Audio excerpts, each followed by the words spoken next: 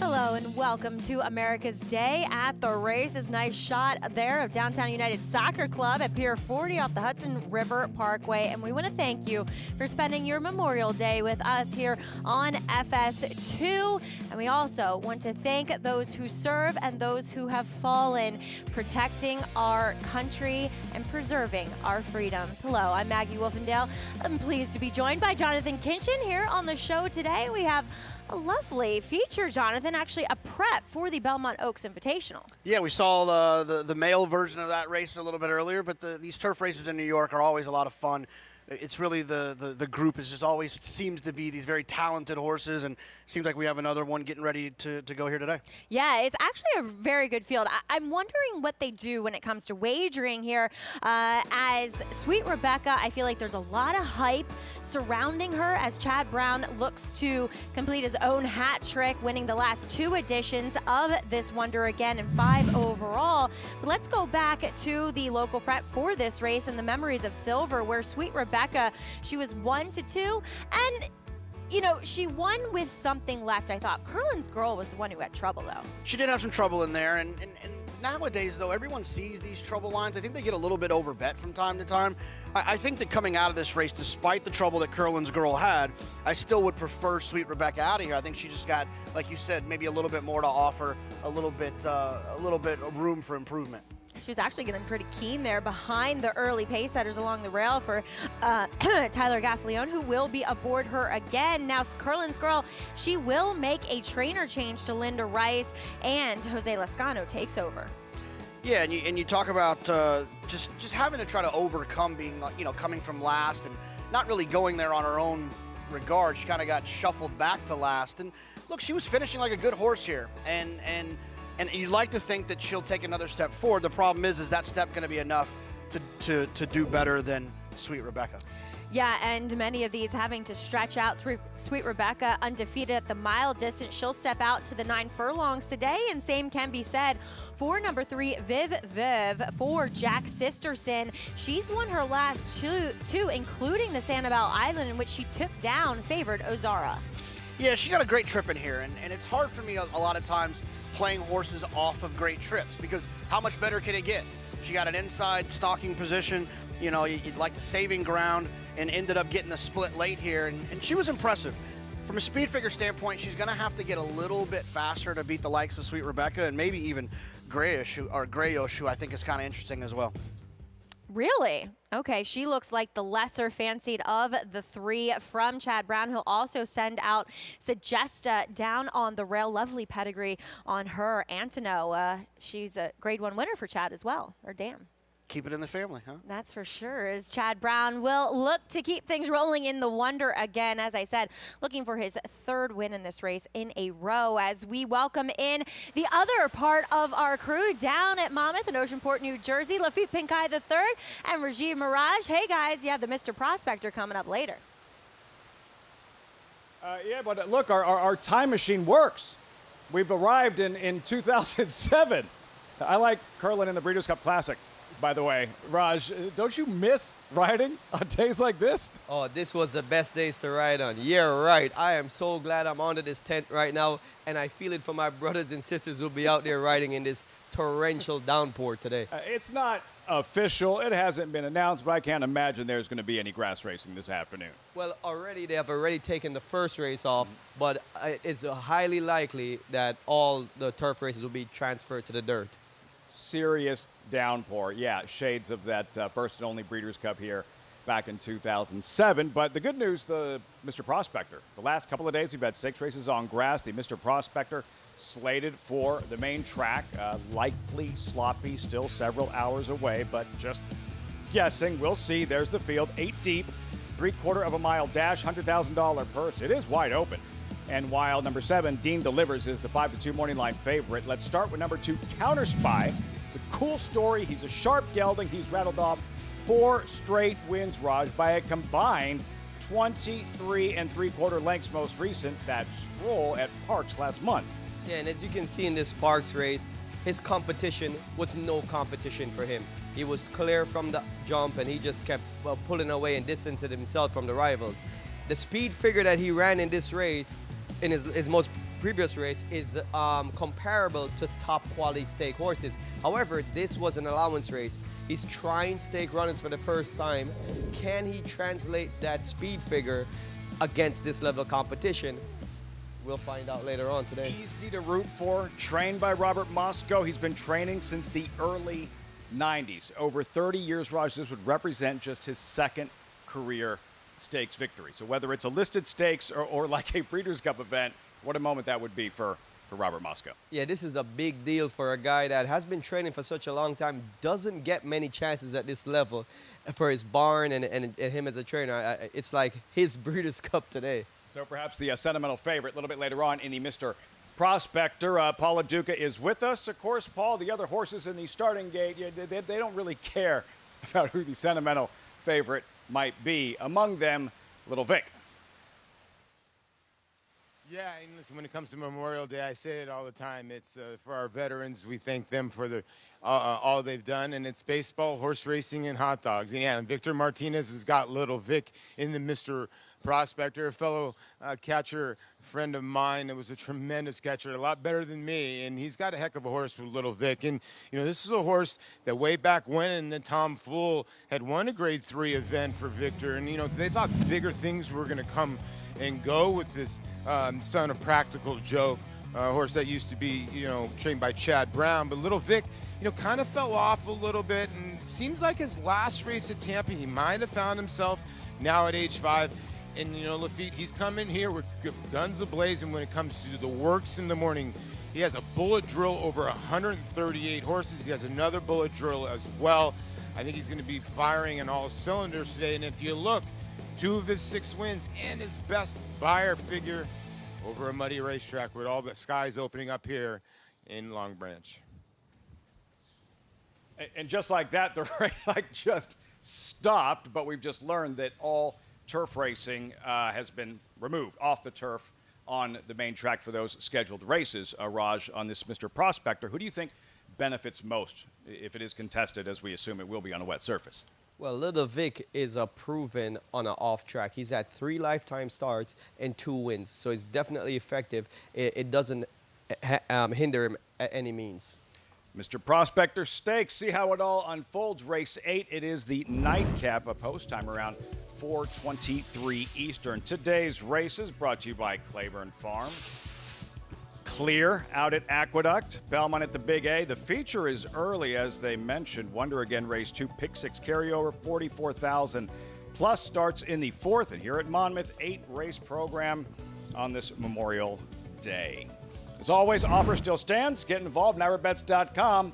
Experience the excitement of the Belmont Stakes at Saratoga with Naira Bets. Join now. You're going to get a $25 free bet and a $200 deposit bonus just in time for the Belmont. Use promo code Belmont25 and bet on any track, anywhere, anytime. Sign up, NYRABets.com for your free $25 bet and $200 deposit match. When we come back, countdown continues to the 3rd and final jewel of the Triple Crown. It will look different, feels different, it is different. The historic Belmont Stakes, 13 days, 12 days for the first time at Saratoga. He's so impressive today, the others didn't even have a prayer.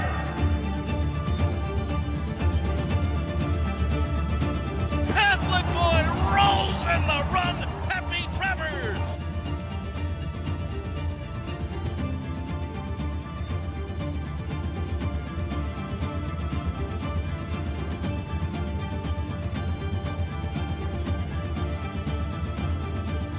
Catholic boy standing at Claiborne Farm.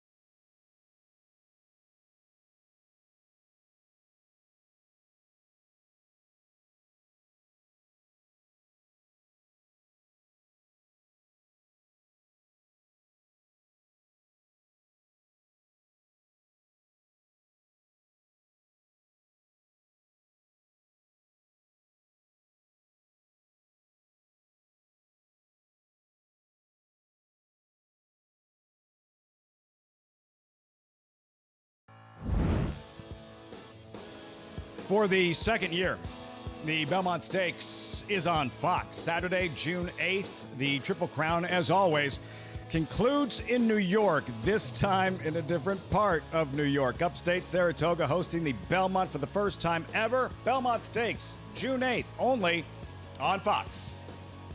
And we're already on site. Acacia Clement standing by at Saratoga. Acacia at that clubhouse entrance. Yeah, it's quiet for now, but that's going to change before long.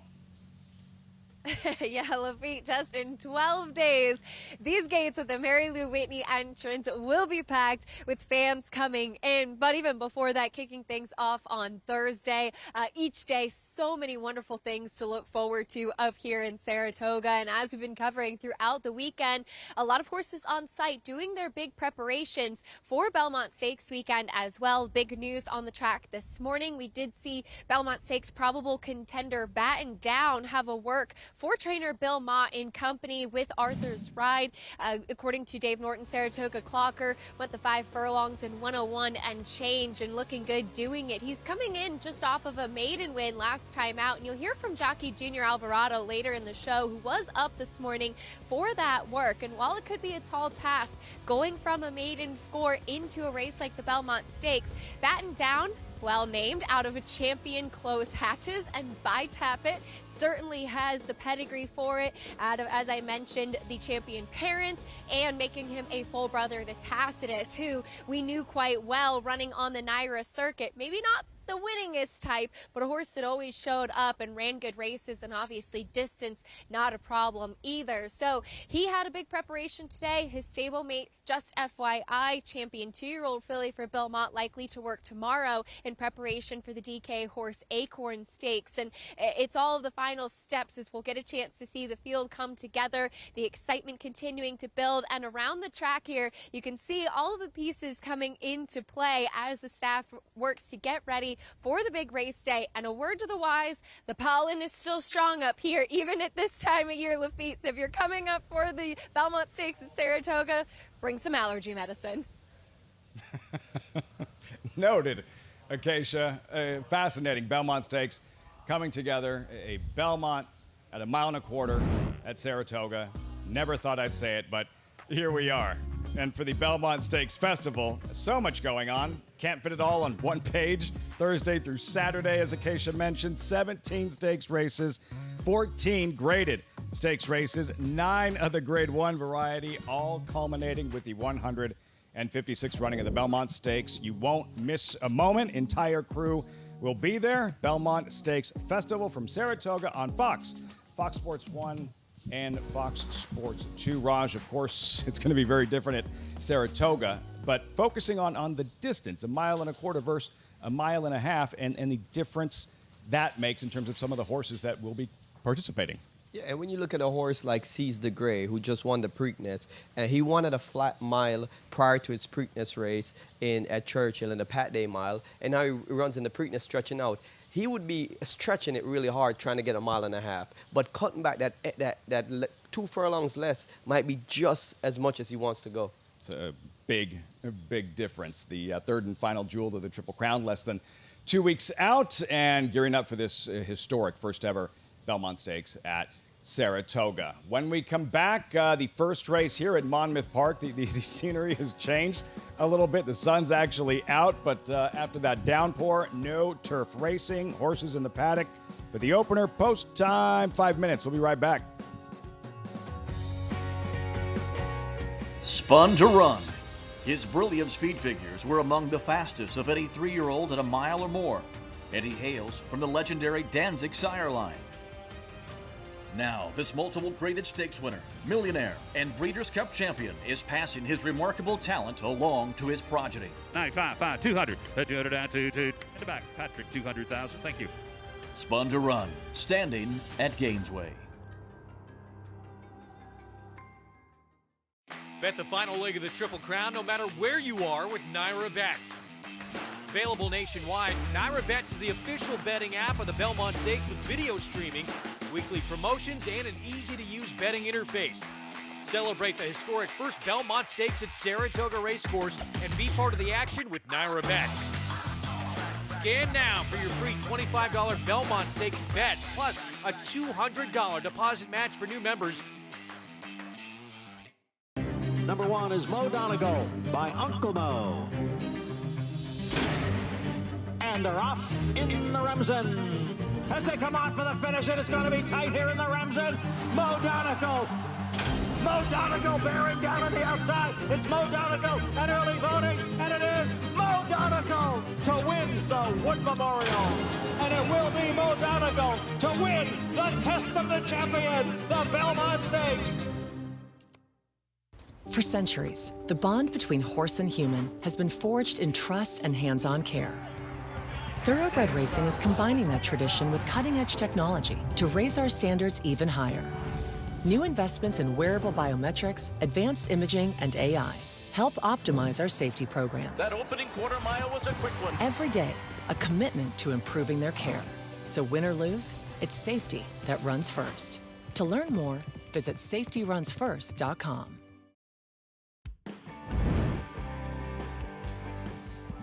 Welcome back. America's Day at the Races. Happy Memorial Day. Hall of Champions. The banners honoring some of the very best who have competed here at Monmouth Park. Skip Away, Breeders' Cup Classic winner. War Emblem, Kentucky Derby and Preakness winner. Big Brown back in 2008. Derby, Preakness winner. Rachel Alexandra beat the boys in the Preakness Stakes and in the Haskell as well. Of course, American Pharaoh. Triple Crown winner, ending the longest drought without a Triple Crown winner in North American racing history. He showed up, and so did the biggest crowd in Monmouth history for the Haskell back in 2015. For this Memorial Day program, the first race is off the turf on the main track. Post-parade, the complexion of the race, obviously, very different. We start with Tabor Time, who is now 6-5, a second choice. Yeah, I picked this one because of her previous dirt races were comparable to better horses. Wine Goddess, one win on a wet track. Yeah, hasn't shown much on the dirt, just one win from 23 lifetime starts. 4 and 5, out Spun for Fun, in with Sammy Camacho. Spun for Fun won in similar scenario last time when the race was taken off the turf at Tampa. Holy Berries by Holy Boss, 1 for 21 lifetime. Yeah, this will be the speed of the speed. We'll be trying to take them gate to wire. Just not sure how long this one can last. The field, compact field for the $16,000 claiming event. The opener from Monmouth Park. Paul, who wins the first here at Monmouth on this Memorial Day program? I think it's between two fillies in here, and I think the public has it right. And what a difference 5 minutes could make here in Oceanport. It was absolutely pouring rain, and absolutely the sun's out, and it's actually beautiful. And it looks like we're not going to get any more rain till about 3 or 4 o'clock towards the end of the card. So I don't know if it's going to dry out or not, but the rest of the races, like you mentioned, are off the turf, and we have a sloppy racetrack. So this race is down to a field of 4, and it's between the 2 and the 6. And the difference is that the 2, Tabor Time, has got the speed advantage, right? But you just don't know if she's going to like a sloppy racetrack. I mean, she's been over turf. She's shown speed over the turf in her last 2 to 3 starts. She wired a field last time, breaking her maiden for maiden 25. Now the 6 in here, Spun for Fun, is a 3-year-old filly. So if you want a horse that's maybe got a little bit more upside than the 4-year-old filly, she just won her last race. But it was an off-the-turf event, you know, but she did win by 4, and that was her first race ever on a dirt surface. So you're wondering, okay, will she like the mud surface as well? So, you know, I side with the 2 a little bit more here because she's just got such a bigger pace advantage, but I just don't see anything between these 2 fillies. And at the end of the day, I just think that the 2 is probably going to take this field gate to wire, Lafitte. See you. Paul, thanks so much. You see the track condition, Raj, fast and sealed. What does that mean? They seal the tracks with the tractor to compact it so that the water doesn't get absorbed into the base of the track. So the layer on top is flattened, so it doesn't get sloppy. So if you're handicapping the race, how do you treat this differently than if it had never rained? Yeah, you have to try to use the best data that you have in front of you, which is horses that have run on it so far.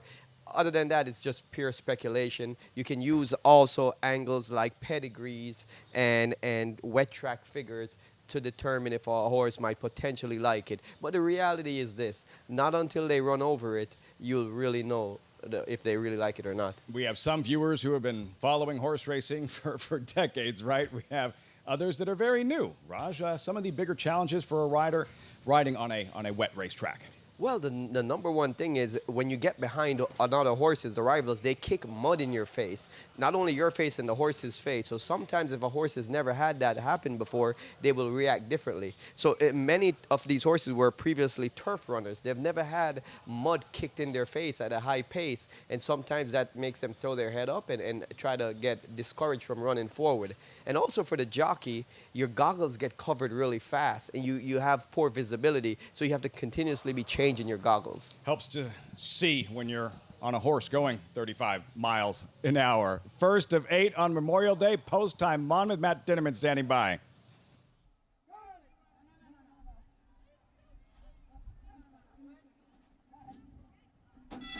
We're off and running at Monmouth Park on Memorial Day 2024. Holy Berries gets the first call of the afternoon, is in front early. Tabor Time on the inside takes second. Spun for Fun back in third, and Wine Goddess gets off the rail at the back of the field as the quartet hits the clubhouse turn. Jorge Vargas Jr. has Holy Berries in front. Tabor Time, Angel Arroyo to the inside, about a length off, easing off the leader around the clubhouse turn. Spun for Fun and Sammy Camacho within a length and a half of the lead and a space of 2.5 more to Wine Goddess and Jomar Torres, who can see the other 3 runners in front of her. They head down the backstretch. Holy Berries paving the way, 3/4 of a length. Tabor Time to the inside. Spun for Fun, third on the outside. Still within a length and a half or 2 of the front runner down the backstretch, and a space of 4 now to Wine Goddess, who is still the caboose of the field. Holy Berries, the longest shot in the race, leads by a length. Tabor Time, Spun for Fun. The 2 favorites right together approaching the forward turn run. Big gap back of 5 or 6 to Wine Goddess, who needs to get going as they sail into the forward turn. Holy Berries gets a tap on the shoulder to keep going. Spun for Fun, moving up nicely on the outside, and without being asked, has taken the lead away from Holy Berries, who's come under a hard ride inside of her. Tabor Time could not keep up. Doesn't look like she's going to get it done. Wine Goddess still far out of it as they hit the quarter poles. Spun for Fun gets to the rail, accelerates, and opens up 2 as she comes off the turn. 2.5 lengths clear. Holy Berries in the second position, trying to re-rally, but it's Spun for Fun with a furlong to go. She's opened up the lead to 4. Holy Berries second. Wine Goddess takes third, then Tabor Time. That's how they'll finish. Spun for Fun. Sammy Camacho kicking off his birthday afternoon with a nice victory here aboard Spun for Fun. Holy Berries second, Wine Goddess third, Tabor Time fourth. A happy birthday indeed. Sammy Camacho, Spun for Fun, the favorite, takes care of business in the first at Monmouth. Yeah, and just like last time, another off-the-turf event, and this one capitalized on that. The field scratching down to 4, and really, they never looked in doubt.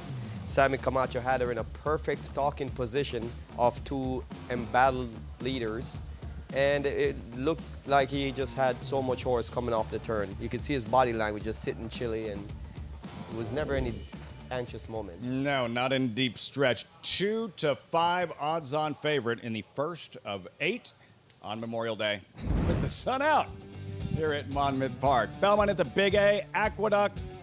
2-year-olds in the paddock as we welcome Richard Migliori to the broadcast. Richie, happy Memorial Day to you, and who knows, maybe a Belmont Stakes runner for next year in the paddock at Aqueduct. Great to see you guys, Rajiv and Lafitte. And listen, with 2-year-olds, hope springs eternal. We're always looking for that next good one. And I think this is an interesting group. And I will say, these colts have really handled themselves well. It's a lot of new things thrown at young horses, coming to the paddock, shipping over, getting saddled here in the saddling stalls. And they all have really been handling themselves extremely well. Of course, we'll keep an eye on how they go off to the pony and how well they've been schooled in that area. But I'm impressed with how well these 2-year-olds are acting. 2 horses that are both trained by Carlos Martin. We'll talk about them, starting with the 2 Wartax. Obviously, they've been working in company, the 2 and the 5, My Matoli. 47 breezing out of the gate, both of them same exact times. work before that, 46, a full second faster out of the gate on the Belmont Park training track. Now, those Belmont Park training track works out of the gate need to be taken with a little grain of salt because it's a little bit of a funny pole to time from. And to me, it's always more of an about distance, and it tends to yield faster than normal times. But 46 is fast regardless. And both of these colts look very put together, very fit. I think Carlos Martin has them very honed. They don't look like they have that soft baby kind of look or texture to them. I think they're both very well prepared. I kind of prefer the 5, My Matoli, just a little bit. And then the 4, Authentic Kingdom, coming in for John Service. Had a couple of serious works, and then they slowed the work pattern down, and I like that. I like when horses get their serious work out of the way, and then they just have the maintenance works after the heavy lifting, and this horse looks good, and I just don't think John Service ships to New York to partake in this ambiance at Aqueduct. What do you think, Maggie? Of course he does. Richie, why wouldn't he come here? But yeah, John Service probably shipping in Authentic Kingdom with some thinking that taking advantage of a purse like this, $90,000 for these 2-year-olds, probably makes a bit of sense. And you have to wonder, are the races going down there at Parks too? So this, of course, is our Spendthrift Farm 2-year-old race of the day, as we do have 4 colts and 2 fillies taking on the boys. We'll kick things off, though, with a first-time starter, actually the one that has a bit of pedigree, Resilient Hero. Yeah, the trainer 1 for 30 with first-time starters. One of those won. That one was on Friday. There's your favorite, Wartax.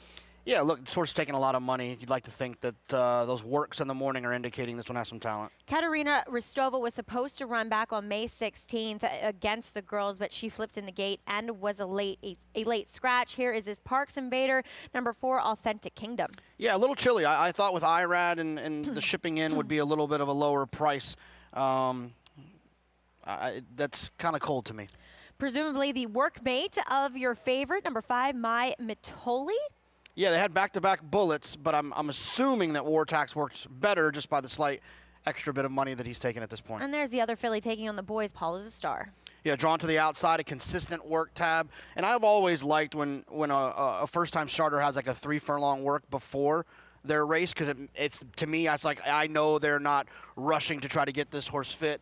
There's likely a sign of fitness by confidently just doing a 3-furlong work. Yeah, it usually gets them on their toes, a little bit more speed as well.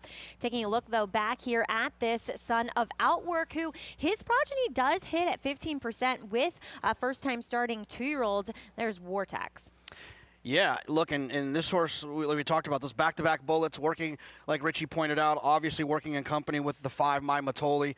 And look, I think that when it comes to first-time starters, you do want to pay attention to the money, because there's not a whole lot to go off. You can look at trainer stats, you can look at pedigree, you can look at all these things, workouts, all the stuff, but the one thing that is pretty accurate most of the time is money. And the money that comes in on these first-time starters can usually be the easiest kind of hint. You probably don't remember this owner breeder. I think he was around before you came on board with us here at NYRA. But Peter Turnus, he was an owner turned trainer. Now he's just taking a step back and, I guess, breeding horses and owning them again. Love it. He's involved. Likes to be involved. He had, who was that horse? Oh, no, I can't remember. It'll come to me. Or Andy will text me. He was a really good dirt sprinter. Anyway, we do see a couple of 3-to-1 shots towards the outside. You know, Carlos Martin's other horse in here, number 5, My Matoli, he was purchased out of the OBS March sale, worked 10-2, and subsequently sold for $47,000. My observations from that work was that efficient, but doesn't cover that much ground, as we do see some light rain falling here. Yeah, I was wondering when when Lafitte was going to jinx us with his weather down there. Of course. I looked over my shoulder when it was raining there, and I said, "Oh, it's nice here." Yeah. And now it's raining. At least you didn't say it on air. Totally jinx us. Yeah, we'll see how the weather forecast progresses, but I do believe we have left in MTOs in our turf races so far. I think it's kind of on and off until later this afternoon. Let's take a look at number 6 in here. Paula's a star, a daughter of Tapiture, and I obviously can say that she's in here because the Philly race just didn't go. That's all right, though, right? I mean, at this point, it's you know, I feel like I see it happen all the time. I feel Wesley at Keeneland does it all the time, runs the Phillies, just whatever race goes, and they win if they're fast enough. Yeah, exactly. I mean, they're kind of on level playing fields, and at least physically, sometimes at this point in time, and mentally, a lot of times the Phillies are a little bit more forward than the boys. As we'll check in downstairs with the MIG. Well, I think, Maggie and Jonathan, when you talk about Phillies against Colts this time of year, you think about children.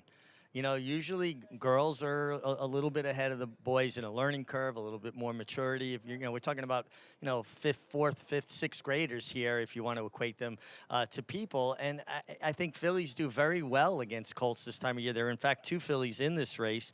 The 3, Katerina Rostova, and the 6, Paula's a star. Every horse was very well schooled with the pony, except for the one, Resilient Hero, who would not hook up the pony, went off with a bit of a buck under the saddle, if you will. War Tax looks good, looks focused. Expect this horse to be quick. My Matoli making a really nice impression as well. I don't know that he'll be as quick early as the other one, but I like what I'm seeing, and they're both really put together, and I think very well prepared for this. And the 6, Paula's a star. She looks great. Tom's horses have been looking really well. Good day yesterday, win here, win at Monmouth. And she was really good with the pony, very well schooled about that. And I'm sure, Maggie, you probably had a hand in that good schooling. I did not. I will give full credit to our, Tom's assistant, Axel Solares, as she has a retired racehorse, Summer, that schools all the babies and is a very good babysitter / teacher. Summer doesn't take any punches from any little horses. That's for sure. He rules with an iron fist, so to speak. But Richie going with number 5 in here. You both going with the Carlos Martin duo. Let's talk a little bit about the one really quick. I had some interest in this horse, Resilient Hero. He's a son of Improbable. I didn't like that greenness that Mig had talked about, but it's an unraced dam. One of the halves to run ran once and won. She Slays, whom I actually remember running at Belmont for John Kimmel first time. It looked like a fairly strong maiden race for New York breds, and she came out on top and unfortunately never ran again. And then if you go back, the dams have to Nefertiti, who is a graded stakes winner, kind of at a middle distance, and also stakes winner in the Navy, who's a dirt sprinter. So there's some pedigree with this horse, at least, you know, and showing some precocity. Yeah, I mean, I think that was the word I was going to lean towards, was precocity. I think that when you're looking at these types, finding siblings that ran well early is an indicator as well. I think it goes a long way with just like maturity and how fast they grow up, speed, things like that. Because obviously these races are dominated by horses that have some speed. Nothing about this race is going to scream stamina that we're about to see. Yeah. Looking at my weather app, it says the rain should end in about 20 minutes. So that's good. If you believe weather apps. Do you believe weather apps? You know, the one that was the best was like dark sky, but then it got like, I think it got absorbed by the Apple one. They It's absorb okay. everything, I it's feel a like. little, yeah, that one was like the most reliable one. Yeah. Let's just see. I'm going to set a timer. I do AccuWeather. Ooh, AccuWeather's on the spot. There you go. All right, we'll see. Does it end in 20 minutes? Actually, looks like it's lightened up already. I'll take it. As we see, Paul is a star there, along with my Matoli. Matoli, look, this is his second crop.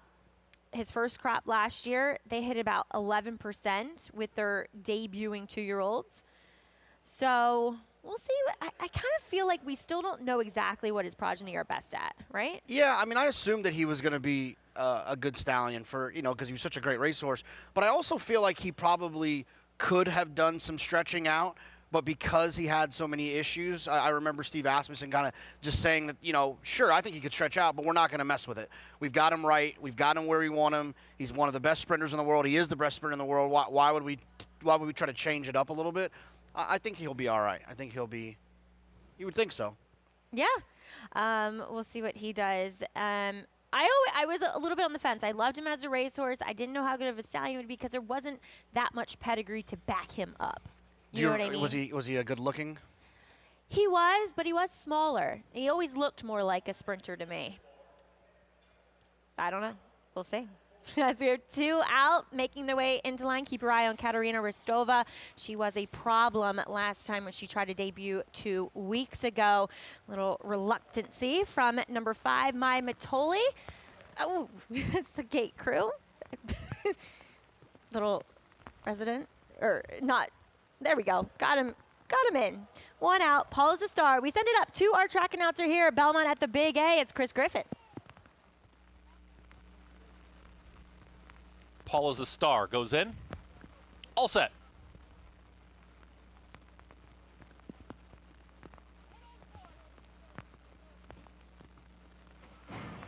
And they're off. Good speed from Mai Matoli from the far outside. Is trying to cross over, but here is Wartax. And Wartax right out to the front. Jose Gomez quickly up by 2. Mai Matoli is going to settle into second, is going to stalk that pace there as they work into the far turn. At the rail there comes Resilient Hero, who's now a shared second. In behind them, that's Paula's a Star. Is on the move from 4th, starts to cut into the margin a touch. The 2 at the back, Katerina Ristova and Authentic Kingdom. They're still chasing Wartax, who broke very well, went 23.54, is unopposed on the front end.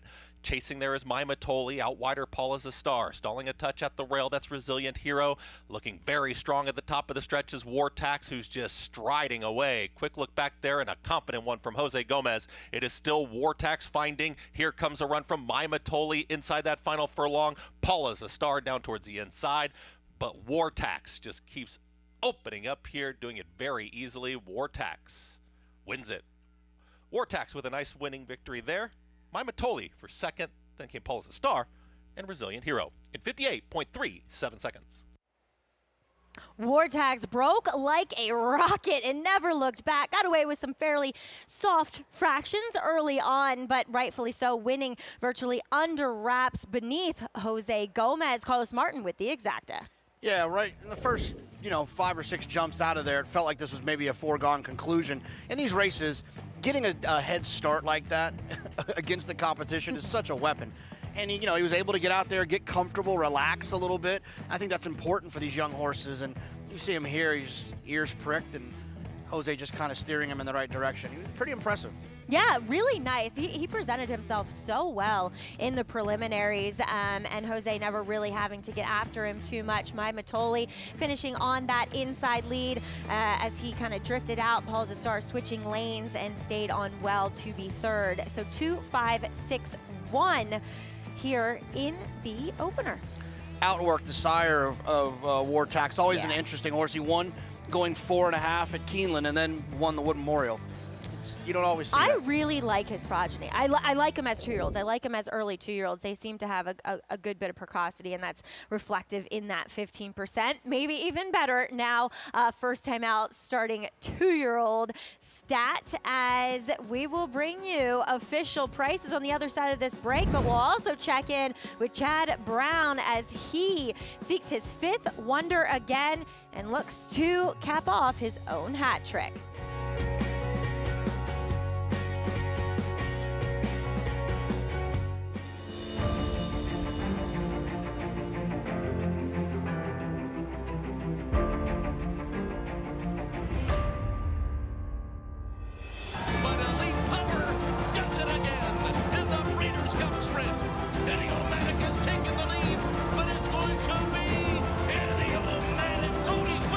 Takes the lead. Cody's Wish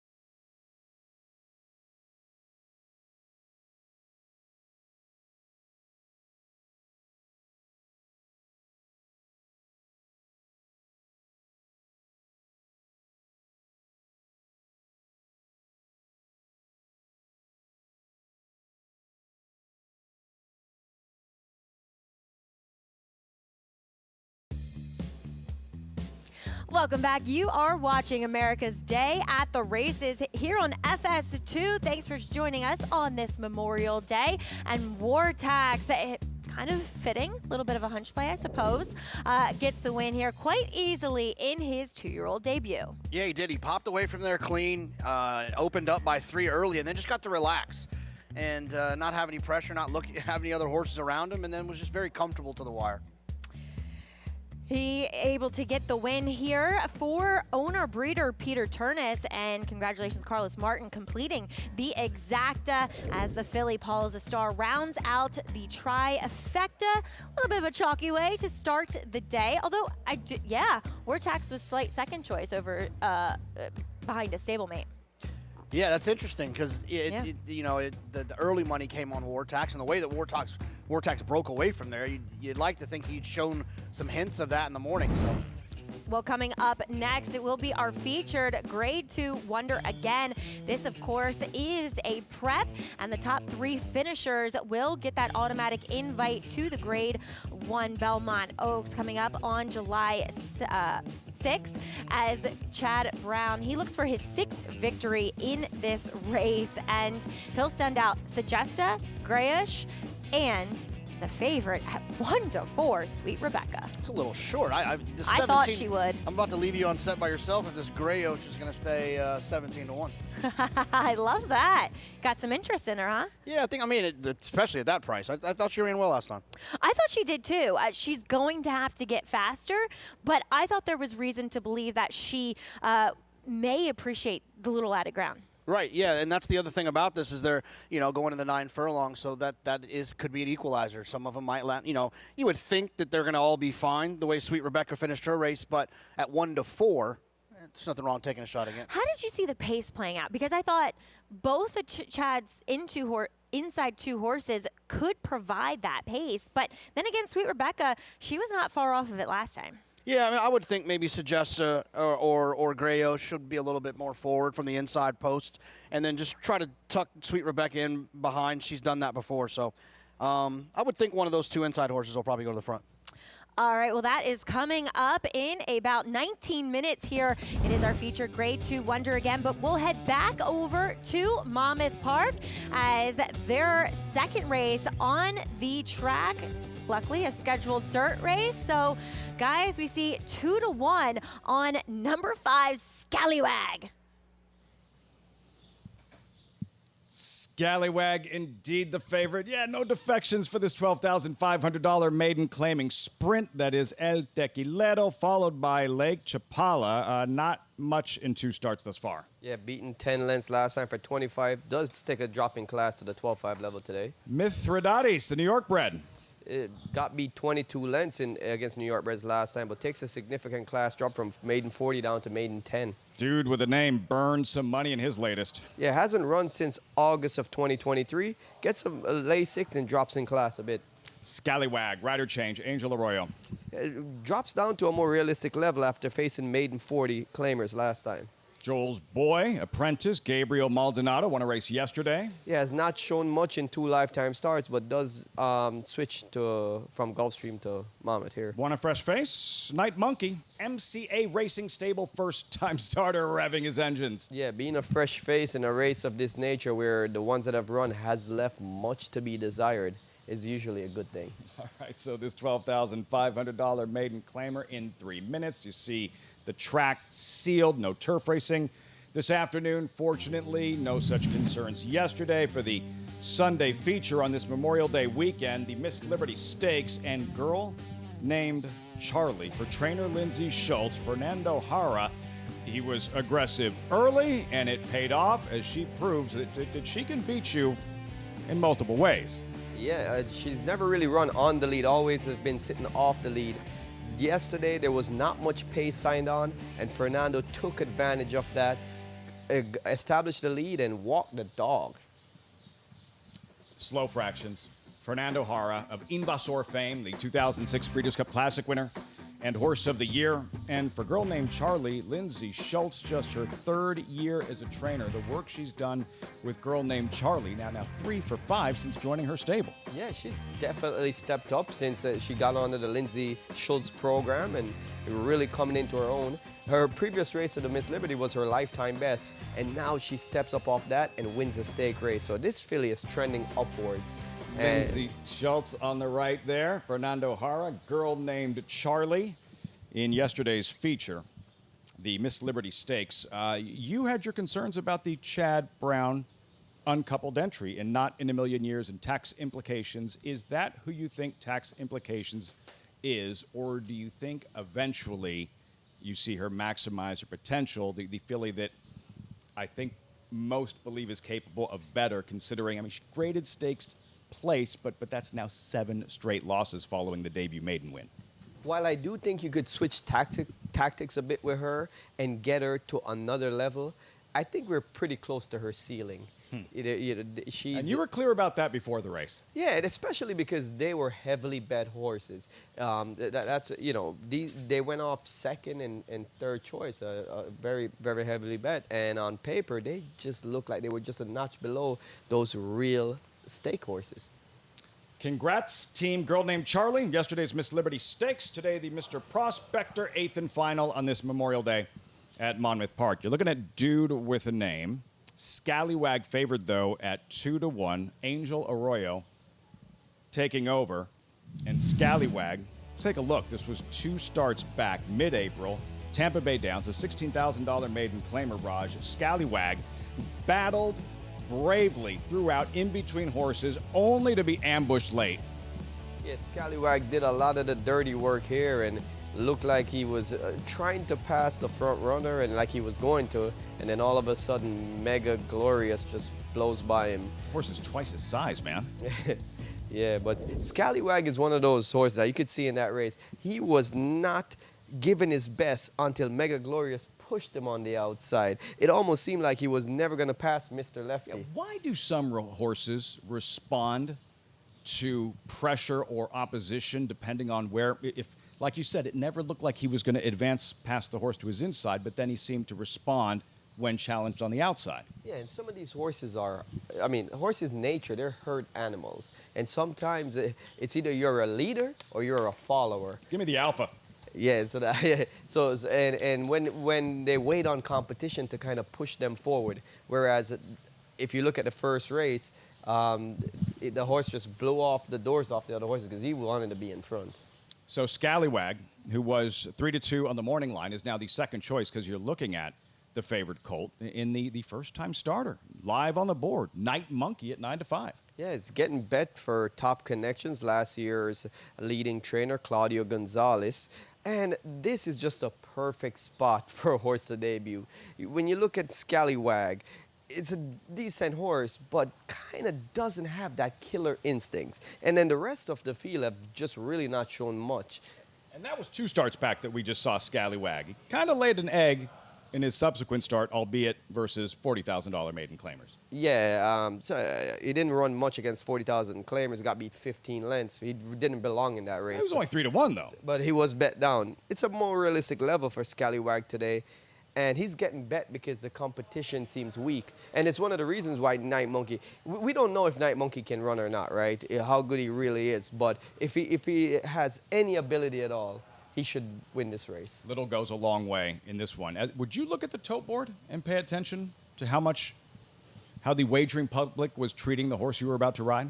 Oh, absolutely. And the tote board right now is telling us that Night Monkey does have some ability. And he's getting a lot of bet into the face of Scallywag. And what's going on here with Mithridates, rider off?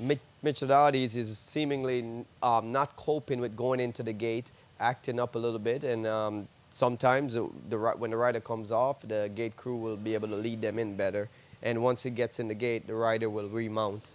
Hopefully he'll settle down, load, and stand still until they spring the latch. Dude with a Name. Race shape, speed, who has it, who doesn't? Who do you expect to emerge with the lead early on? Well, this is a 5-furlong race. It's a shortened sprint, one of the shortest sprints that we run. And a lot of horses in here have shown speed early, including number 4, Dude with a Name, which I think is the fastest of them all early. But the story is that most of these horses run fast early and stop in the stretch. Scallywag, 9-5, re-emerging as the favorite. Joel's Boy is in, and then the first-time starter, Night Monkey. Post time, race 2, Monmouth, on this Memorial Day program live on Fox Sports 2. And Leroff, Night Monkey was off sluggishly from post position number 7.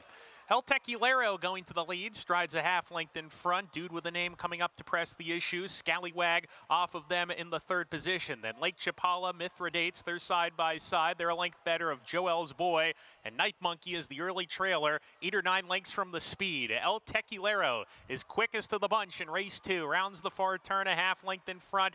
Dude with a name there to the outside to engage. Just a neck off now as those two hook up around the far turn. They've opened up 2.5 lengths on Scallywag, sent hard from 3rd. Then comes Night Monkey, who's dropped out of it as they come to the top of the lane. El Tequilero off the turn. Dude with a name still right there. Scallywag is asked for his best on the extreme outside, begins his charge towards those front runners. Dude with a name has corralled El Tequilero. Scallywag with the ears pinned back and the neck stuck out. He's trying to get to Dude with a name, who clings on to the lead. Dude with a name in front. Dude with a name gets it. Scallywag second home. Then Joel's Boy and El Tequilero, who faded to 4th. Scallywag, the kind of horse you want chasing you, isn't he? As Dude with the name is able to hold off his charge and go on to victory, graduating in his 4th career start. Yes, Dude with a name had a perfect trip just off the speed of El Tequilero, took over in stretch, and I think Miguel Vasquez was happy to see that it was Scallywag coming to his outside, because he sure lacks a bit of a desire to pass the lad's horse. He's trying hard, but that pack animal, that herd mentality, he gets up to his flank and then, yeah, I'm good. Yeah, and you can visually see Scallywag put his head up in the air almost to say, I'm a bit scared of going by this Dude with a name. Dude with a name by the big beast. And for Night Monkey, the first-time starter, first day on the job, and kind of a fumble right from the start. Yeah, it did not get off too good, and you can see the lack of experience. What was the tail there, as he didn't even know what to do when he came out the gate. His jockey Madeline Rowland was trying to pursue him to go forward, but he just never picked his feet up. The tote board was very deceiving, because the tote board kind of said Night Monkey could run, and it didn't run too much. And maybe he can. It's just with that experience, it happens often where first-time starters struggle getting out of the blocks. It doesn't mean he can't run. It just means he struggled getting out of the gate. Yeah, but even after he got out of the gate, he didn't show anything at all. He was a complete non-factor. Richie discusses this from time to time, inexperienced horses running to empty space, how that outside post can kind of work against you a little bit, that instinct to run towards the empty space. Yes, and that was one of the factors when Night Monkey came out of the gate. He broke a little slow, but he also veered to the right a bit, because he has a big open land to the right, and sometimes just running away from horses, it's more comfortable, the open space, and horses tend to go for the open space. Segue. Right on cue. As you look at the field and updated odds for the Wonder again, keep prep for the Belmont Oaks. Sweet Rebecca, 2-5. Richard Migliore in the paddock. Richie, this Wonder again, a.k.a. the Chad Brown Invitational. What are you seeing? Yeah, I think that's a very good way to frame it, Lafitte.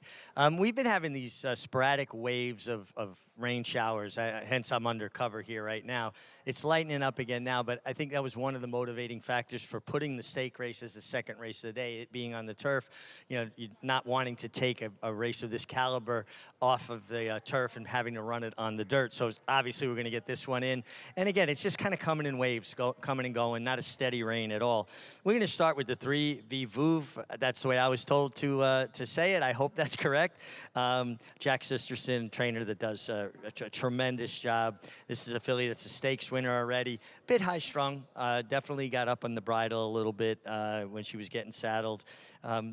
I wonder, too, looking at her physically, if a 1 1/8 might not be taking her to her outer limits. She did get up in a 7.5 furlong the Sanibel Island last time at Gulfstream Park. The 5 Curlin's Girl looks outstanding from a physical perspective. Really couldn't be better turned out for trainer Linda Rice. This horse also had a subtle, difficult trip behind your favorite Sweet Rebecca last time, where she lost crucial position into the first turn on a slow pace, and she actually did well to run on to be stakes place, be third in the Memories of Silver. With Jose Lezcano, I would expect that he's going to be trying to get a spot and hold a spot. And then you got Sweet Rebecca, who I think is an exceptional talent. She's just done everything perfectly in her 2 starts, where she's ridden patiently and confidently by Tyler Gaffleone. She cruises up in the bridle. She's not afraid to run through traffic. I think she's the goods. I think she could be a special performer, and we might be ready to see a special performance. Sweet Rebecca, 2-5 here on the board, and we'll look back at her last performance here, JK, in the memories of silver. It was her first start for the Chad Brown barn as she was privately purchased by Resolute Racing out her very impressive debut in which she encountered a lot of trouble and was able to overcome it under, just not even a hand ride, under wraps, basically. Yeah, I mean, look, she's a little uncomfortable here. She was tossing her head quite a bit. She ended up settling in. Look, I have no problem with her as an individual. I think she's a very talented horse. It's just at 2-5. We haven't seen enough of her, and we haven't seen enough of the others. She hasn't answered a lot of questions yet that make me feel comfortable taking her at such a short price. As you'll see also, Curlin's Girl in here, she was steadied back to last early on, and yeah, she doesn't have that much early speed, but I don't think she should be that far off of it, especially with the stretch out and distance. She's going to save ground after that and then tip out here and make a little bit of a late run. Yeah, look, I mean, she did have trouble, and she obviously needs to be upgraded based off of that trouble. I just don't want people to overreact. Look, I mean, I think at 9-1, that's fair into the teeth of Sweet Rebecca, who's 1-2, but I don't think even if she didn't get in traffic, she wasn't going to beat Sweet Rebecca that day. Here are Chad Brown's Wonder Again wins. As I said, this is the prep for the Belmont Oaks, and we did see New Money Honey and, of course, Lady Eli take both. Yeah, some good horses on that list. Lady Eli went on to be a champion, and New Money Honey was a Breeders' Cup winner. Good group. Yeah, there were some of my favorites too. As we'll meet the field here for this Grade 2 Wonder against Agesta. Yeah, we'll see if they can get aggressive with Irad on the inside, try to hold that position. Grayish, Manny Franco in the irons. I mean, I loved Yoshida. I guess I should probably say that, but I think this horse is interesting at a big price. Vivuv for Javier Castellano and Jack Sisterson. Back-to-back good trips, so it's hard for me to want to bet this horse. But I will say this, if you get back-to-back good trips, you usually make those yourself. There's number 4, Cy B for Cherie DeVoe. Yeah, it really ran well last time getting on the grass after running on synthetic previously. Curlin's Girl, make that trainer change to Linda Rice. Yeah, I mean, look, she ran well last time. I just think there might be a little bit of an overreaction over that trouble. And rounding out the field, your heavy 1-2 favorite, Sweet Rebecca. Yeah, full sister to Sweet Melania, who was a great turf runner as well. And look, this is one of those situations where if she comes out and kind of wows me now, then I'm fine accepting the fact that there could be a serious future for her. But I just want to see it at this price. Well, let's take a look back at some of those perfect trips you were mentioning when it comes to number 3, Vivuv. She saved ground the whole way around there, and it just looked as though Javier Castellano was absolutely loaded. Yeah, and look, I don't want to knock a horse who consistently gets good trips because typically those types of horses create those situations. They're quick enough and have a turn of foot enough and are brave enough to get out of bad spots. And you saw there's a lot of horses that would have got stuck in behind there and never got through. She was brave enough, got the split, had the turn of foot to get it. So I don't want to knock her. It's just hard for me in terms of a betting proposition when you're looking at a horse that constantly gets good trips. What if she does get some adversity here today? But isn't there something to be said about horses who get good tricks? Absolutely. Don't they make them? Absolutely. And she's a generous 6-1 right now. I mean, everybody's generous outside of Sweet Rebecca. Yeah, I would think the Sweet Rebecca is going to drift up a little bit because even from like a speed figure standpoint, like she's not that far ahead of the rest of them, and that to me is a little bit of a concern when you're taking 3-5. And I'll say this about her trainer, Jack Sisterson, who doesn't ship that many horses here, but he has three Grade 1 wins, JK. Where are they all at? I'm guessing that they're here in New York, yeah. Exactly. As we'll check back in with Mig, who's trackside. Yeah, guys, let's go to the one horse now. Another one of the Chad Brown runners, Segesta. Looking at her, she is the one I think that's going to relish the mile and eighth more than as much as anybody else, if not more than anybody else in this race. She is a long, lean, leggy daughter of Go Sapper, beautifully conformed. That Juddmonte pedigree, it just runs so deep, and I think she looks fantastic. You get Irad Ortiz for Chad Brown with an inside post. I think she's very interesting. And then the 5 horse, I'll go back to it, Curlin's Girl. I wouldn't overstate the trouble into the first turn. But I will say when you lose position in a slow pace, it really puts you at a bigger disadvantage. Even if the trouble wasn't, over the top, it's just about position and losing critical position. And then there's Sweet Rebecca, who I just think could be very special. She does have to prove she can get another 220 yards, but the way she's won, fairly easily, I do think she's a special talent. And I'm a fan of the game first. So as a fan, I'm hoping that she bears out what I think I've witnessed already. So are many other people, Richie, as we see Sweet Rebecca, your favorite. But are you really going to leave me at grayish wins here? Yeah, I think I probably will retire for the day. Should we get the cameraman, John? Yeah, he can come over here and handle it. Okay. No, I think she's interesting. I just, I'm a speed figure horse player. It's the thing that I trust the most, the thing I can kind of lean on the most, the thing that's been the most consistent for me. Mm-hmm. She's, Sweet Rebecca's just not that much faster than everyone else yet. Now, I'm completely understanding the fact that she could take another step forward. And also, if it's a slow-paced race, sometimes it's hard to have a fast final figure because you can only go so fast after going so slow early. But I just, at the price, at 3 to 5, I just think there's some other opportunities in here.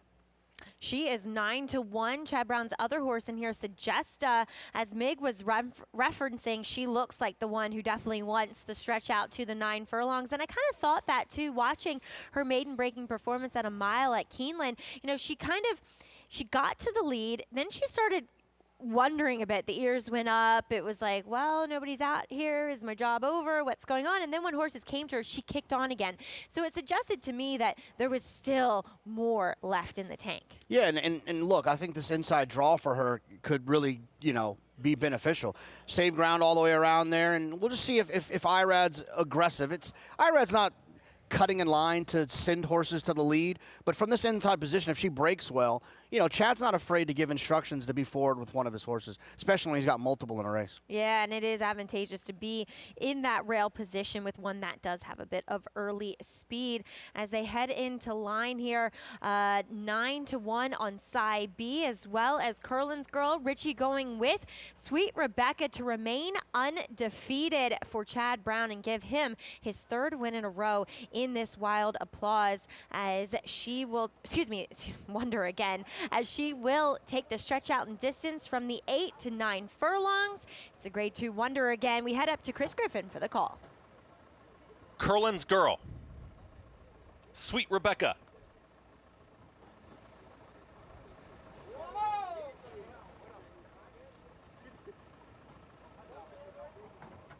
Goes in, all set for the Wonder again. Just a little fractious, now settles, and they're off. Viv Vuv's got early speed, so does Segesta towards the inside, and Segesta will be quickest, is now a neck in front. Here comes pressure from Curlin's Girl, wants to be up with this early tempo. Segesta's got the lead and has company from Curlin's Girl, they're 1-2. Now taken off that pace is going to be Viv Vuv, is in the purple cap in between horses, is now in that 3rd spot with the favored Sweet Rebecca 3 wide into that first turn. Grayosh is going to be second to last. That's the gray towards the back end of the field with the trailer, Cy B. Curlin's Girl onto the front end and got there. It's now Curlin's Girl who's up by a half length. Jose Lescano and Curlin's Girl, they work to the backstretch. 22-4 was that opening quarter mile in the Wonder again. Here comes Sweet Rebecca, is ranging up on the outside, 3 wide. Comfortable enough, just stalking now that new leader in Curlin's Girl. Segesta's back to 3rd. In behind them comes Viv Vuv. Second to last is Grayosh and the trailer, Cy B 46-4. For that half-mile time, they're moving quickly up front. It's Curlin's Girl, who's a half length in front of the favorite, who's right to the outside, is just waiting for the cue. Tyler Gefleone and Sweet Rebecca, they're now in second, just watching this pace setter as they work into that far turn. Sagesta still tightly at the rail. Viv Vuv is going to try and beat Sagesta to that spot, and will. They're third and fourth. Grayosh is under a hold here at the rail, and here comes Grayosh, is going to try and muscle on through at the rail. They reach the top of the lane. They're very tightly bunched, and now here they're looking for room, and the leader is still Curlin's Girl. Sweet Rebecca's got to pick it up from there as Sagesta has just come up in between rivals, is in hand. Here comes on the grandstand side Viv Vuv, also diving down towards the inside. That's Cy B. It's a scramble on here in the final 16th in the Wonder again. It's still Sagesta trying to hold them all off. A challenge to the inside from Cy B and Viv Vuv. It's going to be Sagesta to get the victory over Cy B, who was closing quickly for second, then Viv Vuv in 1:48.1. Sagesta running to her pedigree, goes back-to-back wins here in this Grade 2 Wonder again, and Chad Brown gets his 6th victory in this stakes. Yeah, Irad was aggressive from the inside. He went forward. I don't know if the fractions were correct. I will say this. I think they may have been, considering the two pace setters finished, well, last and second to last. Because we saw such a big close from Cy B as well as Viv Vuv. Grayosh. And Grayosh, yeah, sorry. And Grayosh, yeah. And look, she looked loaded on the turn, but never really picked up. She had some trouble in the stretch, but she never really leveled off like I thought she would. But Irad's aggression early was rewarded. And then the favorite, the 6th, Sweet Rebecca, she was just in the clear the entire time. She looked a little bit ranked. She kind of tossed her head early. Yeah. Maybe she needs a little cover. She needs somebody in front of her. I would think she does need a bit of cover, as your heavy favorite, Sweet Rebecca, at 3-4 off the board. Sagesta at 4-1 takes the Wonder again. Mig, was that kind of your thought when it came to Sweet Rebecca? I mean, she was just out wide, no cover on top, and aggressive on top of what, we'll see if those times are right, but fairly aggressive fractions. Yeah, I think that was certainly a factor, that she never looked as comfortable where she got cover and settled into the bridle as much. But a bigger factor, when we go back to right before the quarter pole, up about the 5/16 pole, she slips or bobbles badly. And she went from still being somewhat in the bridle to completely losing her action. I don't know that maybe this little bit of rain made it a little slick on top, and she slipped, or she just hit a divot in the turf, but she bobbled really severely to the point when I watched it, I hollered for a second, and then it was immediately she was off the bridle and completely done. So I just wonder if that wasn't more of a contributing factor. When you guys watch the replay, I think you'll get to see it. It's up above the quarter pole. Mig, you're absolutely right. Honestly, I think both you and I were watching Grayish at that point, but she did it at about the 5/16 pole. She took a bobbling step, and then when Sagesta was trying to make room for herself, and I think it was just race riding, it wasn't any foul per se, she kind of brushed with her, and that really knocked Sweet Rebecca off balance, and she bobbled. I hope she's okay out of this race, but she definitely didn't look as though she was handling the ground quite as well as Mig suggested. Yeah, no, she definitely slipped twice. And that's an interesting point. Like, maybe at that point she just lost interest. Yep, hopefully she emerges A-okay, but no doubt about it. Sagesta for Juddmonte and Chad Brown, they get the win here, and that automatic invite to the Belmont Oaks Invitational coming up on July 6th. Stay tuned, more to come on America's Day at the Races. Every sire hopes to have a son to follow in his footsteps. An impressive debut. For Munnings, that son is Jack Christopher. Jack Christopher to win the champagne. Unbeaten Grade 1 winner at 2. Dual Grade 1 winner at 3. And he is pouring it on here. It is Jack Christopher winning the Grade 1 H. Allen Jerkins Memorial. Jack Christopher, standing at Coolmore, America. The Cross Country Big 5 combines the best racing from New York with top races from around the country in one bet. Find it in your track menu and play every race day. Races are posted weekly at NYRA.com/crosscountry. RaceLens is the most in-depth product in horse racing with unique features found nowhere else. True odds, predictive analysis, and pace projection. RaceLens. It will change the way you follow horse racing and take your game to the next level. War Dancer, New York's leading turf sire again in 2023 with standouts like Barrage at Saratoga. Here's Barrage with a final surge. Barrage got him. Warsaichi dominant on the dirt at Finger Lakes. Warsaichi has scampered well clear. Warsaichi all the way with the top spot. And Danzig Queen on the tap of the surface at Woodbine. And Danzig Queen will come away and win by a length. Consistently producing winners on dirt, turf, and synthetic. War Dancer, proud to stand in New York. New York breds. Race them. Respect them. Bet them. Respect them. Breed them. Respect them. Buy them. Respect them. Train them for a second career. Respect them. Join us in respecting thoroughbreds at every stage of life. Learn more at nybreds.com.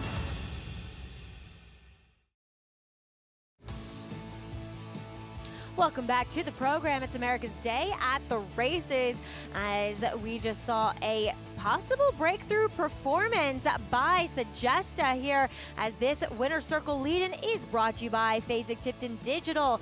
Visit digital.fasig.com to learn more. I love those silks. They're just so iconic, right? Yeah, they're great. They're Frankel, absolutely great. I mean, automatically pops into your head. As Sagesta, she's going to split horses here behind Tiring Curlin's Girl and your favorite, Sweet Rebecca. She's going to burst on through here and last. And as we were kind of saying, she does feel like the one where distance is not going to be a problem moving forward. You know, I didn't notice it the first time. Irad was extremely confident. He didn't really start asking until the very end. He was looking around, kind of waiting to see who was going to come to him, and then she might have a lot more in the tank. Looking forward to seeing her go a little bit further as well. I agree. She is a horse that I feel like she kind of waits on her competition, but not in a bad way. She waits till they get closer, and then she asserts herself again. So hopefully nobody catches her off guard going forward. $10 for 4-1 on Sagesta over Cy B and Vive Veuve, as we see assistant trainer Dan Stupp taking the picture there with Arad Ortiz. And like you said, Juddmonte Silks, you can't go wrong there. And certainly, I bet doing her Grade 1 winning dam, proud in getting this graded stakes victory yourself. Yeah, you know, in those pedigrees, especially for the mares, getting these graded stakes wins is always so important. And then, you know, now to continue on to the Belmont Oaks, I'd imagine she'll be a fancy to type for that as well. As you kind of mentioned at the start of the show, I really like this program that we have. You know, we have the Belmont Oaks, Saratoga Oaks, and then the Jockey Club Oaks. Obviously, the bookend 2 races are going to be here at the Big A. But, you know, talk a little bit about the series and what you've seen from it over the past couple of years with the boys, too. Well, I mean, I think for the longest time, like, we've made this assumption that European horses are just better than our turf horses. And I think that these races has kind of changed that, right? I think the program, the money, so people are actually looking to buy good turf horses. You know, I think everyone wanted to win the Kentucky Derby at one point, and now there's an opportunity when you have a 3-year-old who wants to run on the grass to still ride some big races, run in some big races. Yeah, former racing director Martin Panza is kind of his brainchild, and I agree with you. It's definitely brought some very good turf influences to America, as we go downstairs and check in with Meg with Winning Rider. Thanks, Maggie. Yeah, and here with Irad Ortiz Jr. Irad, I thought you rode such a beautiful race because you allowed your filly to use the post to her advantage, get your position going forward, but then let her settle and sit that nice pocket trip. I mean, the plan was on paper, it looks like my filly is the speed of the race. That's what I think. So I go out with that plan. But if somebody wants the lead so bad, because it was not too much paid on the race, my filly never been on the lead. But if somebody wants it so bad, so then I can go to plan B and sit and relax. But I'm going to the first turn, and I feel like the pace is comfortable. I say, I don't want to give up yet. You know, let me wait a little longer. Hopefully, either he take a hole or he goes, and the outside horse went for it in the 3/4, and then I just take a little hole. My filly come back to me. She saddled. She was relaxed, and she wait for me. And you moved up inside of Sweet Rebecca, the other Chad Brown runner who was the big favorite. And it looked like she took a bad step about the 5/16 pole. It really came off the bridle. Were you aware of that? Were you watching that as it happened? Yeah, unfortunately, I was riding behind her. I mean, she's a really nice filly. She was the filly to beat today. So I just sit there, patient, waiting the time Tyler asked his filly to go around him. And unfortunately, by passing the quarter pole 5/16, she take a bad step and she lost all the momentum and she drift a little bit, and it was available a huge space for me to go forward, and I decided to go. It was time to go, so it worked out perfect for me. You work out a beautiful trip. Great ride, Irad. And guys, Tyler Gaffleone did say that his filly, the ground broke away from her. She slipped, and once she slipped, she lost her confidence, got up off the bridle, but she felt good underneath him coming back. So hopefully that's good news. Meg, thank you so much for that update and catching up with Tyler Gaffleone, and hopefully looking forward to Sweet Rebecca getting back to the races soon, maybe a little less ground and on firm turf, as not on the turf at Monmouth, but we check in with the guys in this race staying pretty much intact, Lafitte. Oh, only the 2 defections, wind ripping through Monmouth Park, but the game goes on. The show continues. Chief Engineer, 1 for 28 lifetime. Scratch number 2, CC Gold Rush Group ticket, pictured at 6-1. Yeah, this one for Ken Sweezy and Angel Arroyo from the Julie Stormfelt barn. Taking a little action here. Natural Star favored. First ride of the day. Leading rider Paco, then attached at 7-1. Yeah, there's a lot of horses in here that want to go to the front end. Natural Star's one that will close. The 5, the 6 here run DMZ is a horse that's very fast. Revving his engines, pre-race, bargaining power, a second in his latest in the slop, but it's not sloppy out there. Hot Trainer 2. The 9 is Maroki. I like this horse a little bit because I think he might be the one horse that can close in this race because there's a lot of speed in here. Mr. Houghton, Contender, only one entered, main track only, Melissa Iorio in the saddle. We've already seen her skills on display. I mean, she can get a horse out of the gate, and this horse already has some speed for Ben Perkins.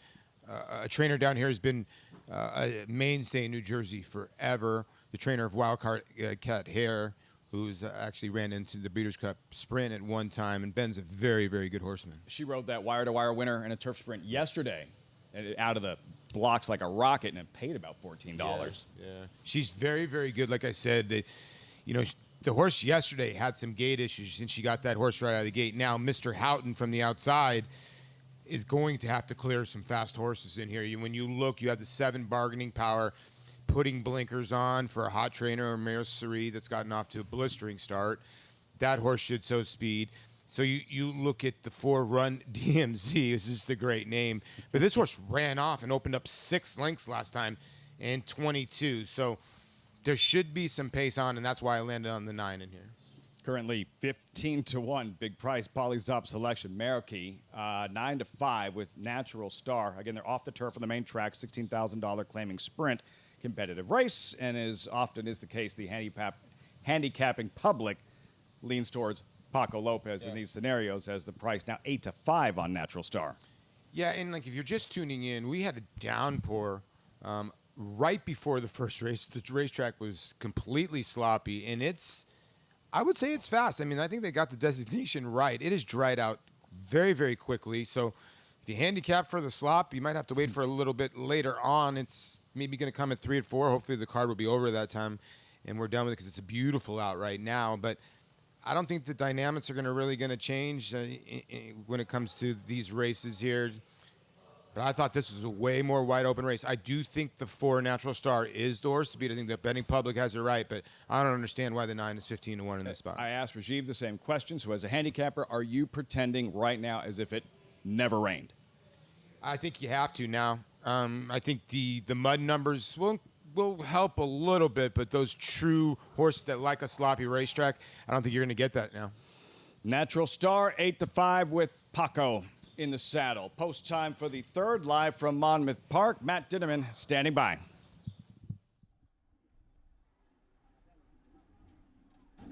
Attached in the Colts Neck stable colors for trainer Jorge Duarte Jr. Working with Attached to take her spot in the game. Two back, Marikey.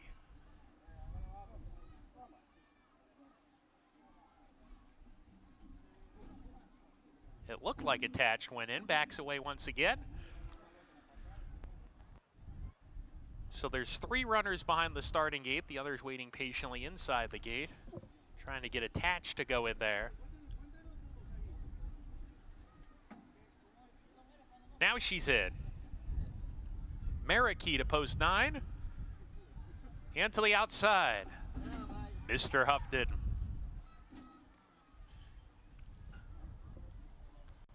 Start of the Jersey Shore 6. We're ready to go. And they're off. Uneventful start. Run DMZ came out of there running, gets to the rail and opens up about 2 lengths on Chief Engineer, who's tracking from the 2nd spot. Natural Star in the 3rd position, Bargaining Power and Mr. Houghton. Those 3 stretched across the track. They're a length and a half clear of Attach, who's settling off the pace today. Group Ticket is second to last, and Marikey is the early trailer, 15 lengths off the lead. Run DMZ going quick, strings them out, and rounds the far turn, 2.5 ahead. Chief Engineer already pushed along from 2nd, has been joined by 2 runners. One of them is Bargaining Power. Mr. Houghton on the outside making a move as they round the far turn. A big one at that for Mr. Houghton, the main track only entrant, who's come away with the lead off the turn. Ran right by Run DMZ, Bargaining Power, and even Natural Star, who tries to re-rally. It's Mr. Houghton, gets to the rail, is dived to a 4-length lead. Here comes Attached, and on the outside, Group Tickets getting into it now. Mr. Houghton, 16th to go, a 2.5 length lead, and they come to the line. Mr. Houghton, Melissa Iorio to score. Group Ticket out, finishing Natural Star for 2nd, and Bargaining Power was 4th.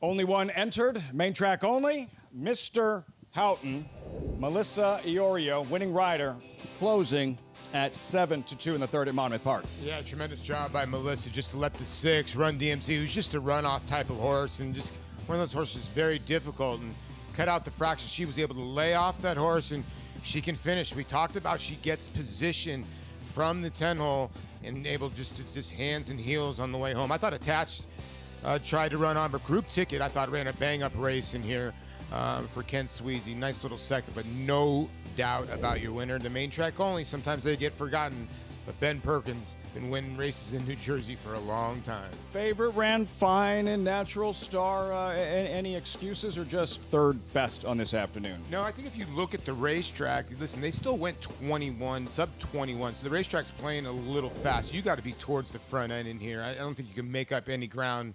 You got to be somewhat towards, but again, they could run this race again. Mr. Houghton was going to win. By a former Santa Anita Derby winner, Gormley, Mr. Houghton. 2nd lifetime win, takes down race 3. Monmouth Park results forthcoming. Also, Javier Castellano, how fired up was he after that first ever Belmont Stakes win? And sure, he'd love to go back-to-back, but needs a mount in the Belmont, and time running out. Rides Catch a Wave in the 3rd at Aqueduct.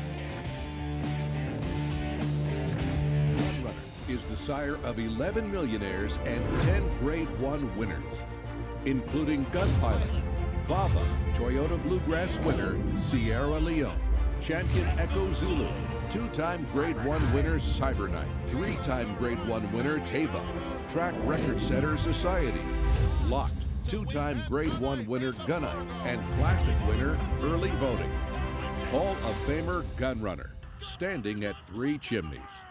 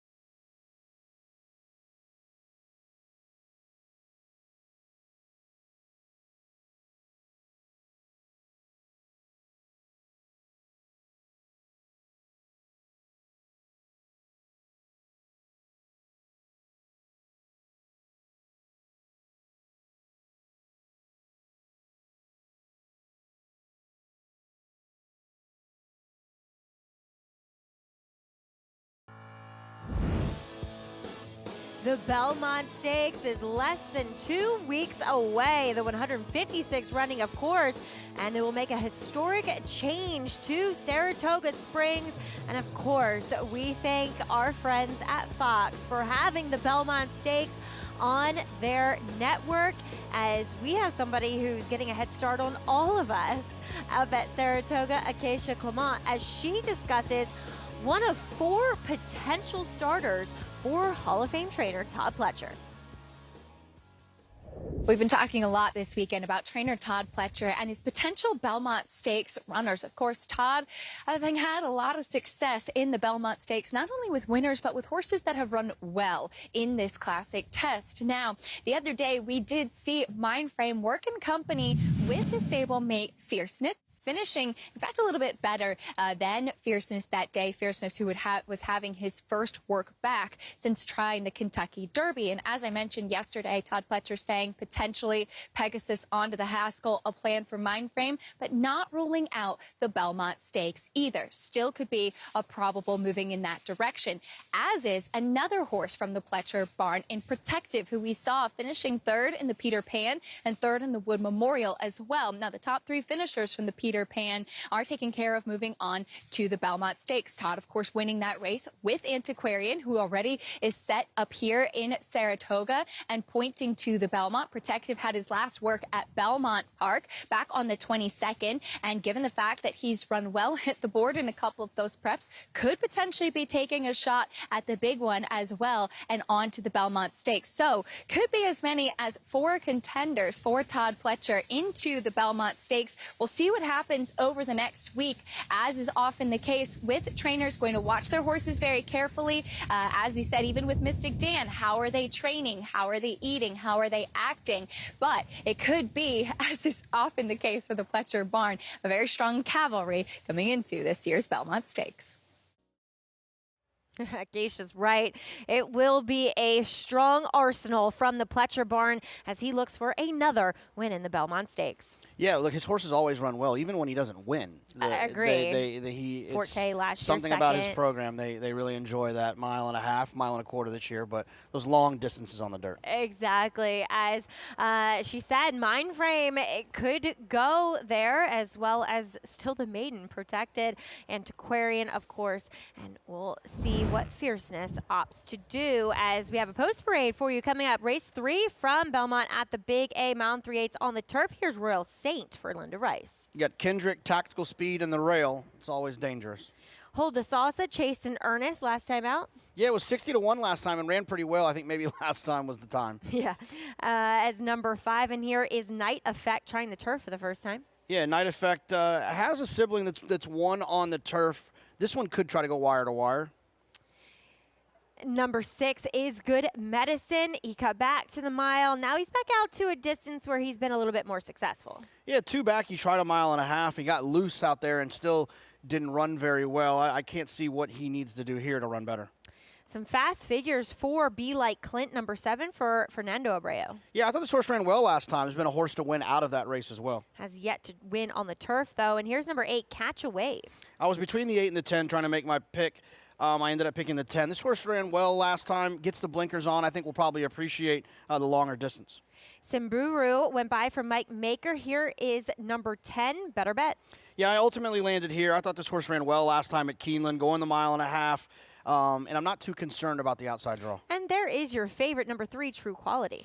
Yeah, True Quality ran well as well last time at Keeneland. And this horse has a little bit more tactical speed and inside draw. See if Irad can kind of duplicate what he did in the previous race. I thought that outside post for Better Bet was going to be tough with this start going into that far turn, as we check in with Mig. Yeah, guys, 1 mile 3/8, 3 turns here on the Aqueduct Turf Course. Short run to that far turn. And it's critical to save ground, particularly in a 3-turn race. At least 2 of those 3 turns. Royal Spirit does have speed. He's a horse that's very loud, very vocal. He was letting everybody know he was here. Settled in nicely after his warm-up, though. I do think there's other speed in here. Even a horse, trying the turf for the first time, like Night Effect, could have speed. I think it'll be a fairly legitimate pace for a 1 mile 3/8 turf race. So I think that hurts Royal Spirit a little bit, because I would expect him with that inside post to be on the lead. True Quality will be my top selection. I just thought some of his races were really good. He's turning back an 1/8 of a mile, and he gets a good inside draw. I could see Irad working out that, coveted pocket trip on the turf. I was going back and forth between him and the 10, Better Bet, and Better Bet is post 10 with a very short run to that far turn. Now, he does have Hall of Famer Johnny Velasquez, and maybe he'll be able to negate that post position, but that was the only thing that made me differ. Excuse me, I'm sorry. The 10 Better Bet is, so I went towards the inside horse instead of the outside horse. Yeah, what are you hoping that John Velasquez, Hall of Famer here, Meg, thank you, that he does with Better Bet from that outside post? There's enough speed in here, or at least enough forward types, that I'm hoping the field kind of spreads out a little bit. It's kind of funny for a 1 3/8 race that there are a lot of horses who project to be forward. Yeah, there's a lot of horses that want to be forward, and when you have trainers and riders who don't object to allowing their horses to be forward, Kendrick, Jonathan Thomas, Todd Pletcher, Mike Maker. Exactly. They have no problems. I just feel like it's going to be a stretched out field where the 10 should be able to at least tuck into like the 2-3 path at the worst. If the horse ends up in the 4 path, then, I take it back. I pick the 8. But cancel my bet. Yeah, cancel it. Mid-race. Mid-race. There he is, Better Bet for Whisper Hill Farm and Kent Sweezy. We send it up to Chris Griffin for this 1 3/8 on the turf. And they're off. Royal Spirit breaks well from the inside draw. Truly Quality trying to join this leader, and there's Night Effect in those red blinkers. Night Effect is going to push the pace, and at the rail is Royal Spirit, pretty far apart as they get set to work into the turn. In behind them is Truly Quality, is now taken back to the 3rd position as a shared 3rd and 4th with Samburu. Wanting to go is Hold the Salsa. Hold the Salsa is just rank here, as towards the inside is in the 5th spot on the muscle and really wants to move out with the leaders as Night Effect drifts way out in the center of the course. Night Effect, the big long shot, is in the middle of the turf course and has the lead, with Royal Spirit towards the inside as they try to slow things down. The posted opening quarter, 22-3 for a quick opening quarter mile. Down to the inside, here comes Hold the Salsa. Can wait no longer, and Hold the Salsa wants to join these leaders, is now alone in 3rd. Following that rival is Truly Quality with Samburu in 5th. Then comes Good Medicine, who's at the rail. Ground Saving Journey in the 6th position, and Catch a Wave is now in 7th. The 2 at the back, that's Better Bet, with Be Like Clint. Hugging the rail, it's Royal Spirit. And well off the rail, that's Night Effect. Out in the center of the course still. Is now back to 2nd, is trying to keep up with Royal Spirit and Kendra Carmouche. They're still in command and went 50 seconds flat for a half-mile time. Hold the Salsa, the big long shot as well, starts to move in closer as Royal Spirit has come back to the field. Samburu is going to be 3 wide, 1:15 and 4 for 3/4 of a mile in between horses. Truly Quality is right there. Good Medicine trying to move in closer. Catch a Wave is in the blue cap, is now at the back of that leading group. The 2 still at the back. Be Like Clint and Better Bet. Now getting the cue, it's Royal Spirit is trying to sprint for home now. Here in the 2 path is Truly Quality, and Truly Quality is now ranging up on the outside. Night Effect is in the 3 path. Here comes the run from Samburu, who's a touch wide. In behind them, there's Hold the Salsa, is now asked for the effort. Catch a Wave trying to pick up ground. Good Medicine far back to the rest. They reach the top of the lane, and in hand, it's Truly Quality. Has not been asked yet. Now gets the cue and kicks for home. Royal Spirit very game to the inside, but Truly Quality was just gliding after those leaders and now opens up by 2.5. Here comes that run from Hold the Salsa. Samburu from far out of it. A late run here from Be Like Clint, but inside the final 16, no doubt. Truly Quality wins it well. Truly Quality wins it over Hold the Salsa. Late run there from Be Like Clint and Catch a Wave in 2 minutes 15 and 4. Easy peasy for Truly Quality, as he was just so much the best in here, JK. Some jostling going on, though, running into that first of 3 turns, though. Yeah, the 10 seemed to slip a little bit. Almost dropped Johnny, but the 3, the winner here, Truly Quality, excuse me. This was very impressive. The horse was forward, and then, was kind of in between horses and just really kicked away. I mean, ran away from these horses. The rest of them looked like they were going in slow motion. They did. You don't often see that big of a gap in turf races, especially going this distance. But yeah, you're gonna see number 10, who's in those Whisper Hill pink and yellow colors. It looks as though it looks as though he's clipped heels. Yeah. Looked like the 7 was in trouble, and then Johnny had nowhere to go, and I think he may have clipped heels with the 8. Yeah, it's the athleticism in these guys. I would have fallen, without a doubt. Yeah, it's and it just happens so quickly too a lot of times. And Johnny, one of the best to ever do it, that's for sure, a Hall of Famer. But no doubt about your winner, Arad Ortiz goes back to back here. Truly quality for George Strawbridge, those very familiar colors as well, and Jonathan Thomas. Speaking of, well, familiar faces, another Hall of Famer. That's Belmont, as he looks for another win in this year's Belmont Stakes. See if he can get back to some Drosselmeyer glory way back several years ago. We'll talk a little bit about Belmont on the other side of this break.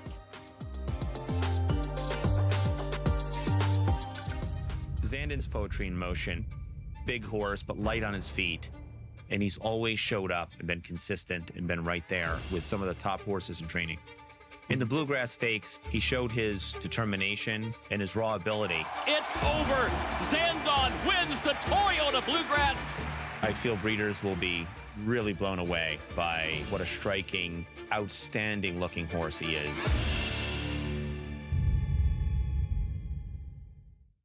Bet the final leg of the Triple Crown no matter where you are with Naira Bets.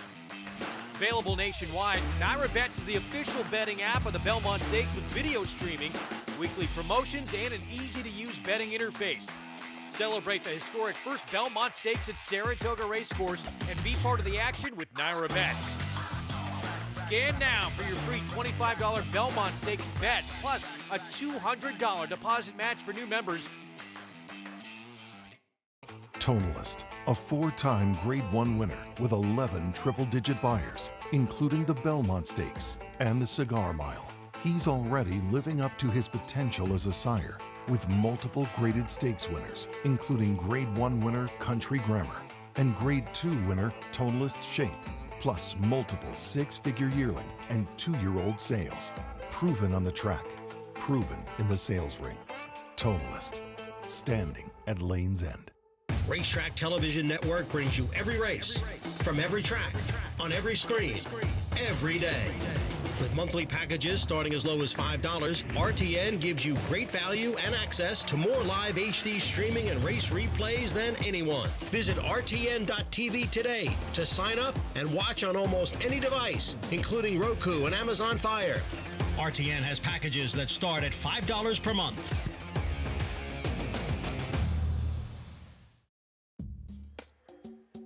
Welcome back to the program. We are brought to you by Naira Bets, but any track, anywhere, anytime, especially when you wager on all of our races we show here on America's Day at the Races, and new members can earn that $200 deposit match bonus on top of a free $25 bet in this year's Belmont. All you have to do is use promo code Belmont25. Check out NairaBets.com for all the details.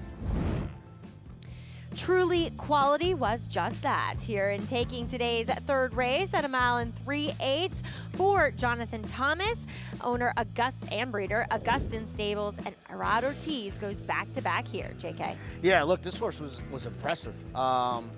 You know, showed a lot of courage at the top of the stretch. Was in in between like a wall of 4 horses, and just kicked away from the rest of this group. It's a nice group too. This horse is just running away from like the rest of them are in slow motion. Yeah, he excuse me, picks up his second win in 9 starts and could be a serious force here as this program continues with these longer turf races. Hold'em Salsa, I thought, ran a very good race at 22-1. I guess the last race was no fluke. And finishing second, close to that pace, and Be Like Clint rallying for third. Well, it would not be a Memorial Day if we did not check back in with our beloved soldier and veteran, Sergeant Reckless. She's a veteran of the 4-legged variety. Learn more about her story after this break.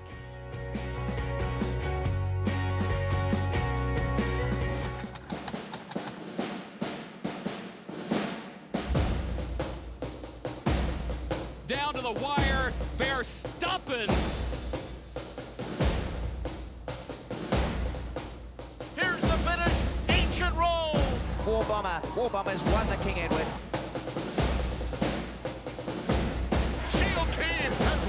Twilight Derby. Warfront, standing at Claiborne Farm.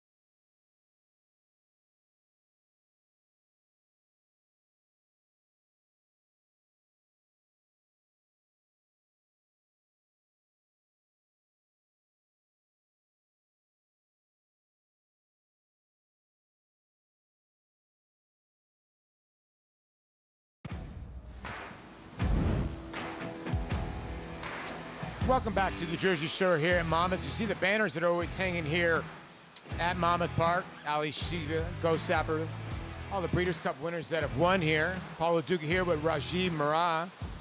It's pretty cool, Rajiv, the way they pay homage to a lot of the horses. Obviously, English Channel won the Breeders' Cup turf here when it was at Monmouth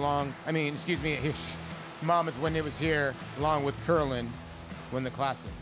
Yeah, and how about my favorite, Main Sequence? I was aboard him for the victory here in the United Nations and champion older horse that year. Unfortunately, I missed out on the Breeders' Cup victory with him because I snapped my arm in two a month prior. He was a really good horse, and it is really cool the way Monmouth does that. They have some statues where the old pool was too as well. And again, the skies have opened up here on the Jersey Shore. The racetrack looked like it was going to go to fast. We thought the rain was going to come a little bit later. It's now opened up again, Rajiv, and we're going to go through the post parade right here, but it's coming down pretty good. Here's the one, Clem Labine, right now. Yeah, Clem Labine is a big favorite. Looks so good on paper, it might be too good to be true. The two's going to go through. The three is going to be Shanghai Warrior, and we do have some. We do have a bug boy in here. This one, Shanghai Warrior off a layoff. Yeah, Shanghai Warrior was third last time at Charlestown at a 5,000 claiming level, the same as he'll run at today. Give it a go at Madeline Rowland goes through at 5-1. Yeah, it hasn't shown much speed, but I picked this horse because I think there'll be some pace up front and it'll be closing late. Face of Barrio, probably going to be part of that speed.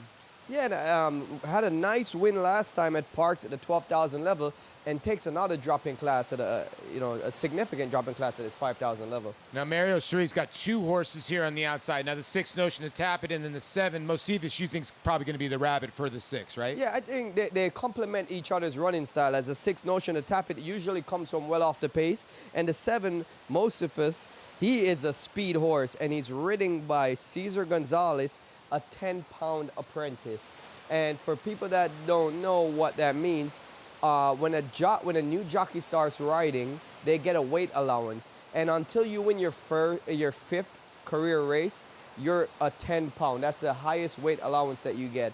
After the 5th win, you move to a 7-pound apprentice. Also, after your 5th win, when you move to a 7-pound apprentice, that triggers your 1-year apprenticeship from that day until you lose your apprenticeship. So great information there from Rajiv. And like you said, you're getting a lot of weight. So I think the 7's going to go. Let's get back to the favorite to 1, Clem Labine. For a lot of people that don't know Clem Labine, well, he won one of the few ever to win the championship for the 55 Brooklyn Dodgers, and he also won in LA as well. And he's a pretty good racehorse here. It's 2 starts back, Rajiv. This race would destroy this field, but are we going to see this same horse? Yeah, in the racehorse version of Clem Labine, he won at Aqueduct at Dacre, a much higher level than he faces today. That was at a $10,000 level, and he was a convincing 6 3/4 lengths winner. And this is what I mean about too good to be true. Why is this horse showing up for 5,000 claimer today? Why are they leaving this money on the table? And I'm inclined not to take a short price on horses that have this pattern. I'm kind of with you. I landed on the 5, Face of Barrio. I'm thinking maybe Catch Me If You Can in here. You're on the 4, give it a go. I think Clem Labine will be tough if he runs back to some of those races. I think we got 1 more left to load in here, and track still designated as fast. We'll see what happens when we get to the next race. Let's go to Matt Dinnerman. Hopefully you're still alive. And by the way, this starts the late pick 5 with an 8 race card, ending with a Mr. Prospector. Notion to tap it, second to last. 1 back to the outside. Mosifus. We're ready to go.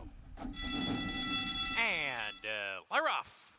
Uneventful beginning. Shanghai Warrior put into play early. He's got the lead in the early stages and clears off from the competition. A length in front. Face of Barrio takes the second position. Mosifus there on the outside, 3 deep. A gap of 2.5.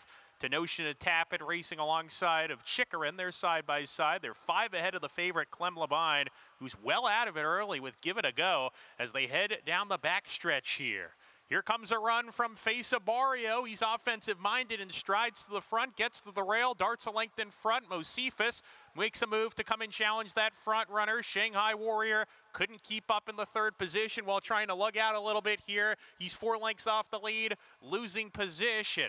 Chikarin joins him. He's getting to the outside, 3 behind, and Clem Labine is dead last at the top of the lane. Mosifus goes a little wide off the turn, but he's pushed past Face to Barrio at the final 3/16 marker. The only one with a shot to beat him is Chikarin, it appears at this point. Mosifus, Cesar Gonzalez shakes him up, leads a length. Chikarin trying to reel him in. He's got a good shot to do it. Here comes Chikarin. Chikarin surges past Mosifus to win it.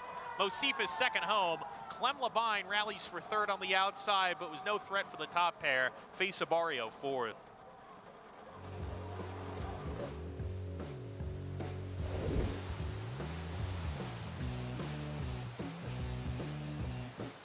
Chikarin gets the job done here at a nice little price here, just laying a little bit off the pace, and just see you later. I mean, he's able to run down.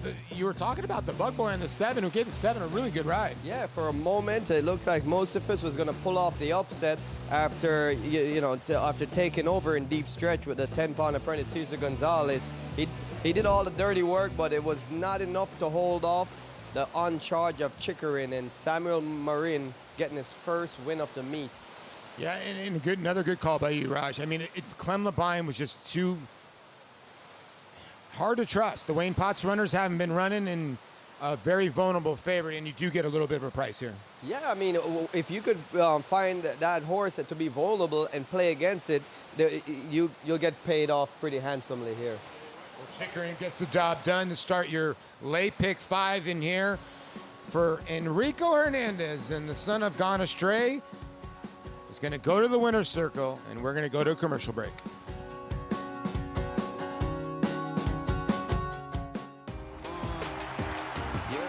Charlatan is back, and he turns it on with 1/8 of a mile to go. Express Train moves into 2nd. Nashville dropping out of it, and then Collusion Illusion. What a spectacular return for Charlatan, who will romp in the run-happy Malibu Stakes by 4.5 emphatic lengths. Charlatan, ultra impressive. It's a new day for a new king. It's America's original sport. And no one covers it better than americasbestracing.net. From the sport to the lifestyle, the best races, horses, and destination venues, cocktails, gambling, fashion, and more. americasbestracing.net is a sport for you.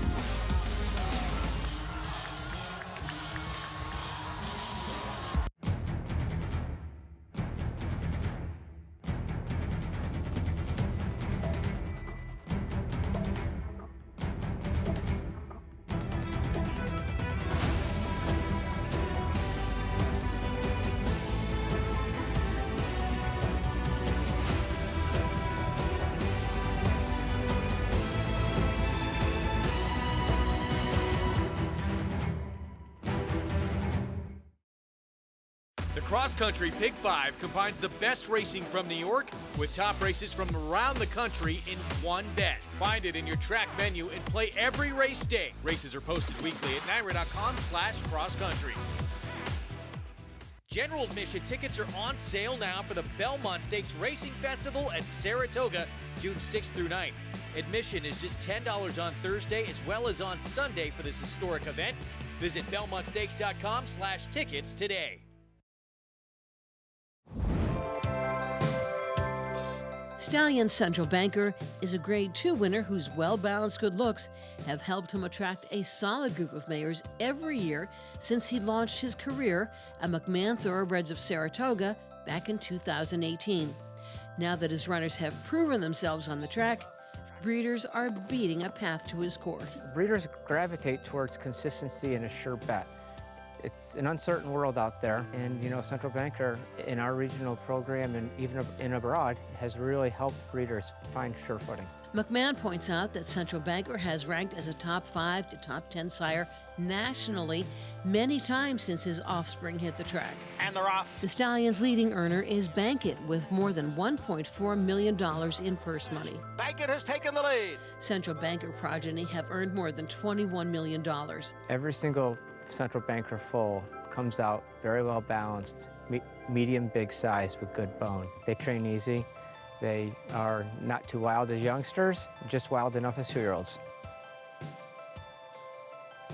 Welcome back to the program. As always, it pays to have a New York bred, as we are brought to you by nybreds.com, and we will have that purse increase coming in 2026. So these races for New York breds will be equivalent when it comes to purse money as the open company counterparts. And speaking of Central Banker, he has 2 progeny in here, including Bank on Anna, as well as Backed by Gold.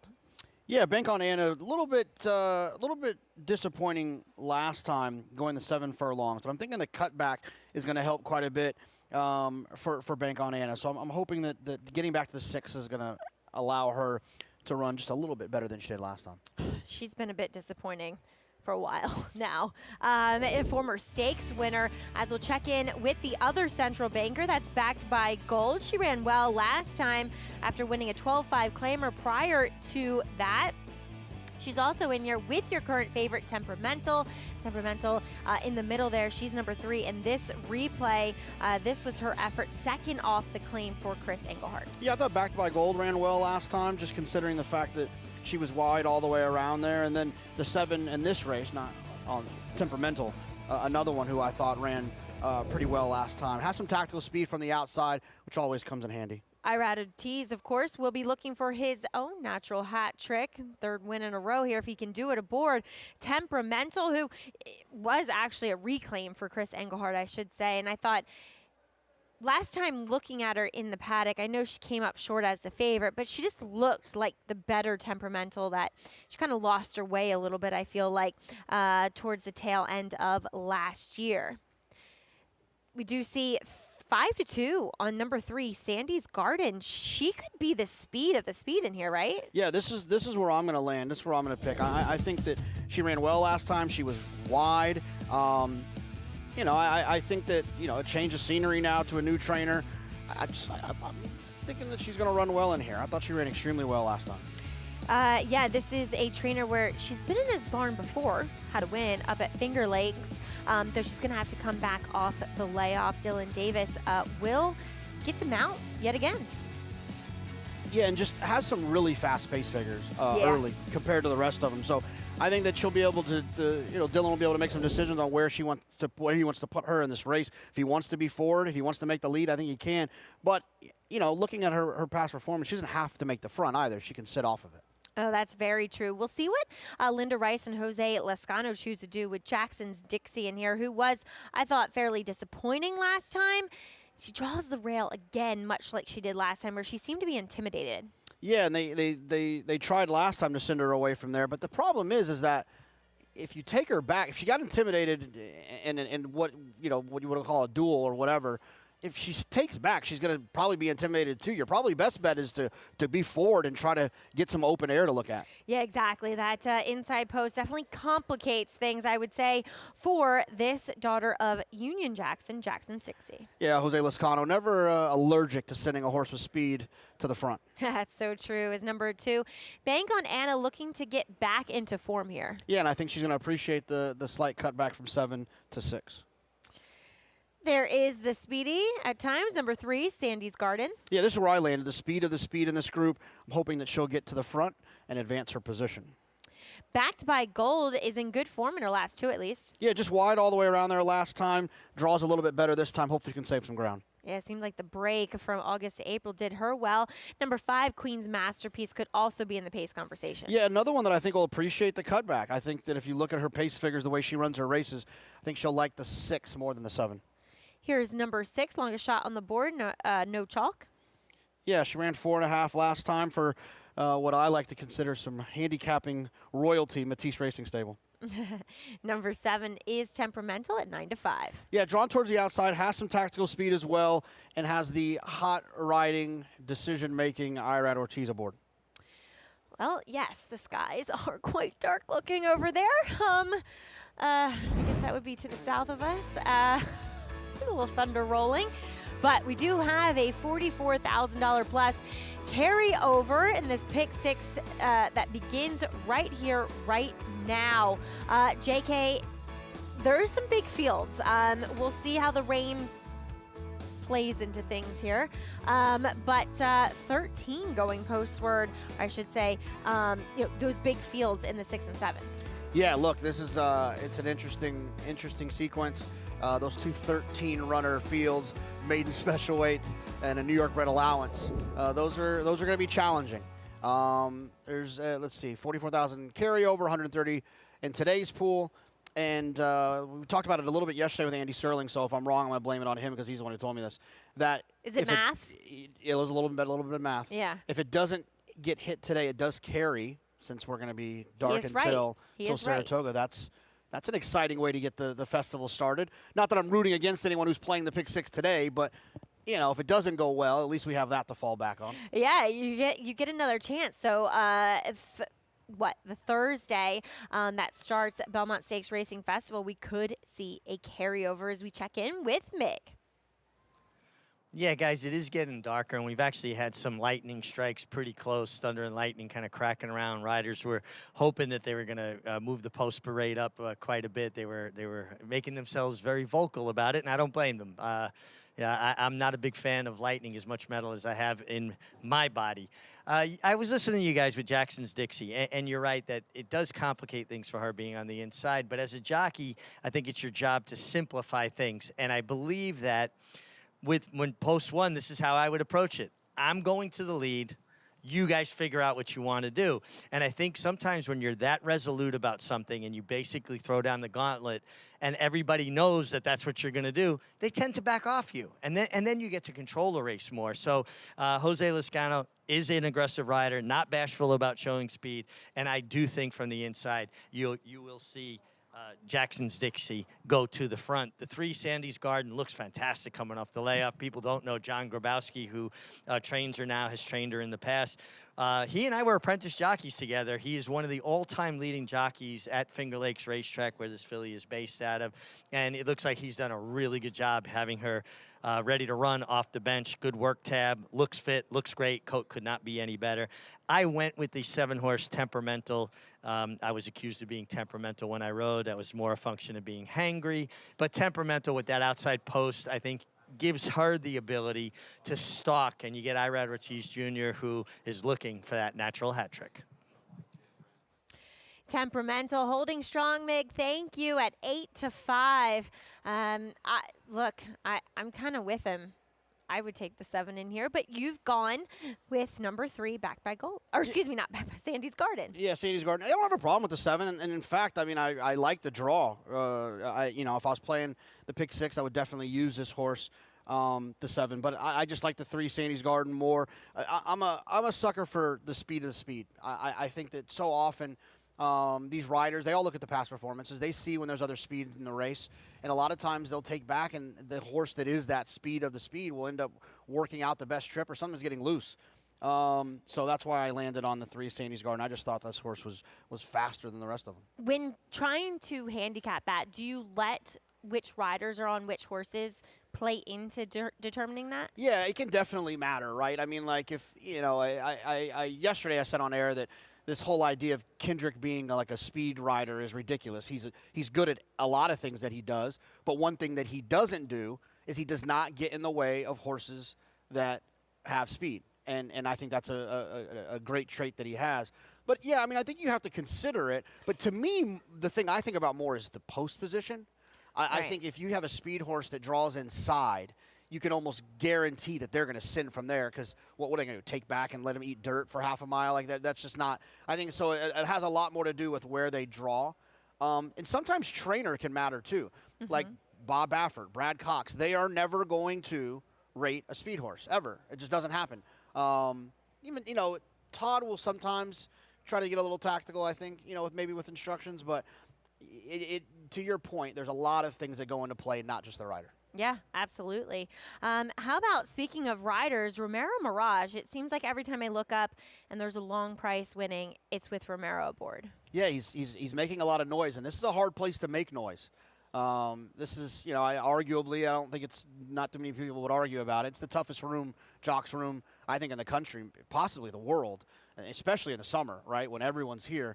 And so for him to be making this noise leading up to the summer, I think is great for him in his career. There he is with his mount, number 4, backed by Gold. 2 good efforts before this one, including a 3rd-place finish behind Temperamental. And they were both beaten by Little Lindsay last time out. Okay, if you had to say who's the most aggressive rider in this field, who would it be? You know, I think Manny's pretty aggressive. Manny? Yeah, I think Manny's pretty aggressive. Kendrick's kind of the lazy answer because I don't think Kendrick's like overly aggressive. I just think he doesn't get in speed horses' ways. I think Manny's pretty aggressive. I think he's confident. I think a lot of times when and he has good horses, I think those are good combinations to make you be a little bit more forward. And he's a strong finisher. So I feel like he feels he could, if he makes a mistake being a little bit too aggressive early, that he can kind of muscle it home. I think Jose Lezcano is. Yeah, I don't disagree. Who do you think's gonna be on the lead? I mean, Jose has only one option but to send, as kind of like Mig was talking about. I think, but is he on the fastest horse? No, not necessarily. That would be Dylan. But I think Dylan arguably, and this is not detrimental in any way towards Dylan, I think he can be probably the most passive of any of them. So it's an interesting combination. Yeah, and it's interesting because there's speed on the rail, there's speed to the outside, and there's speed in the middle. Yeah. And I think those are the races in which the paces can usually cook up pretty quick. I'm going to say the 3 is going to be on the front, but I don't think it's going to be because Jose didn't try with the 1. I would completely agree with that. And the 3, she's 5-2, and I think a lot of people thinking that maybe things could heat up, and it would set up nicely for Temperamental, who is that nice stalking style from the outside post. As, yes, do not adjust your screens. It is quite dark out there. Good luck, Chris Griffin, for the call of race number 4, kicking off the pick 6 with a carryover of just over 44,000. Thank you, Maggie. It's No Chalk who moves in. Temperamental to the outside. Last to load. And in. All set. And they're off. Temperamentals asked for speed. There's Backed by Gold in the mix as well. And at the rail, there's Jackson's Dixie, who's quickest. Jackson's Dixie is in front, is up by a length. And now they're bunched up in behind this leader as Queen's Masterpiece wants to join this leader. Is now going to stalk from the second position. Backed by Gold is in between horses, now a shared third. As at the rail, that's Bank on Anna. Wide journey for Temperamental and trying to squeeze on through there as Sandy's Garden does not want to be in behind this group. Wants to get right up in there, and they've got less than 4 furlongs to travel. The trailer is No Chalk. They're chasing Jackson's Dixie, who's up by a half length. 22.59 was that opening quarter mile. Here comes the run from Queen's Masterpiece towards the outside. It's a wide run for Temperamental, but Temperamental starts to make up some ground. Underdrive is Bank on Anna. Sandy's Garden is in between horses. We had one just take an awkward step there, was Backed by Gold at the back of the field. Jackson's Dixie's got the lead, is trying to kick away, is doing just that. It's Jackson's Dixie who is now 2.5, 3 widening lengths in front. Holding second so far is Queen's Masterpiece, Sandy's Garden. Temperamental, but Jackson's Dixie is going to kick off the pick 6 here at 5-1. Inside the final 16th, it's all Jackson's Dixie to win it. Jackson's Dixie will win it over Queen's Masterpiece, Sandy's Garden, and Temperamental. Final running time, 1 minute 10.30 seconds. Aggressive Jose Lescano gets the win here with Jackson's Dixie. Unfortunately, an incident involving number 4, Backed by Gold, and Regime Mirage. We'll try to bring you an update on that as the rain does begin to fall here. But Jackson's Dixie proving that being aggressive pays off here. Yeah, absolutely. Got to the front. The 3 didn't really break cleanly. And Jose Lescano absolutely went to the front like we projected that he would. All right, 5-1 in the end with Jackson's Dixie. That will do it for us, meaning me and JK. You have very capable hands. Coming up next with, Lafitte and Rajiv and Paul will be there. And we also have a little Andy Serling in the mix as well. Little Andy Serling. You excited about that? That's nice, yeah. Hopefully if I see him on the way crossing paths here. Well, stay tuned. We have so much more racing to come your way, including some updates leading into the Belmont Stakes. Less than 2 weeks away. We'll check in with Acacia Clement for more on the possible contenders.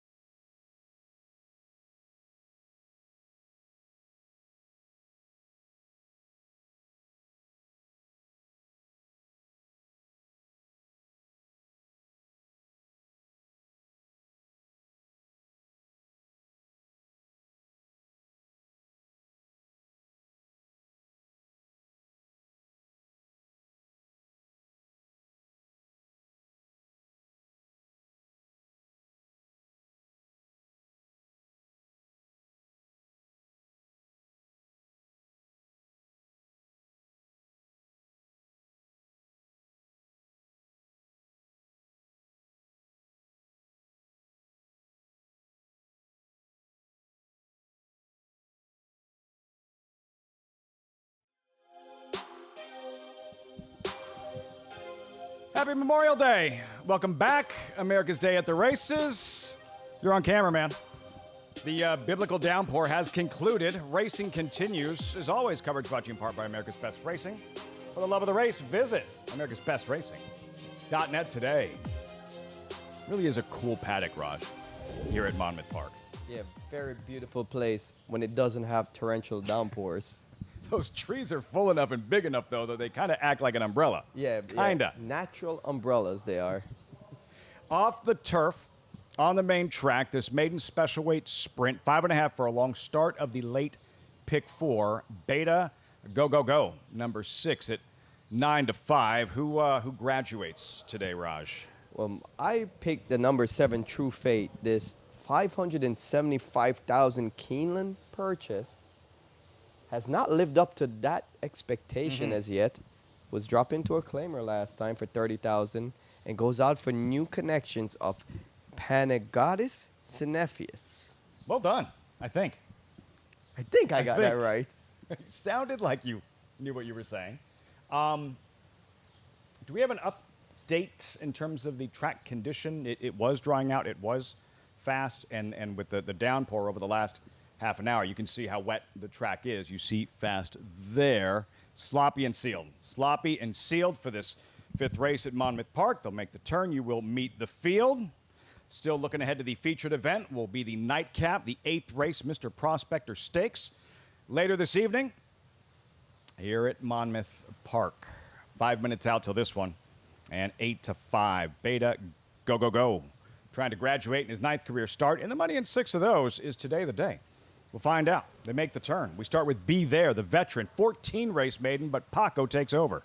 Yeah, but this one hasn't shown much over the dirt as yet. He was trying to get him on the turf today, and the race comes off. Editor's choice, 3 dirt races, not great.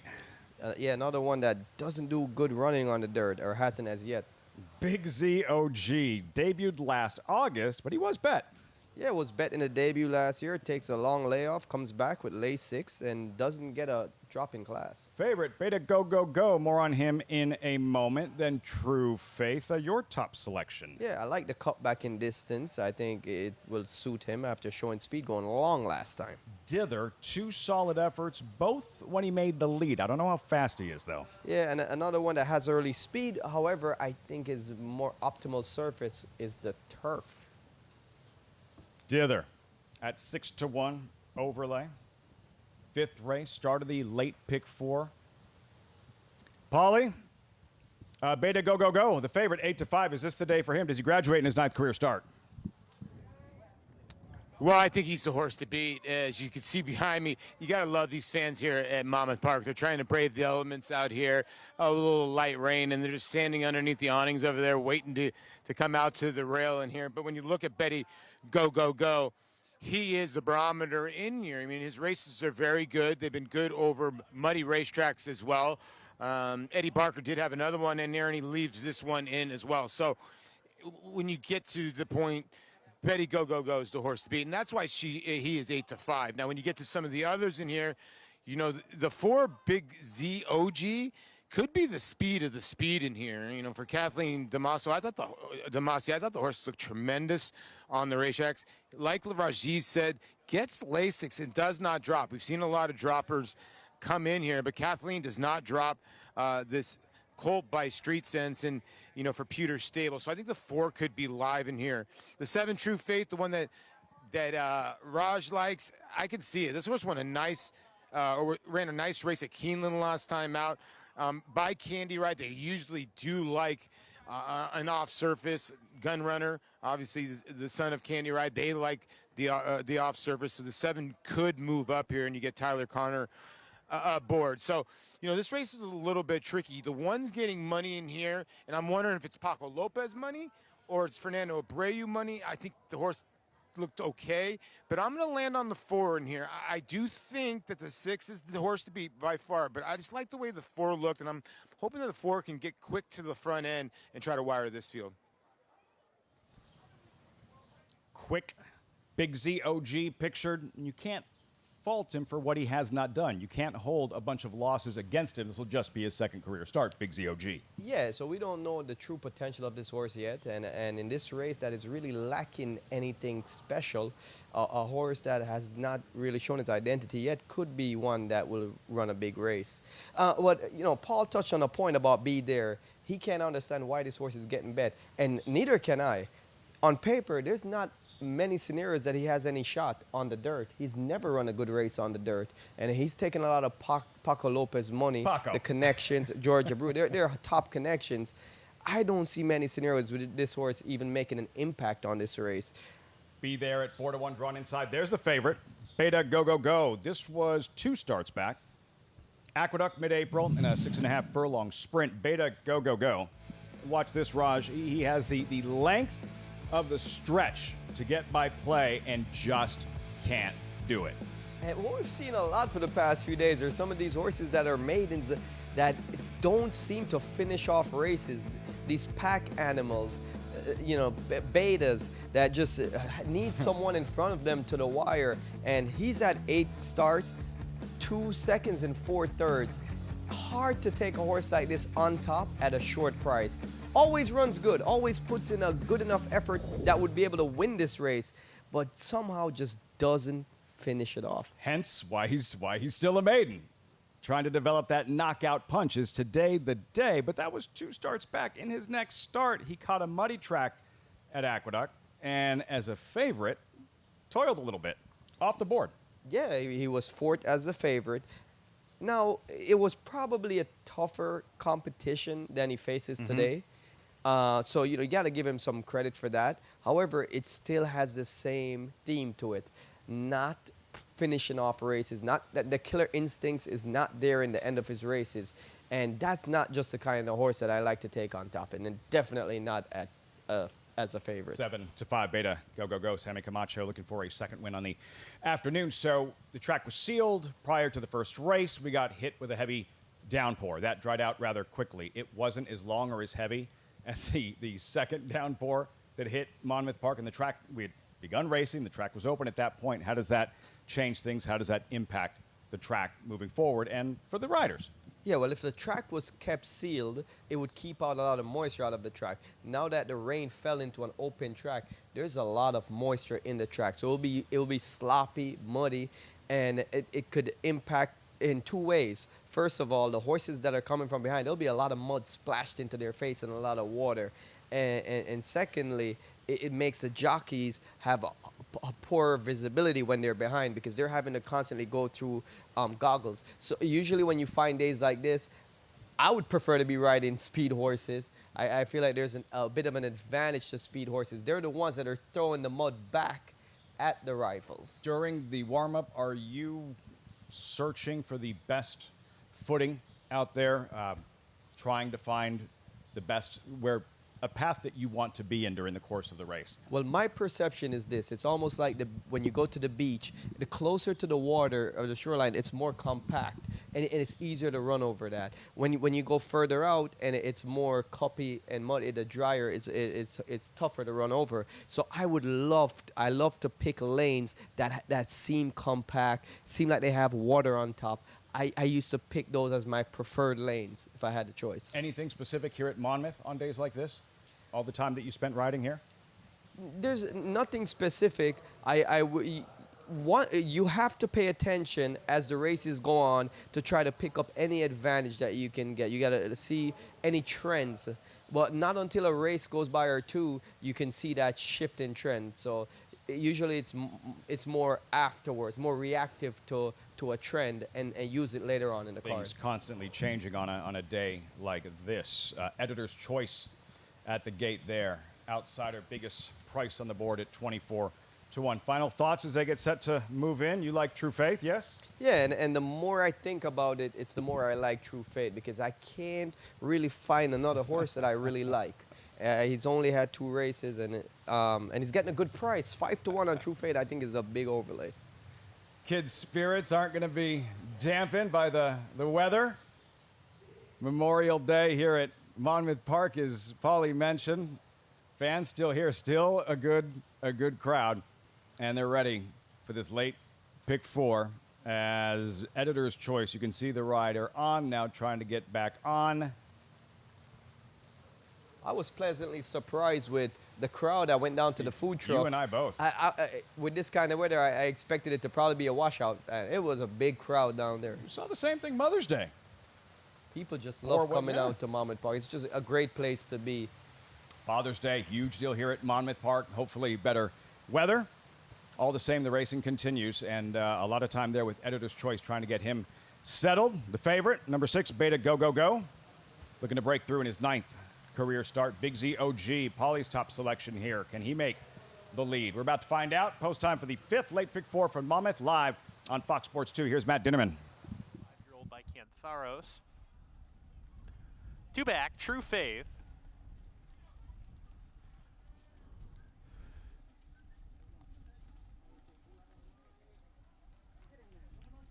True Faith goes in. And the last one will be Dither. We're ready to go.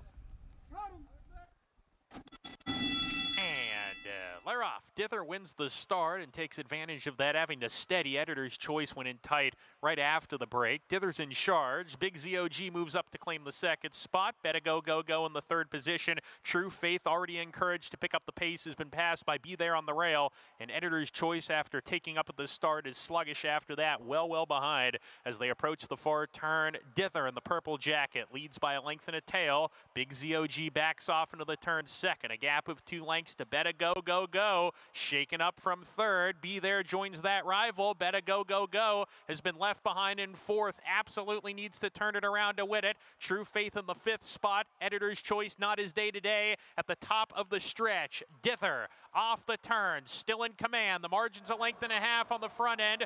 Big ZOG in the 2nd spot. Be There 3rd. Beta Go Go Go extreme outside. Dither still in front at 13-1, and he's put 2.5 lengths, now 3 on the competition. And Dither is going to spring the upset. Dither 4 ahead at the finish. Good battle for 2nd. Big ZOG got it over Beta Go Go Go. Be There was 4th. 2 best races coming in when he made the lead, Dither. And an assist from Big ZOG, who was a step slow getting out of the blocks. Opened the door for Dither. He makes the lead and never looks back at a big price. Yeah, Dither broke like a shot. He stole 2 lengths at the start as fast as he broke and took command of this race, and really no positions changed throughout the running, and that's something that we can look at, and this might be a trend with this sloppy track. A big effort from Big ZOG in the white colors there. Paul's top selection. Who knows how different this race looks if he breaks sharp. Again, a step slow getting out of the gate, was rushed up. Let's go back to the start here. Dither, no such issues. Broke like a rocket, made the lead. Watch number 4, Big ZOG. He's last getting out of the gate, rushed up immediately, but this is what opened the door for Dither. Yeah, we'll chalk this up to some rust. Big ZOG hasn't run since August of last year, and Dither has been running more frequently. So the rust factor for Big ZOG, missing the break, having to rush up, completely change the dynamics of the race. If he was in control, it would probably be a different race. Also, if he broke better, he might have put more pressure on Dither. Or out-sprinted him to the lead. And set it up for Beta Go Go. Big effort, Big ZOG. 13-1 upset. My Purple Haze Stables. Dither breaks through in his 8th career start. Trainer Teresa Pompey. Isaac Castillo, the winning pilot, 9-4-6-1-3. When we return, it's a lot nicer day there in that Video Congress Park near downtown Saratoga, just off Broadway. Always a good time, always a good scene. This is going to be next level with the Belmont Stakes Party coming to town in 12 days.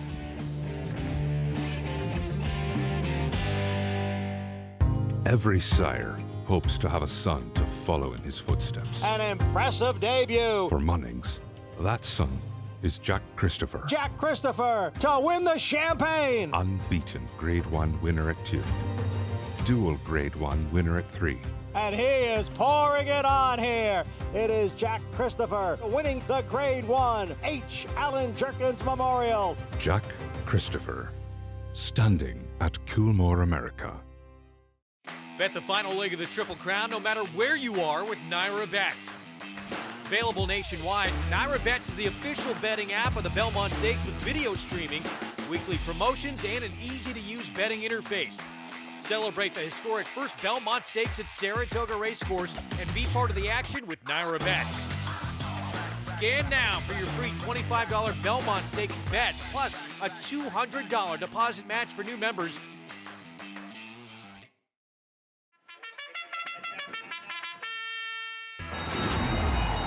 Monmouth Park's 50-cent Win Early Pick 5 is one of the country's earliest Pick 5s, making it the perfect way to get your wagering day started. With a 12:50 post on weekends and 2 p.m. start on Fridays, the Win Early Pick 5 is home to a low 15% takeout and 6-figure pools. Start your day winning early. Play Monmouth Park's Win Early Pick 5. Win early, win often.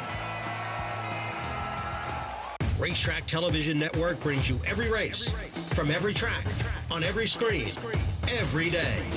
With monthly packages starting as low as $5, RTN gives you great value and access to more live HD streaming and race replays than anyone. Visit RTN.tv today to sign up and watch on almost any device, including Roku and Amazon Fire.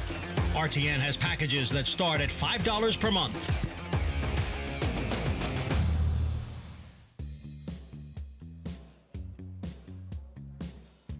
Good to be with you on Memorial Day weekend. You're watching America's Day of the Races on our Fox Sports 2 coverage. Thanks for being with us on a day when we remember all those who have given the ultimate sacrifice for protecting our country. Greg Wolf alongside New York Racing Association handicapper Andy Serling. Weather, the issue right now here in New York. Just announced races 6 and 7 have come off the turf, and we are currently in a weather delay. We are currently in a weather delay as well. Obviously, there's some lightning in the area. You can't run as long as the lightning's around. We've seen this happen usually in Saratoga, and keep in mind, it doesn't happen at Aqueduct because we're not usually here this time of the year. So we had in that weather situation, and we've just been told, Greg, and I want to just clarify this with a text I got, that with 2 races off the turf, the Pick 6 carryover is now being applied towards June 6th, opening day of the Saratoga, the Belmont Stakes Racing Festival. So that not apply. That's all the information that I have, and that's what we were given. All right, anything more we get from you, we of course pass that along in a holding pattern right now with that weather. Let's take a look back to earlier in the card when we had early stakes action here in race 2. Grade 2 Wonder again. 3-year-old fillies at 1 1/8, and surprise, surprise, what happened in this race? I guess it was a little bit of surprise. The other Chad Brown filly with the win here. Yeah, and I think this horse is going to live to abuse me, Greg, because I needed her in a maiden race at Tampa, and now she's a great stakes winner. And of course, I think a lot of people will remember her dam Antino, who was a very nice runner, was extremely impressive in winning the Just a Game for Chad Brown early, and Juddmonte as well. And listen, she ran well. She got a terrific ride from Irad, nothing new there, and got it done. Obviously, sweet, I want to say Sweet Melissa, Sweet Rebecca was the disappointment. It seemed like she bobbed a little on the turn, maybe. I'd have to look at it again. She just didn't run. But this horse, not the Chad Brown people expected, myself included, but nice performance by her. And, go ahead. No, I was just going to say, took that big jump last time out at Keeneland, and now it looks like she's really starting to come into her own.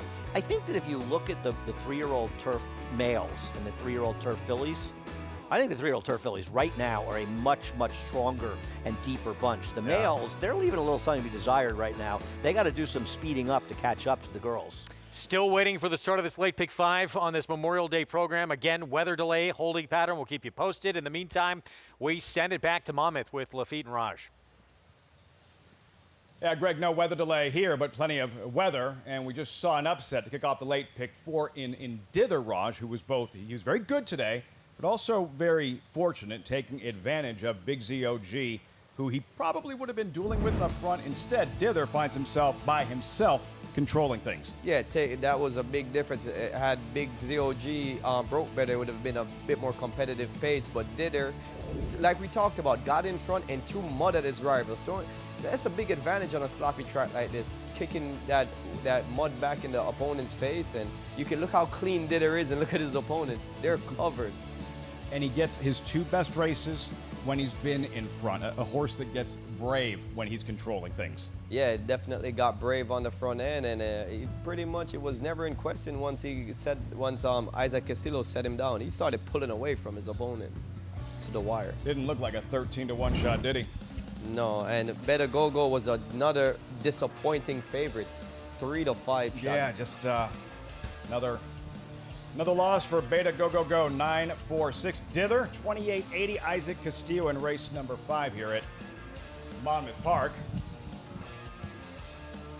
8th race, the feature, Mr. Prospector. 6th race, $20,000 allowance, optional claimer, mile in his 16th. Couple of defections here, Centavo and Namesake. Shady Money, 4-5, Roger Leon. Yeah, Shady Money is going to be taking a lot of money here for the Jamie Ness barn, coming off this 2.25 length win last time at Parks. So yeah, 17 minutes out. We don't have the weather delay here, the weather delay at Aqueduct, but take us inside the jocks room in these scenarios when you are waiting out a weather delay. Well, the first thing is what kind of weather is it, and how do you adjust, because your apparel is very important. If you're riding with dry weather gear and now the rain is coming in or the rain is here, you have to change your apparel so it doesn't absorb into your clothes. So we have different equipment for that. The pants change, the shirts change, and also your goggles. Some of these races are shifting from the turf to the dirt, and on the dirt you'll be wearing a lot more goggles than you are on the turf. What's the most goggles you've gone through in one race? 2007 Monmouth Park Breeders' Cup weekend. Never seen anything like it. I went through a dozen goggles before I got to the second turn. It was incredible, the kickback and the way it sticks. Richie Migliori is with us. Richie, I thought he was saying he went through 2007 goggles in a particular. It felt like it. Yeah, I rode that Breeders' Cup as well. No, go ahead, Lafitte, I'm sorry. No, I was saying I rode that Breeders' Cup, and that was as bad a racetrack as you could possibly have. And Raj, you know I love you, but you talk about changing apparel. Just ride wet, man. Come on, it doesn't matter. You just got to go out there and play in the mud. I mean, if I'm forced to, I'd have to, but it's not my favorite situation to be wet when I don't need to be. So, Richie, why do I get the sense that you actually thrived and liked riding on days like this? I did actually, Lafitte, because for a few reasons. One, most other guys didn't, and so you knew already they were putting themselves at a little bit of a disadvantage. And if you had a horse with natural speed and you could put them on the lead and then meander from one path to another, so you make sure everybody's getting kickback thrown in their face, do your best to discourage them. And if you're on the lead, pull your silks out so they flap, undo your arm number so it flaps. So anytime some of the horse is making a run at you, the horse is going to get distracted by all this movement and noise. I liked anytime, even if it wasn't an edge, thinking it might be an edge. Everybody's different. Raj was just explaining what it was like for him in the room during a weather delay like this. What would you do killing time in situations like this?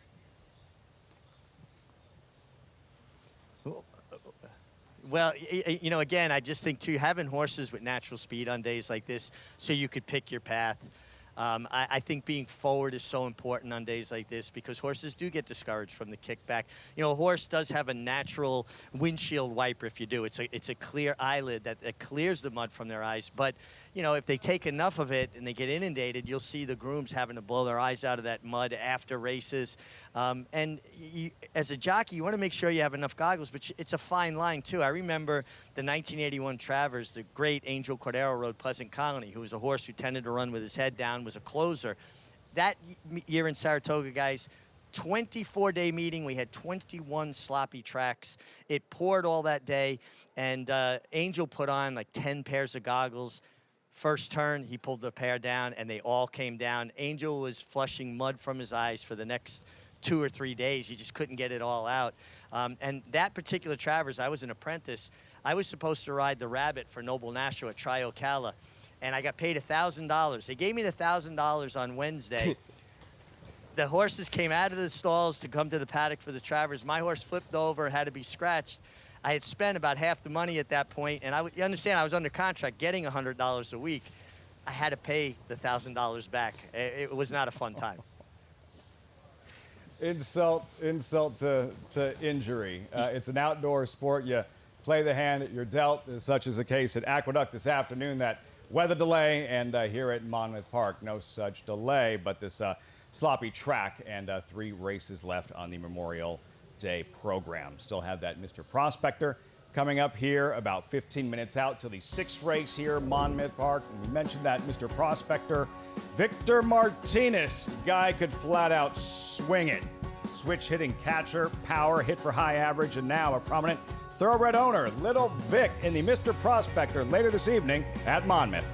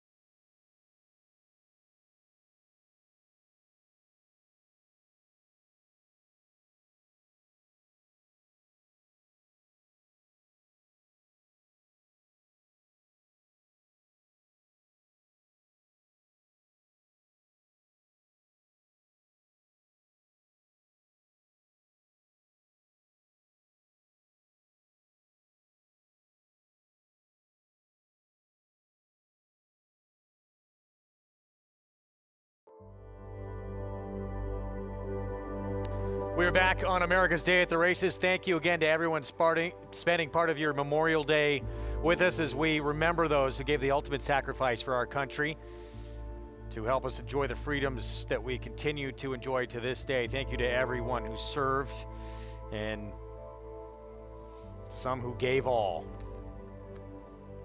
Hopefully everyone out there taking a little bit of time to remember those. Action continuing. We were in a weather delay. We are getting back to business here soon with the late pick 5 beginning, and it's going to kick off with a 6-furlong sprint. $12,000 claiming race for 4-year-olds and up. And keep in mind, with races 6 and 7 off the turf, I think it's important to remind people there's a horse number 15 in MTO in race number 6 that in her debut on the dirt was favored and lost by a head to Just FYI. And she, in her last race, she lost to Leslie's Road, the Ashland winner. And she is, or certainly should be, a very heavy favorite. And in the 1 to 5? Well, she's got to be vicinity? a huge favorite. Now, right now, it appears that the 1, 2, 4, 5, 8, 13, and 14 are all scratched. I'm looking at the double possibles, but I just want to make sure people know that, because keep in mind, with the late pick 5, these races came off before this late pick 5 started. Right. So they are dirt races for the late pick 5. So keep that in mind for your play. And race 7. Also off the turf, and isn't the 15 in that race, Mighty Atlas, going to be an overwhelming favorite? And I think the second choice might well be Safalo's Mission. And on recent buyer speed figures, there's about a 10 or more length difference between these two, and I don't think you'll disagree with me that Safalo's Mission could be the second choice. So a pair of 15s are going to be overwhelming, and don't miss out on that in your pick 5, because maybe they won't be quite as big as they could have been otherwise. All right, so yes, certainly pay attention to that. Races 6 and 7 off the turf, and they're going to be two extremely heavy favorites, as Andy just talked about the 15 in both those races. Part of this sequence coming up. There's the current favorite in this first leg of the sequence. Colonel Vargo, races 2, 3, 4, 5 back. This horse seems like he demolishes this field. The problem is that last start. Well, it's twofold. One thing I'll say about his last start, I know it's a 10-pound bug rider. I don't want to sit here and just beat up on 10-pound bug riders. But this was just a bad ride. And I think you can say he might not have run as badly as his performance suggests. My problem with this horse is he got extremely good for David Jacobson. Yet David Jacobson continued to run him in bottom-level claiming races, despite the fact that he's running buyer figures that would be competitive in much tougher races. And he dangled him until somebody claimed him. So I think there's a high likelihood that the Colonel Varga that we saw in those other races may not show up today. I can make an excuse for his last, and I respect the Toscanos who train him. It's not about them. It's about anybody claiming this horse away from David Jacobson. I think you have to have a buyer beware opinion going into this race while knowing full well he could easily win. 8-5 favoritism. There he is. It will be Romero Mirage on board as we get set for our post parade here coming up. We hear the call to post behind us. I would assume we're going to have very brief post parades. They're going to start running from the post parade, and that's when the race goes off. Here is Red DGP to kick it off. Jose Lezcano, Linda Rice. Speaking of drop downs, this is one for Linda Rice, but this horse has run in bottom level or lower level races. Just wasn't a great claim by Linda Rice, it turns out, and I think this horse is very, very dangerous getting Jose Lezcano. Here's the 4, Prince James, Ray Handel, Dylan Davis. Has one in the slot, but that was against softer. Favorite, Colonel Vargo.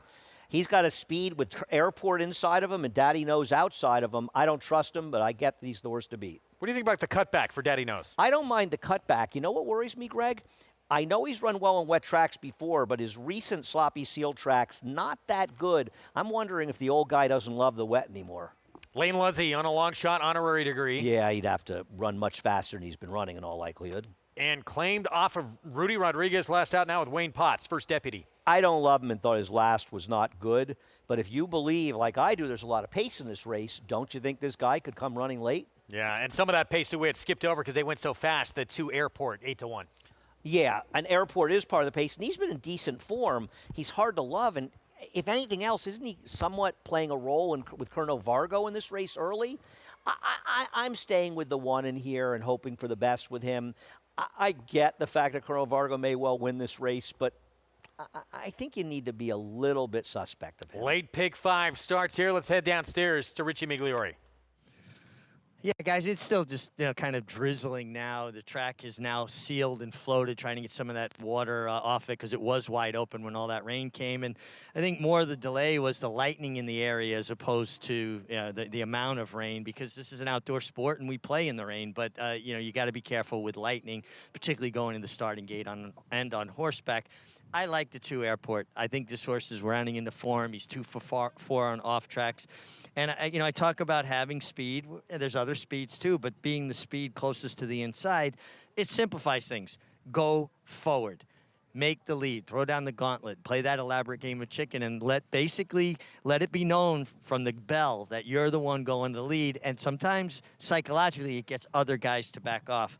I thought the 1, Red DGP, looks terrific. Really nice physical appearance for the Linda Rice barn here, and dropping down, getting into what I think is a more appropriate spot. And I think if things do get crazy on the front end, he could be the biggest beneficiary of that. The 5, Colonel Vargo, is your favorite. John Toscano, been training winners since 1970. He knows how to get it done. He's a little bit outside some of the other speeds, so it gives him a few more options. Romero Mirage riding extremely well. And keep an eye on the 6, Daddy Knows. This is a very difficult horse to ride. Katie Davis really does a great job with him. He has a tendency to want to really bear out, and she's able to kind of finesse him and not get into a big fight with him.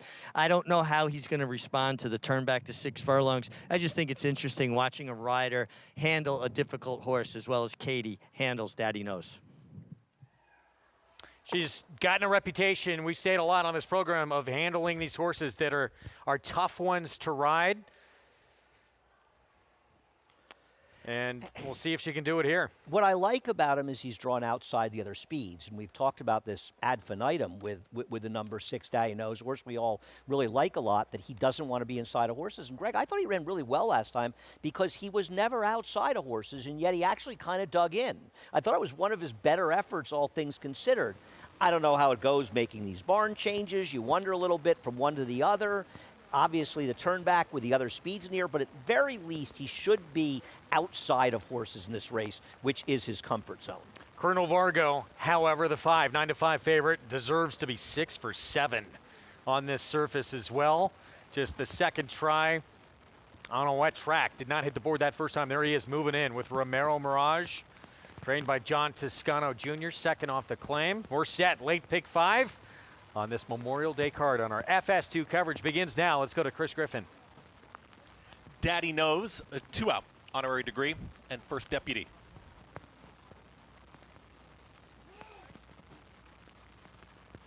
First deputy moves in. All set.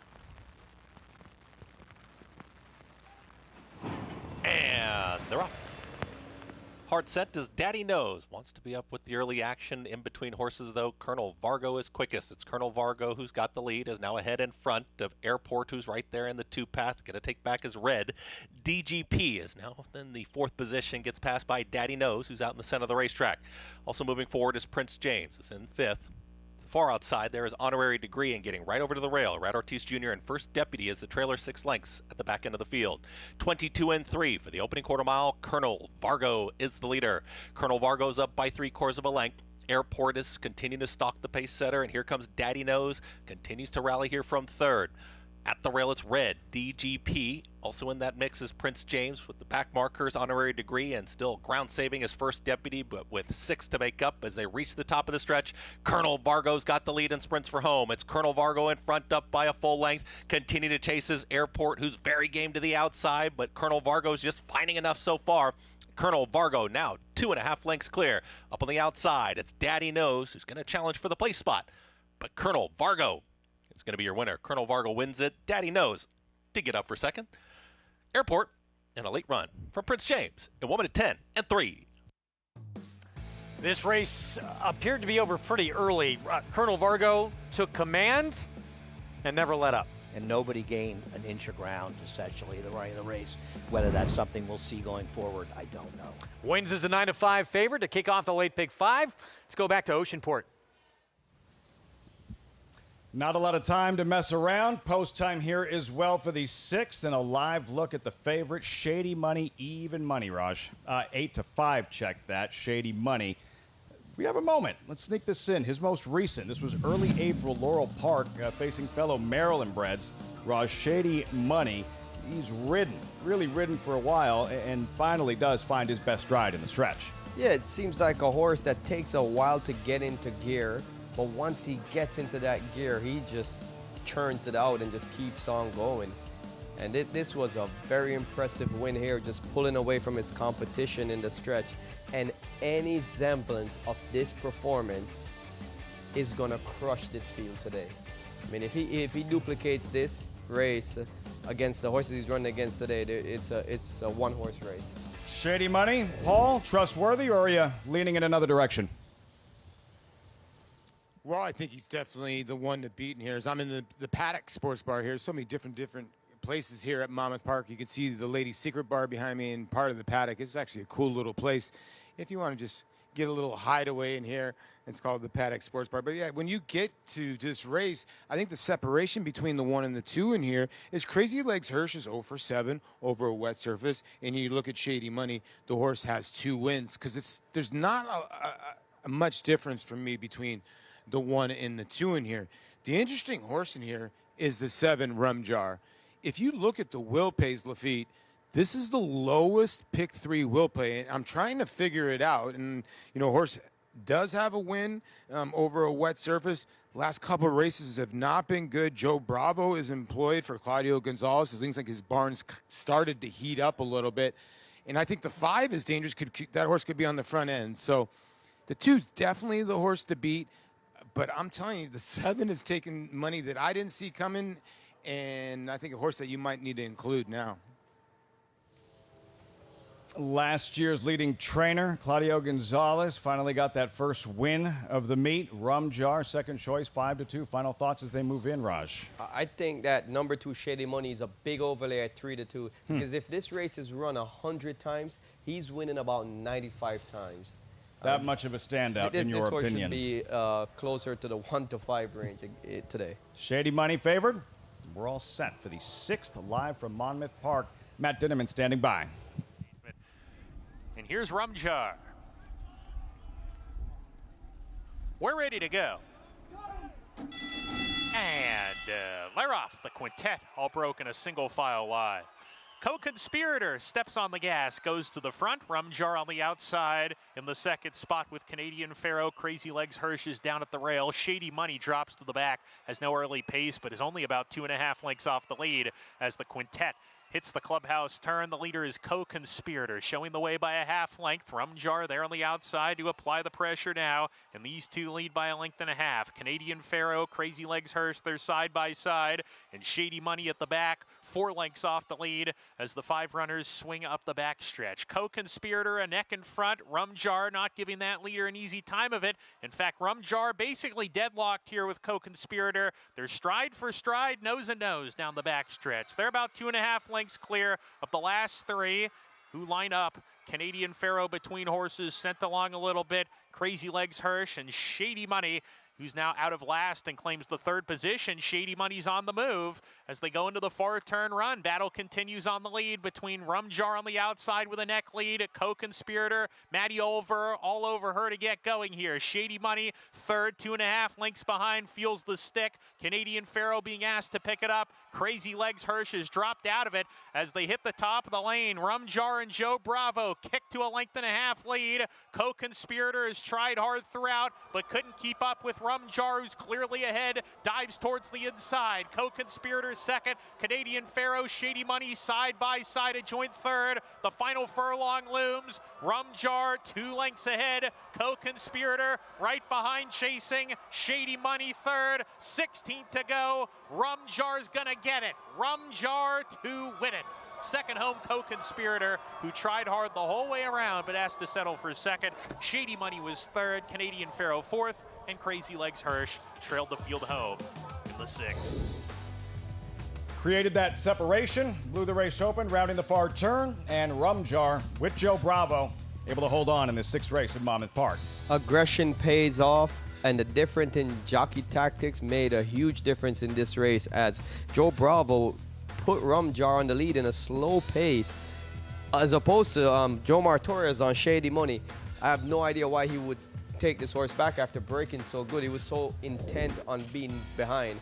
We talked about it earlier too. On a sloppy track like this, you want to be up close, you want to be in the clear, you want to be in front, throwing that mud back at your rival. And Joe Bravo, clean-faced, wire to wire. As Paul referenced, expecting him to be favored in the end. 7-5 Rum Jar here at Monmouth. Meanwhile, back at Aqueduct, Colonel Vargo, Greg, and Rajiv's cousin.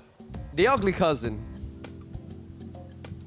Uh-oh. Hopefully Romero gets to address that. If he's ugly, what's Rajiv? I mean, careful, Rajiv. Don't be so hard on yourself. Colonel Vargo with Raj's cousin on board. getting no mud in the face. I want Rajiv and Lafitte and Paulie to explain to us how Rumjar was just 7-5 at Monmouth. Because Greg and I are a little confused if we have the right PPs as far as Colonel Vargo. Listen, I had reservations. I maintain those reservations, but they certainly didn't matter today. And I'm glad for the Descanos he was able to run his race and get the victory. And if you trusted him, a generous 570, exactly even money in the double on the number 15 horse, who's right now 5-1 in race number 6. I got a feeling that even money might be a pipe dream on the 15 shoplifting, who Greg and I think should be about 2-5. Can we lock in a current odds? I'd like to. You know what? I'd take 5-2. I'm generous. Unlike you, I would take half of them. We're going to take a timeout. Countdown is on to the Belmont Stakes at Saratoga. Who will be taking home the August Belmont Trophy? We'll take a look at a couple of contenders when we come back for the third and final leg of the Triple Crown.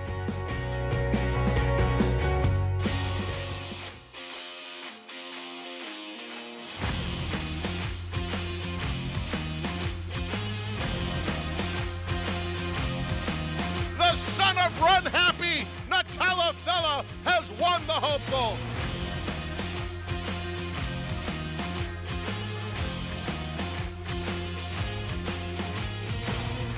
Eclipse champion Run Happy, price for value, and standing strong at Claiborne Farm. Cyberknife was a very talented horse from day one. A very gifted, fast horse, a lot of speed, able to carry it around 2 turns. Looks a tremendous amount like Gun Runner, same ability and talent, beautiful physical, outworked every horse on the board. Holds the track record in the Haskell. He won it in impressive fashion, beating a very good group of horses. And Cyberknife has won the TVG.com Haskell over Tama. Jack Christopher finished third. The Arkansas Derby was one of his best. Showed how much talent he really does have and stamped himself as one of the best 3-year-olds in the country. His name is Cyberknife! Cyberknife ranks up there as one of the most talented horses I've ever had in training. Multiple Grade 1 winner, brought it every time you let him over there. Excited about him passing on his durability, his soundness, and his talent. And if he does, he could definitely be a breed-shaping stallion. Don't miss Penn National's signature event, Penn Mile Night, Friday, May 31st at Hollywood Casino at Penn National Racecourse. There are 2 Pennsylvania bred stakes, each with a $100,000 purse, plus the $150,000 Penn Oaks. It's all capped off by the $400,000 Grade 3 Penn Mile. Before the races, don't miss our special meet and greet with our guest race caller Larry Colmus, Friday, May 31st at Penn National. First post 5 p.m.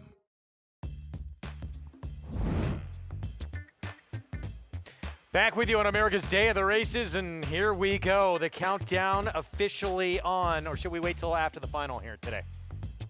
No, the listen, It's the on? countdoun's been on since January. Okay, in case thank you you. haven't noticed. We're just really in the final drive. Saturday, June 8th, Belmont on Fox. You'll see it live, third and final leg of the Triple Crown. It is going to be a wild week in Saratoga Springs with a Triple Crown event and a tremendous card. This is a look at the possibles, I should say, for the 156th edition. Run at 1.25 miles, being that it is at Saratoga, and some interesting names showing up. We will find out very soon who is going to be lining up. Let's go to Acacia Clement for more on the week that lies ahead. Well, there are many wonderful things about Saratoga, but one of the best things is how attuned the town is to what's happening in the world of horse racing. And this year, as we get ready to celebrate a very special and unique year with the Belmont Stakes taking place at Saratoga, there's something special going on downtown as well called the Belmont on Broadway, pretty much a 6-day festival where even here on Wednesday, June 5th, part of Broadway will be shut down because there'll basically be a block party going on to celebrate what's happening with the races. Live music taking place, headlined by Blues Traveler downtown here on Broadway. You can see these Belmont Stakes flags that are flying downtown, and there's so much going on. Watch parties, live music as mentioned, even a window decorating contest, which I will be a judge for this year actually too. And it's just so great to see how the town has come together to embrace what's happening with the Belmont Stakes taking place here in Saratoga. So all of the people in the horse racing world are excited, but all the people in Saratoga are excited as well, Greg. It's almost hard to wrap your head around, believe this is actually happening. Having a Triple Crown event at that historic racetrack, as incredible as that place is on its own, and now you add the Belmont Stakes, we just can't wait. No, it's going to be a great weekend of racing. We're all looking forward, obviously, to getting up there. I know many of you are looking forward to getting a chance to come there. First of all, forgetting about the Belmont Stakes, just the idea of having like a weekend preview of the Saratoga meet a month before it starts, that in and of itself is exciting enough. And then you add in the fact there's going to be 9 Grade 1 races, many more graded stakes, including the Belmont Stakes. It's going to be a fabulous weekend of racing. Any truth to the rumor you're going to be joining Blues Traveler on stage that Wednesday night when they play on Broadway? You know, I know that I was an integral part of the band much earlier in there when they were more popular, but I stepped aside. Okay. I'm allowing some of the younger people to take over now. That's the kind of guy I am. And speaking of which, a little bit upset about the death of Bill Walton today. Yeah, lost an absolute legend in basketball. I mean, man who was, he was the Pac-12 announcing all those games. He took a little different take on the games, but he was incredibly entertaining. Yeah, I mean, listen, and I think unless you're old like we are, you may not remember that he's one of the all-time greatest basketball players as well. I mean, a phenomenal, phenomenal player. His career was obviously beset by injuries and also a big Grateful Dead fan, so that was good too. But we're sorry to hear about Bill's passing. Absolute legend. Maybe the greatest college basketball player of all time. Yeah, I mean, his final when he was 21 for 22, and he actually nowadays would be 21 for 21 because back then they counted a missed shot if you were fouled. He was fouled on his lone missed shot, hit the free throws, so he should be 21 for 21. But yeah, that may be the greatest game in NCAA finals they'll ever have. Absolute legend.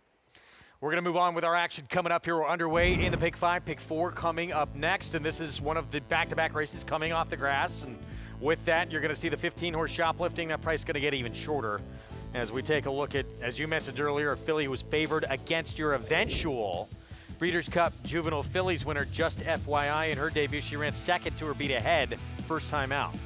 Yeah, I mean, I just, you don't know. Obviously, there's a layoff. She hasn't run now in over 6 months. But, I mean, think of, first of all, last time out when she lost, there was a very strong rail that day, and she was outside. And this race against Just FYI was an extraordinarily good effort. It's certainly not a bad thing to switch to Linda Rice's barn. And by post time, she's going to likely be even money or less. And the two people up here think that she should be. And listen, La Salvadorina ran extremely well in her debut at Keeneland, but that was on the turf. And to assume that she's going to run as well in the dirt, that's a big guess. I was talking about the 12 scratched. She wasn't scratched before, was she? May have been late. I think that's a very, very late scratch because I think she was favored. Remember, we said the 12 was favored at even money and they scratched her. So that was late. Thank you, Greg. And I know they're betting a little bit in the 9, a first-time star with IRAD. But this 15 is probably supposed to be 3 to 5 in here. It would appear that way, yeah. Don't get too excited about 9 to 5 in here. Look, the other main track-only horse, this 16, Quiescent. How far off? I mean, it seems like fairly far off from what the 15 can do, shoplifting. Yeah, no, I agree. I mean, I just think, I mean, to me, who would I go with? I think the other horse I would take is the 3. I mean, I bet a 15-3 3 exacta. I get it with a 9, but you're going to take the worst with the 9 because it's IRAD. But, I mean, at least the 3 has run credibly in some dirt races, right? I mean, this is the horse they tried against Open Company. They tried a filly against the boys and a non-winners of 1 in her debut, and she didn't disgrace herself when she ran against maidens where she was 5 to 1. So she would be the other one, you know, a 15-3, or if you want a little backup. But I'm not going to try to beat the 15, but to me 15-3, whatever it's paying, is the right exacta. Let's go downstairs to Mig. Yeah, I agree with you, Andy, about the 3, Dreams She Dreams. Obviously, she was overmatched in her first start. They wanted to get a run into her. Then she ran in a more appropriate start, showed good speed. I think you want speed, particularly in conditions like these. I think she's a major player here, Dreams She Dreams. Adding to the fact that she's by Always Dreaming, who maybe his greatest triumph came in, well, definitely his greatest triumph came in the Kentucky Derby in off-going. We head towards the outside, the 9-horse, a first-time starter. You could see why a fresh face would take money in these situations, particularly with Irad Ortiz aboard. She looks good, and she's acting well. I always look to see how young horses are, handling their first start and how they're reacting to a different setting in the paddock, getting saddled there. She's a very classy individual, acting very well. The 10 American Kestrel, being my Medaglia d'Oro, I thought, well, maybe this horse might be interesting. When I look at her, I really see that Dincili influence, that turf influence on the female side, get that wider, flatter foot. It might just be a case of like, she's here already. Are we going to take her out? But she did show speed going further. It'll be interesting to see how she reacts to the dirt and a shorter distance. And then shoplifting. Her dam, Miss Shop, was a stakes winner on turf, but she was a Grade 1 winner on dirt as well. Linda Rice, so astute at entering horses for these kind of situations, main track only. The 12 horse was in till very late, and Ray Handler, conditioner, once he got a look at the horses running in the 5th race, I overheard him. I eavesdropped. He was, on the phone to the stewards. He just did not feel comfortable running her on this off surface and the amount of water that was in the racetrack, guys. There's Kender Carmouche. He will be aboard Dreams She Dreams, who faced winners, males, in an A Other Than debut just to get a race into her. Then she ran 3rd back in against her own division and maiden. So, yeah, she is interesting here, 6-1 right now. She get a look at a Rat Ortiz Jr. He will be on a first-timer for Rob Falcone, Sassy Alley. And just listen, I get Rob's horse, maybe could be a dirt horse. And for what it's worth with Sassy Alley, over a year ago at the 2-year-old sale at OBS, this horse worked at 9 4/5, which is extremely quick. I think if people say, well, how come the horse only sold for $85,000 after that? It's because the horse doesn't have much pedigree. I don't think the coal fronts are setting anything on fire, and the horse just doesn't have any pedigree and sold, I'm assuming, on that workout. The dam side is all grass, if anything, and this is a first foal, but it does have the fast work. But you also get Irat Ortiz, and so you sort of have a guaranteed underlay. 3-1 right now. This 15 horse, and look, there is the question of the layoff. She's not run since November 19th. It's going to be her 3-year-old debut coming up. It's going to be her first time on a sloppy sealed track, so there are some question marks, but I mean, you're talking about a horse that, even in her next start in the dirt, and some will say, well, she lost by 10 lengths. Okay, fair enough. She was laid up after that race, so it's fair to ask if something went wrong. But also, she was outside, and the rail was very good that day. And Value Area, who won that race, would be 2-5 in here. Was second in there. Length in front of her would be 2-5 in here. She's subsequently won a race and finished 3rd in a stake for Todd Pletcher. And Leslie's Rose, who won the race, well, she won the Grade 1 Ashland and was the favorites in the Kentucky Oaks before things didn't go well. But she's still a very good filly for Todd Pletcher and Whisper Hill. So this horse has faced arguably 2 of the very best horses of her generation. The only horse missing is Torpedo Anna, who at this point, possible still for the Belmont Stakes only if Mystic Dan does not go. I think that's fair.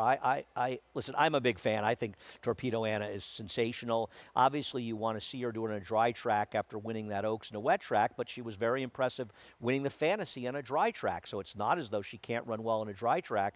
And I thought her Oaks was a devastatingly good performance. This is a very good filly in what I believe is a very good year for 3-year-old fillies, at least as of now. Yeah, it's looking like it absolutely could be as we get set for our post parade here coming up. So 6th, 7th races, both coming off the grass, and 7-5 favoritism, not a surprise here. The main track only entered Shoplifting.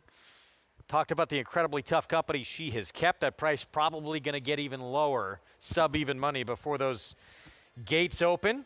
And we'll kick things off here with Dreams She Dreams, who will have the rail. Bruce Brown, Kender Carmouche. And she has speed, and based on the last race, being forward was not a bad thing. 6-1 on a filly who showed speed last time out. There's a look at Magic 8-Ball, who was making her 3-year-old debut. Yeah, this is a horse that was highly touted before her debut, and it just never seemed to have panned out. But don't forget that. There's Bewildered at 21-1. Yeah, this is the second-time starter going to the dirt now after getting rained off. They're taking a shot. 7-2, Irat Ortiz Jr. in the first-time starter. Yeah, and it's probably more IRAD money, but did have a good work as a 2-year-old a year ago at the sale. The 10 was a little interesting on turf. I agree, but is a Medaglia d'Oro, but it's a European dam side. Don't Touch Me, the 11 debuting. And this one is really a turf pedigree being sired by Camelot. Big number, 4-5 now odds on Shoplifting. And I think we've set our piece on this horse. This horse should be a very short price in here and deserve to be. Other main track only runner, she has speed to the outside, Quiescent. She does, but essentially since her debut, she hasn't really run that well on the dirt, but she does get a trainer change, and so if you want to use her in a barn change, I could see it. And back again to the 6, who we saw briefly, still in the paddock, Magic 8 Ball, and one who was actually favored in a straight maiden race in the debut last summer at Belmont. And did have a bit of a trip that day, and there was obviously a lot of scuttlebutt about this horse. It didn't live up to it, but I mean, sometimes these horses just take some time, and so I won't be shocked if this is one that runs a little bit better today. Let's go downstairs to Mig. Yeah, guys, I honestly think the 3 is way too big a price at 7-1. I like the way she looks. I'm a fan of Bruce Brown. I think he's a terrific horseman, and his horses always look good. But I think she makes a lot of sense, and I think 7-1 is just too big a price. The 6 Magic 8 Ball, also very interesting to me. I think this is a horse that obviously had touted herself with her workouts in the morning, maybe 5 furlongs. First time out was a bit sharp. And she's already run decently enough on a sloppy track. I think she's a player, too, at 11-1 here. But, you know, obviously the horse to beat is the 15. Shoplifting, who, you know, she's 3-5 though, and I think she's the horse to beat. But I like the 7-1 of the 3 horse just a little bit better.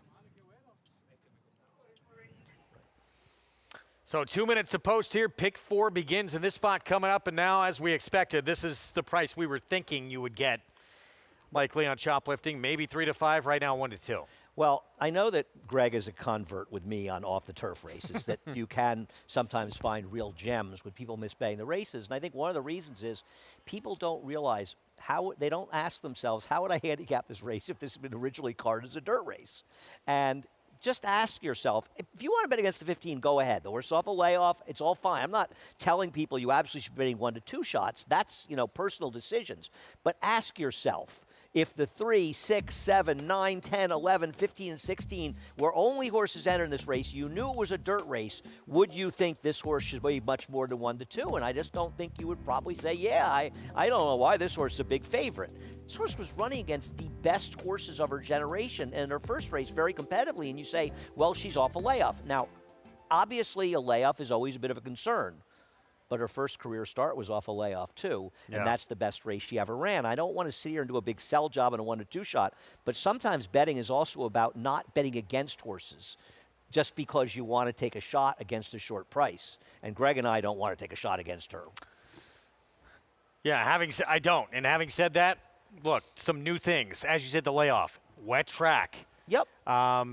New barn, but I don't think any of those really are concerned, especially the new barn. New barn's Linda Rice. I mean, you're going into a trainer, and this is no disrespect to Tony Dutrow, who's a fine trainer, but Linda Rice, she wins.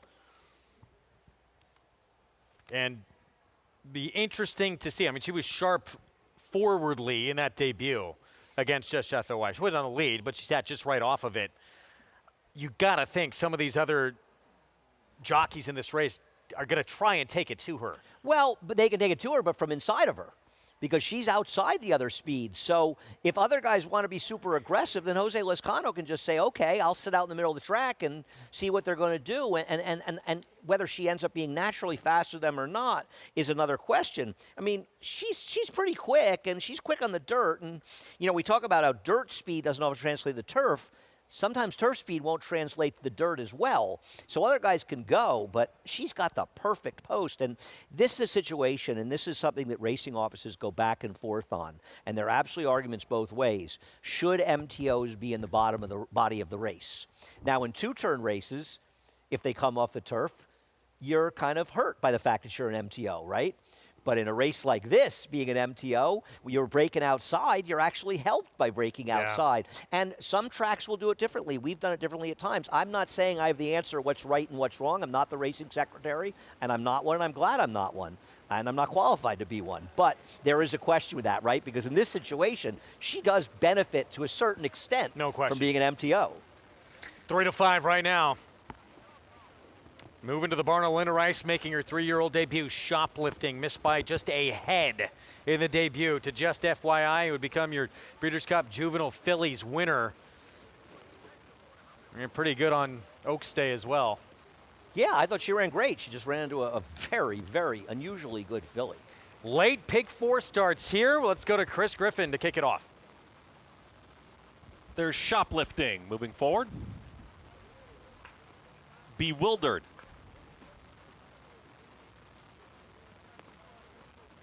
Bewildered backs away a touch. Bewildered right at the gate.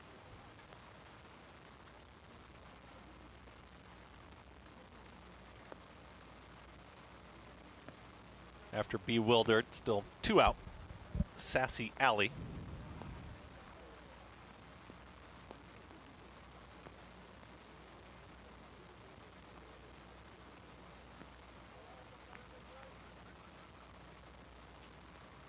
Bewildered almost in. Up in the front of the gate. And not quite.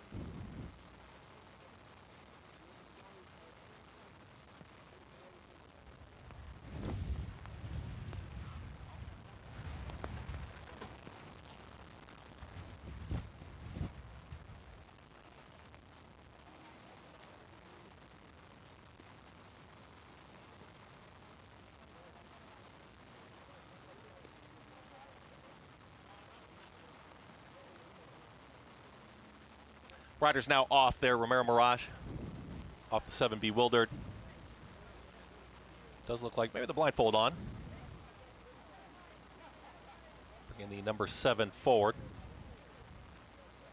We'll still have 2 out after the 7. Bewildered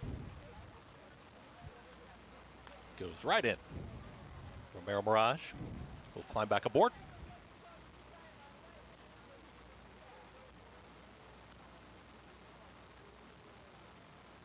Blindfold has come off.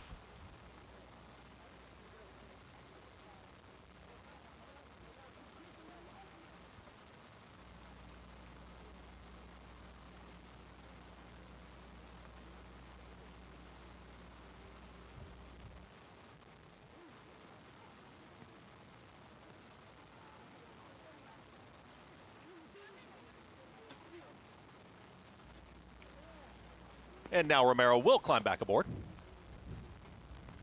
2 out. Sassy Alley. Quiescent last to load to the outside. Lane Leslie aboard. 16 is in. All set.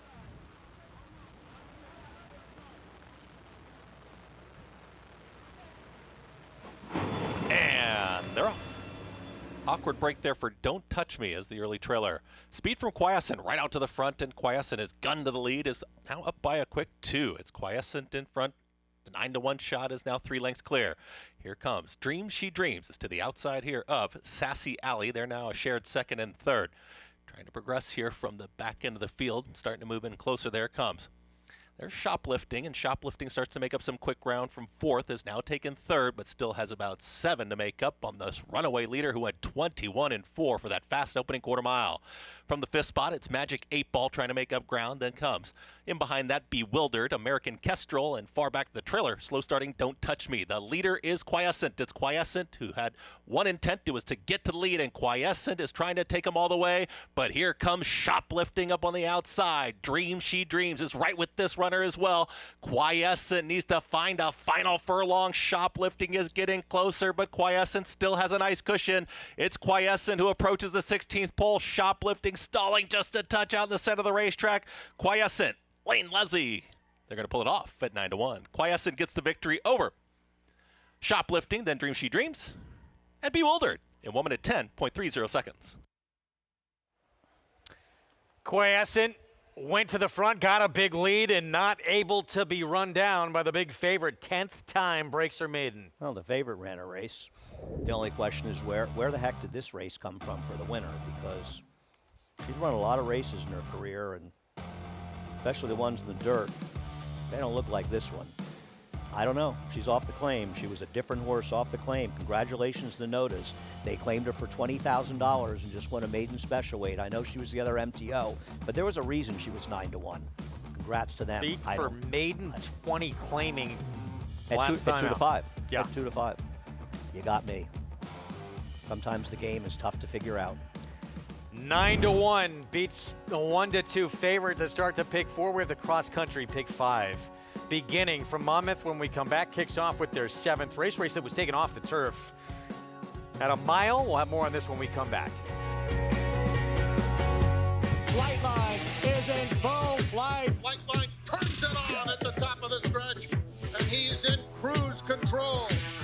And Flightline takes off! Take a good look at this, because you're not going to see this too often, maybe never again. Flightline, 20 lengths clear. World-class racehorse, world-class performance at a world championship event.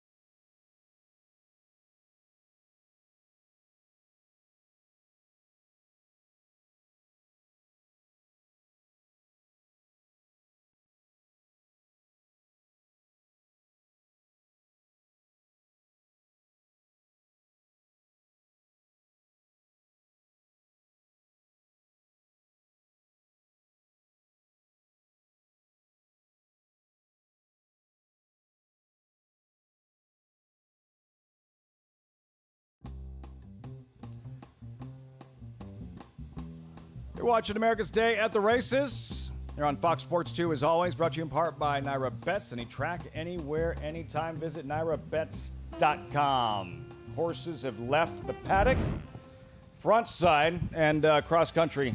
Pick 5 players. It's about that time. And there's a sequence. It starts in this upcoming 7th race at Monmouth. 2 from Monmouth, 3 from Aqueduct, Belmont at the Big A. The cross country pick 5. Live look. Horses at the gate and off the turf. Naturally on the main track, sloppy track. And towards the outside, Raj, like Griffin. And a rider change, key rider change, Jairo Rendon takes over. Yeah, I picked him as my top pick. He's the current longest shot on the board. And the angle I'm going with here is this. Aggression is going to pay off the way the track is played. Front runners have shown a distinct advantage on this sloppy track today, and I want to lean towards horses that have speed and jockeys that are aggressive in this race. And this is why I pick Le Griffon with Rendon. He's shown that aggression. He doesn't give up anything that comes easily. And I think this horse has enough tactical speed that he's going to be, if not on the lead, up close to the pace and in the clear on the outside. Big number 14-1. We check in with Paul. Yeah, guys, I'm going to land on the 8 in here, Fighter Town. When I look at this horse's, PPs, the last race was very good, and Lindsey Schultz is so good with going long. This horse lost to Poulter. Poulter had won 4 or 5 races at the meet and was the hot horse for Greg Compton. Literally lost the last race to meet, the 1 3/4, because he didn't really want to go that long. And Lindsey Schultz, 31 to 60 days, is 23%. I think this horse will be involved, so I'll keep it nice and sweet and short. I think the 8's in phenomenal price at 6-1. Lindsey Schultz saddled the winner of the Miss Liberty yesterday here. Fighter Town. Vincent Chamano in the saddle. The favorite, though, Raj, Title forces it 2-1 as they move in. Yeah, the Paco Lopez factor. This horse has a legitimate chance switching back to the dirt. His dirt races have been good. He's got 2 wins out of... Yeah, he's got 2 wins here on the dirt. So I also toggle with the idea of picking the 8 Fighter Town as well. Oh, boy, Tis Romantic really acting up with Sammy Camacho, Raj, and caught up. Wow. Yeah, terrible situation there. Trying to get him settled down. That was Tis Romantic and Sammy Camacho, and for a rider next to no time to react. Can you take us inside the starting gate when that starts happening? You can feel that happening underneath you. Yeah, as soon as you can see him go up, you can see that Sammy Camacho just trying his best way to exit and get out of that scenario. It's a tight space for horse, rider, and the gate official that is handling the horse's head. Fortunately, it seems like everything is okay, but we do expect that this horse will be withdrawn from this race as a precautionary measure to that incident. They'll take a look. The vets, Tis Romantic, acting up in the starting gate, thrashing about. A late scratch, as Raj mentioned. Tis Romantic is out of this 7th race at Monmouth. They'll have a delay. They'll back all the horses out of the starting gate, and there he is. And you just hope, as much as he was thrashing about there in the starting gate, you hope that he is no worse for wear and hopefully escaped without injury. Yeah, visually looking from our vantage point here, he seems to be fine. You know, and the rider is up and walking as well. This chair, you know, with him being out, it changes the dynamics of the race a bit too, because he was one of the main speed horses. He's almost always on the lead, so it gives even a more chance to the other horses with early speed, like Fighter Town and Legrifone. Shouldn't be too long of a delay here. Riders up. As you can see, they'll reload in a moment. We're going to pause and welcome in a brand new audience as our coverage continues from Monmouth Park, gearing up for this cross-country Pick 5.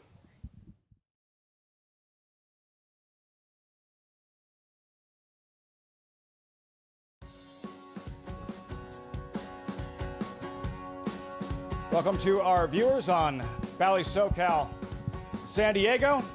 America's Day at the races, and it's been pouring here in the Northeast at Aqueduct, here at Monmouth Park as well. You're just in time for the cross-country Pick 5, race number 7. A slight delay here. We had a late scratch. The number 1 horse is out.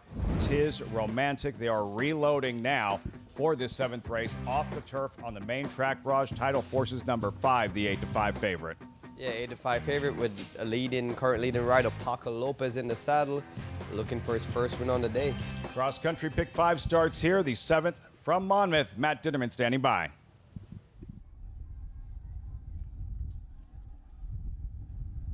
And to round out the field is Le Griffon. Here's Le Griffon coming up to the gate. Goes in. We're ready to go for leg 1 of the Maloof Auto Group Starter Series. And Laroff.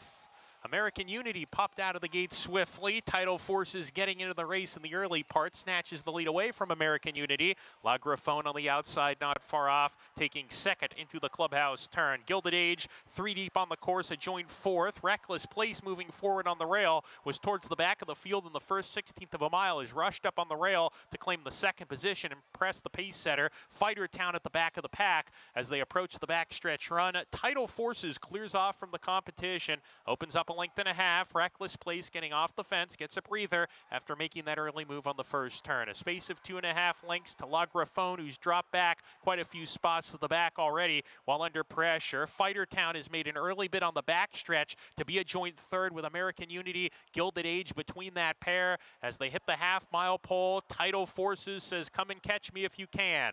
It's Title Forces, 3/4 of a length ahead. Reckless Place attempts to reel him in from the 2nd spot. Fighter Town Town 3 wide, getting closer as well. American Unity being pumped upon but losing position. Gilded Age under a hard ride past them, has 3 lengths to gain on the top 3 who are squaring off. Now make it 2 as Reckless Place calls it a day. Tidal Forces in front. Fighter Town trying, but he's second. Tidal Forces appears he's got something for the stretch run. Fighter Town has put up a good fight today on the outside. Gilded Age ready to roll, and here comes Gilded Age on the outside with Miguel Vasquez. Gilded Age up to challenge Tidal Force in the final furlong. Gilded Age to the lead with a 16th to go. Gilded Age giving Miguel Vasquez and Jose D'Angelo a double. Tidal Force's second home. Third in the race was Fighter Town. Photo for fourth, Reckless Place, and La Grifone, and then came American Unity. Gilded Age able to wear down the leaders, go on to victory. Around 3-1, I believe. Hard to tell from this vantage point. Gilded Age, 2 of his last 3 by a former Travers winner in Medaglia d'Oro, who won that Travers on a day just like this, on a track just like that. Yeah, and Gilded Age, a horse that seemingly didn't have much early speed, which would have been put him against the 8 ball the way the track is playing today. His jockey Miguel Vasquez was very aggressive, establishing position, not getting disconnected early, and that paid off, because if he would have dropped back too far early, he would have not been able to make up the ground.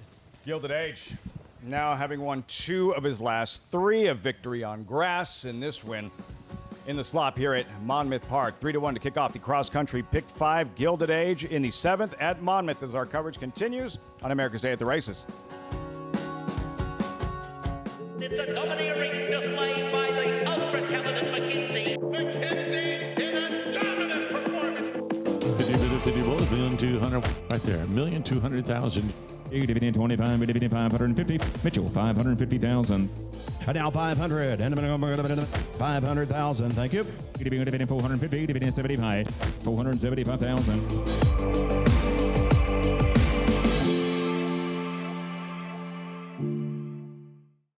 Bet the final leg of the Triple Crown no matter where you are with Naira Bets. Available nationwide, Naira Bets is the official betting app of the Belmont Stakes with video streaming, weekly promotions, and an easy-to-use betting interface. Celebrate the historic first Belmont Stakes at Saratoga Racecourse and be part of the action with Naira Bets. Scan now for your free $25 Belmont Stakes bet, plus a $200 deposit match for new members.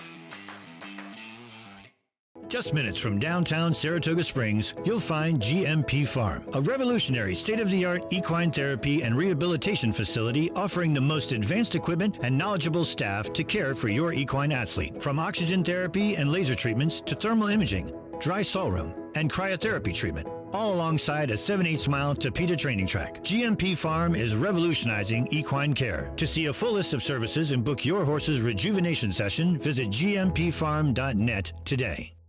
There's a big, bold, beautiful world waiting to be explored by you and your friends, of course. But not just any friends, the best of friends. The kind of friends who let you do you. Because in this world, it's positive vibes only. And when you get in the zone here, you stay a while. These aren't just good times, they're the best of times. And your time is now. So come explore. Resorts World.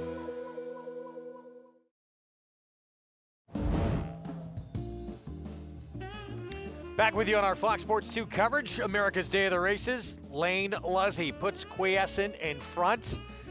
This horse runs a race she had never run before in 9 prior starts. Completely different filly. Yeah, congratulations. Obviously something happened off the claim that they were able to get this horse to run a race that frankly is just nowhere in her PPs, and she's been in a sloppy track before, and while she ran second, it was probably a good 10, 15 lengths slower than this race. I'm going to guess it's going to come a very big figure. I don't think the 15 ran a bad race. I just think the 16 Quiescent was a new horse for a new barn. So congrats to them. Congrats to Lane Luzzy for coming out like a rocket ship. And she went to the front and couldn't catch her. 10th time the charm, daughter of Nyquist for the new connections. $21.40. Shoplifting has to settle for second in her 3-year-old return to the races for the new barn with Linda Rice. And we'll get you to the 7th, which comes off the turf as well. in a little bit. 10 minutes away from the start of that one. Let's go back to Monmouth. Where Gilded Age just rolled home in the 7th race at Monmouth Park. Miguel Vasquez, Jose D'Angelo, 2 wins on the afternoon for that tandem. Yeah, that combo going full blast today, 2 for 2, and Gilded Age just had a perfect trip, stalking the leaders, not too far off the pace like he was previously running in his prior races. Miguel Vasquez just took the initiative to put him closer in the game and just continues to wear down the rivals in deep stretch. Was this more Gilded Age going out and getting Tidal Forces, or Tidal Forces just not having enough left? It seems like Tidal Forces was trying to fight back. They pulled away from the 3rd place finisher. I think both horses ran very good races down the stretch. Tidal Forces lost nothing in defeat, but Gilded Age just had the momentum coming off the turn. Paco Lopez on Tidal Forces, the 2nd place finish. We watched him rack up 5 wins on Saturday. Not a win since. Surprising. Yeah, it's surprising. He rides a lot of live horses, but nothing that he's done wrong. I mean, he rode a great race on Tidal Forces just now. He was aggressive. He took the rail, took the lead. It was just 2nd best. But Paco is really riding good, and it's surprising that he hasn't won any in the last 2 days. Yeah, we still have one left with the Mr. Prospector coming up to wind down the program here at Monmouth Park. This Mr. Prospector on the main track. No turf racing this afternoon. There's the field updated odds with, look at that, Little Vic, the favorite early on, 8-5, Raj. Yeah, Little Vic owns the highest buyer speed figure of any horse in this race. So that back class, but he really hasn't run that well recently until his last race when the old Little Vic showed back up with a big win. And the razor-sharp Counter Spy, who's won 4 straight races by a combined 23.5 lengths. Yeah, talk about a hot horse. He's been hot. He's stepping up with each race. Counter Spy, he's winning. He's winning by big margins. However, it's against inferior foes than he faces today. The real truth, there's a lot of questions going to be answered. If he can duplicate those races against these horses today, he could be a serious sprinter. Easy horse to root for. Trained by Robert Moscow. Been training since the early 90s. This would be just the 2nd stakes win of his career. That's all coming up next here at Monmouth Park in the Mr. Prospector as our coverage continues from Monmouth and Aqueduct. Belmont at the Big A. Horses in the paddock. We'll be right back. You're watching America's Day at the Races on Fox Sports 2.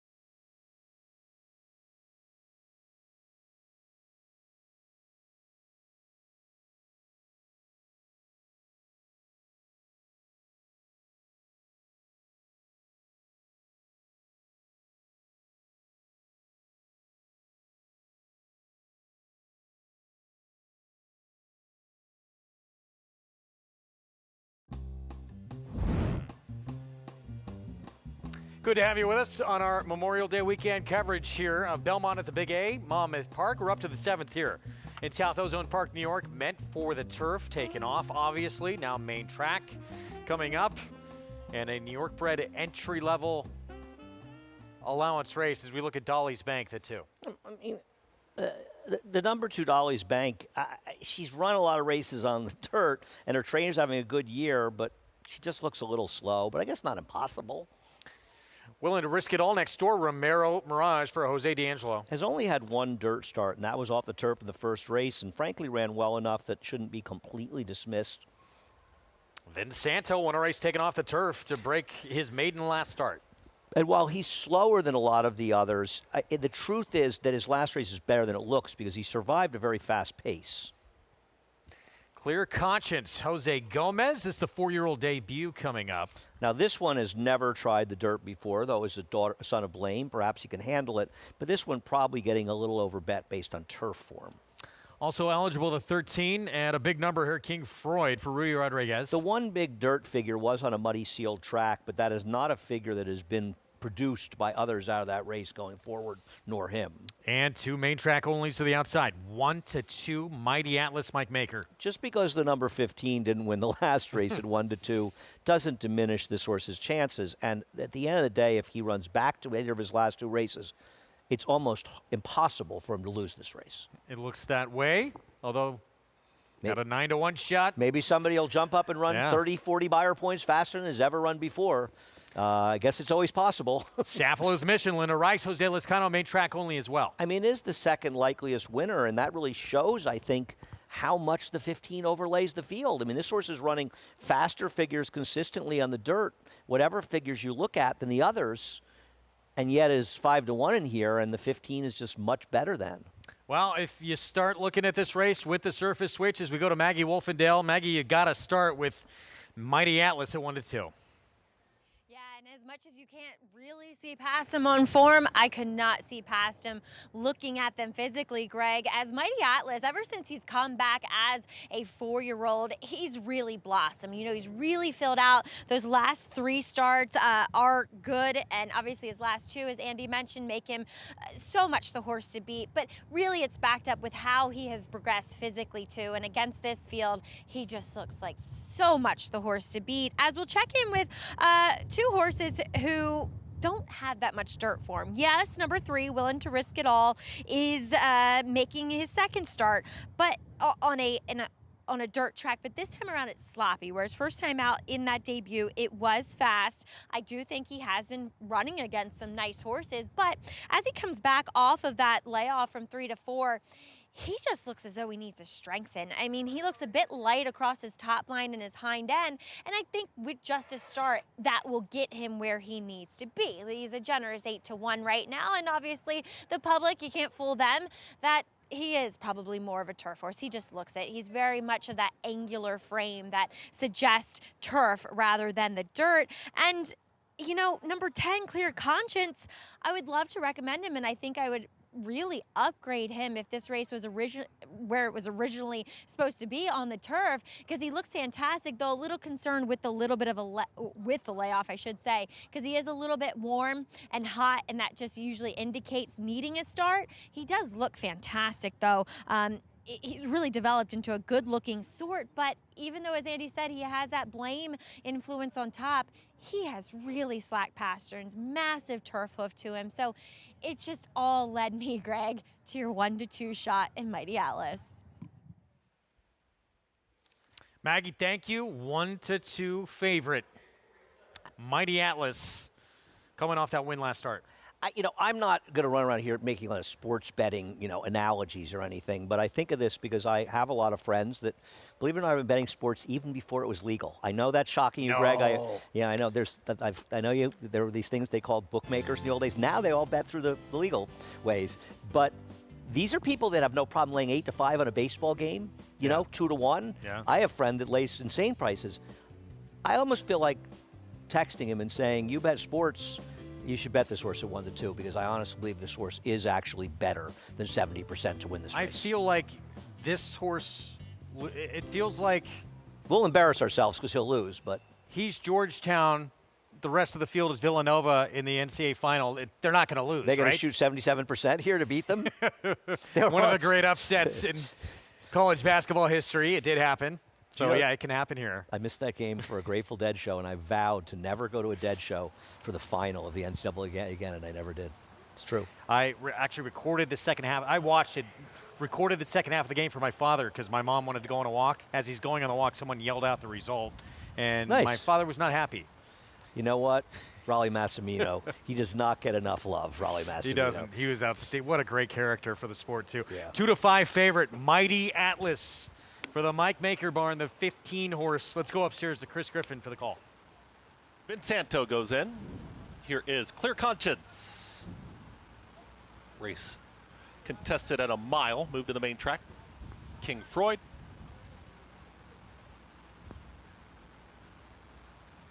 Two out. Mighty Atlas. Cephalo's Mission.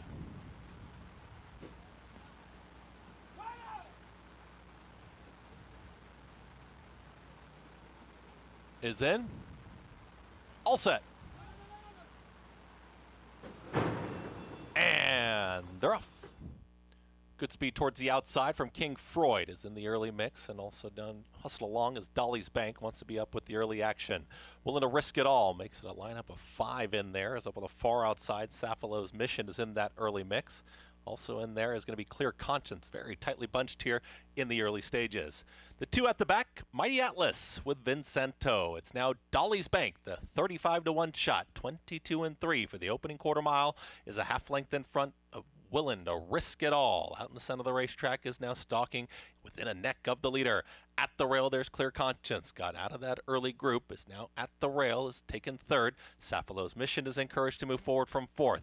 From the back, here comes the rally from Mighty Atlas is trying to run on, is about to pass King Freud, who's now back to 6th. The trailer, Vinsanto, 45.45 for the half-mile time, and here comes Willing to Risk It All. It's Willing to Risk It All who's taking the lead. Mighty Atlas is circling rivals. Mighty Atlas 3 wide there is 5th, now 4th. About to challenge for 3rd as they get set to reach the top of the stretch. And here comes Mighty Atlas as they are 4 across the racetrack at the rail here. Now trying to muscle on through. That's Clear Conscience. Also in that mix still is Willing to Risk It All. But Mighty Atlas is 2-5. It is now strutting his stuff. It's Mighty Atlas who's 3-4 widening lengths in front, is approaching the final 16th. Mighty Atlas is going to be a short price favorite, but running just like it. It's all Mighty Atlas.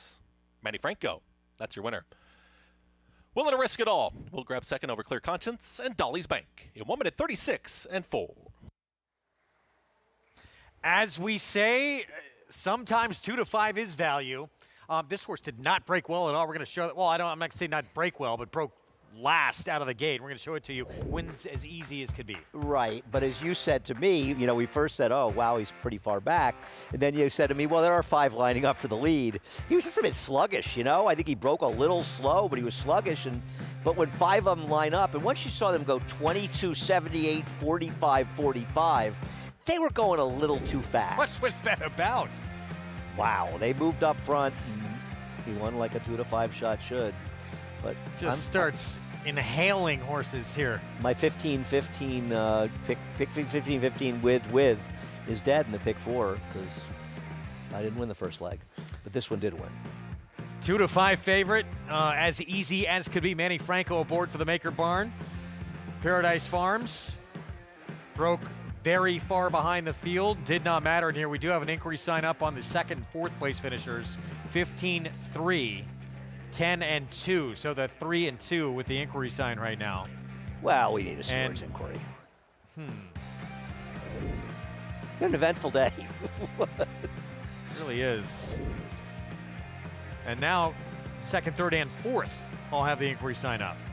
It does seem, though, like the 10 was drifting inside. Looking at the pan, I'm looking at another shot. We'll try to get you that head on. Our crack staff, they never sleep, but we're going to Monmouth.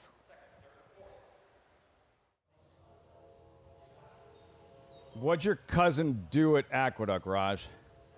I hope he wasn't misbehaving. What'd you see? It seemed like there was some contact. His horse was laying in a bit. But I saw that he was really making an effort to try to correct him. He was pulling on the right rein and tiring horses, maybe just fanning a little bit. There wasn't a lot of room for maneuvering. There were 3 horses in close quarters. So, but it's hard for us to tell just based on that pan shot. Like Andy said, if we could get to see the head on, we'll have a clear indication of what actually happened. We'll keep you posted with everything going on at Aqueduct here at Monmouth, the 8th and final. It is the feature, Mr. Prospector, 6 furlong sprint, $100,000 purse post parade here with Little Vic, the favorite at 2-1. See how he looks on track. We start with Bump and Run. He's won 2 of his last 3, including a win in the mud. Yeah, switching back to the dirt, his preferred surface. Expect this one to be coming from just off the pace. Counter Spy, 4 wins by 23+ lengths. Yeah, last 2 wins were at a marathon distance, 2 turns miles. Cuts back to the 6 furlong sprint today. Sammy Camacho in the saddle, 5-2 second choice. Right next door, the favorite, Little Vic, owned by 5-time Major League All-Star Victor Martinez. Yeah, Little Vic, I think the deserving favorite here. A horse with a lot of back class and seems to be rounding back into top form. Say back class, this colt ran in the 2022 Breeders' Cup Juvenile, Hurricane J. Hurricane J, a very fast horse early, expected to try to take them to wire. Mackin's Ridge, the West Virginia bred. It seems pretty overmatched in here. It doesn't have much early speed. We'll be hoping for a pace meltdown. Cosiris at 7-1. My Purple Haze Stable, Teresa Pompey seeking a second win together. Yeah, he had a win earlier in the card. This horse has some good races to go back to, but his most recent races leave a little bit to be desired. Dean Delivers, Grade 3 Smile Sprint Handicap winner last summer at Gulfstream Park. And on the outside, Hollywood Jet, very good. Real good on wet tracks. Oh, yeah, he relishes the off-going. From 6 lifetime starts on a wet track, he has 5 wins and a second-place finish. That's the field. Mr. Prospector from Monmouth in a little, let's show us a minute, going to be a little bit longer than that. So we can remind you that on Saturday, June 1st, next Saturday, right here in Monmouth, the $2,000 Pick Your Prize Handicapping Challenge. Expected prize pool to include 25 NHC seats, 6+ Breeders' Cup Betting Challenge seats, nearly $100,000 in cash. Play on site or online. Pre-registration ends Friday, May 31st, noon Eastern. Monmouth Park, $2,000 Pick Your Prize Handicapping Challenge. As the horses warm up for this Mr. Prospector, another look here at Little Vic. And the 2-1 favorite. 2 starts back on a wet track. All right, we're going to go back to the Tom Fool at Aqueduct. This is March of 2023. Little Vic, you can see here, very wide on the far turn, though, Raj, but traveling well. And this was a career best effort for him, earning his biggest speed figure and winning this Grade 3 race. And this kind of performance here will definitely make him a super tough horse to beat. And this is the kind of trip that I expect him to get today, sitting just off the pace and waiting to pounce on him coming off the turn. Little Vic, that one in the mud in the Grade 3 Tom Fool, current favorite for this Mr. Prospector Stakes. Right next door, Counter Spy, Paul, 3-1 as they're making their way to the starting gate. Yeah, and a horse that's just in tremendous form, Lafitte. This horse is reeled off 4 straight, and off the claim off Jamie Ness. And Robert Moscow's already had one horse come into Monmouth and win. And I guess your one concern would be whether the horse is going to like a wet track or not. He's been over it, one time without, any success. But he's a son of gun runner, so you would think he would like the racetrack. I just think he is the one to beat. Now you look at the rest of this field, Little Vic. I think the 4 is going to be the horse to catch. And you guys mentioned the 8 on the outside. What's going to give here in the early pace? The 4 could be dangerous in here. I actually think that the 3 Little Vic's a little vulnerable at this price, although I'm rooting for my fellow all-star Victor Martinez. Great ambassador for this game. He really is. But I just think you're getting an unbelievable price on a horse that's been running unbelievable numbers, and it just takes to the dirt. I understand this might not be his optimal distance, Counter Spy, but I think he's the one to beat. And I also think the 4 could be a sneaky horse here at 9-1 to catch. Speedy Hurricane J, number 4. Counter Spy, as you mentioned, and Robert Moscow's trained since the early 90s, would be just the 2nd stakes win of his career, this Mr. Prospector Stakes. Filing into the gate, all set. Matt Dinnerman standing by, the Mr. Prospector, live from Monmouth on Fox Sports 2. They've loaded Contender.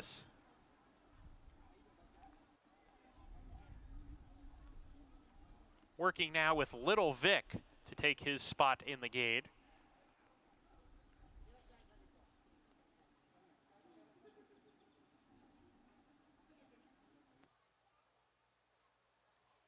They've opened the front of the gate for Little Vic.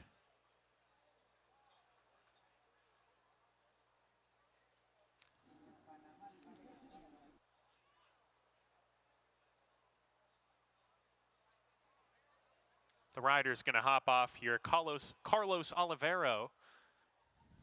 Now they're going to try to load Little Vic without the jockey. Being a little stubborn behind the starting gate. Little Vic up to the gate.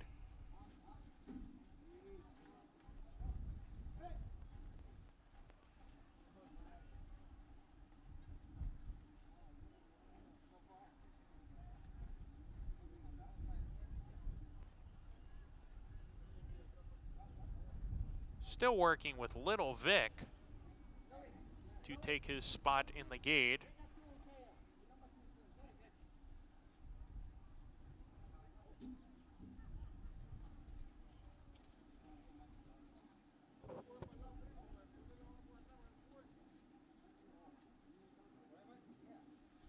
Nine to 5 for number 2 Counter Spy. Of course, those odds could change, but that's where we sit currently. 7 to 2 for number 3 Little Vic, who just went in without the jockey.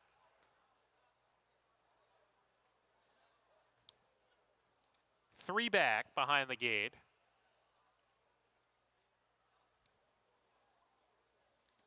The rider's going to hop back aboard here. Little Vic, Carlos Olivero. Here's Hurricane J going into the gate. Dean delivers. To the outside post, Hollywood Jet. We're ready to go.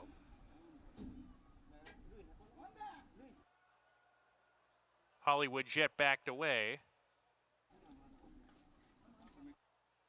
Now Hollywood Jet's it. Take 2. We're ready to go, and the Mr. Prospector.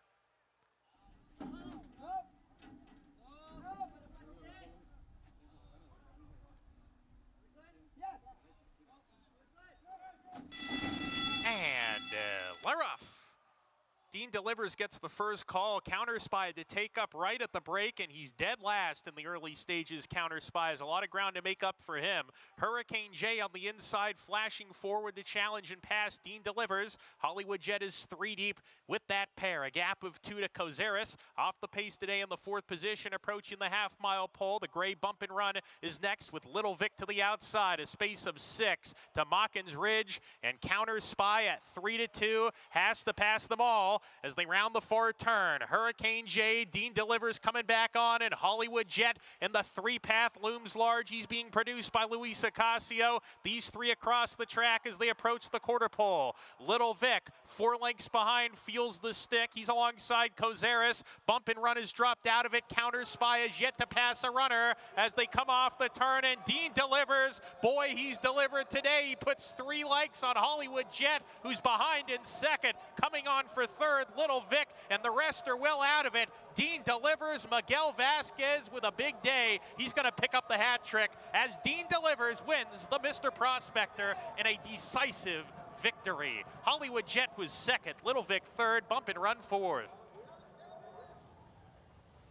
Competitive race on paper. In the end, a mismatch. Dean delivers, does just that, and strolls in this Mr. Prospector, as Matt Dinnerman referenced. Big afternoon. Miguel Vasquez, 3 wins, including the feature. Yeah, he just blew the doors off his competition today, Dean delivers. I mean, a horse that has been trying to regain his old form, which would have been what this looks like, recently hasn't been showing much, but man, did he find its form back today. A easy win. Dean delivers, former Grade 3 Smile Sprint Handicap winner, dominates the Mr. Prospector Stakes. Results, reaction forthcoming. Back to Aqueduct. Greg, we understand no change regarding the inquiry in the 7th, yes? Yeah, no change. It stands 15-3, 10-2. But a dominant winner here in Mighty Atlas. Main track only entrant, Manny Franco, broke last out of the gate. Did not matter. Looked 5 to 10 lengths better on paper, and I think won by about 7 to 7.5 lengths in here. Just got a fast pace to run at. A little sluggish early, but when you're that much better than the field, it's hard for these horses not to win as long as they show up at all. Wins for the third time. 12 career starts, now back-to-back wins for this 4-year-old in the Silks, again, at Paradise Farms. Trainer Mike Maker and Manny Franco there, who did not panic at all with that slow start out of the starting gate. Completely dominant on this wet track on Memorial Day at 2 to 5 here in the 7th. And give credit to the connections of both the 6th and 7th winners. They entered their horses MTO. We wish they weren't able to run. We all wish they stayed in the grass, but they were prepared for a situation like this, and they reaped the benefits. Races 8, 9, a little more wide open, certainly the 8th. We'll get to that when we come back from a timeout. Could Tacitus finally have his Belmont moment? His brother, could he go from maiden winner to winning the Test of the Champion that'll be at, of course, 1.25 miles this year at Saratoga? We'll talk about his prospects for the Belmont, for Hall of Famer Bill Mott, when we come back.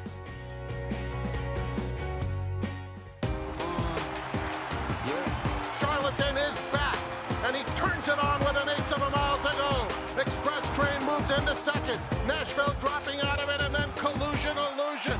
What a spectacular return for Charlatan, who will romp in the run-happy Malibu Stakes by 4.5 emphatic lengths. Charlatan, ultra impressive. It's a new day for a new king.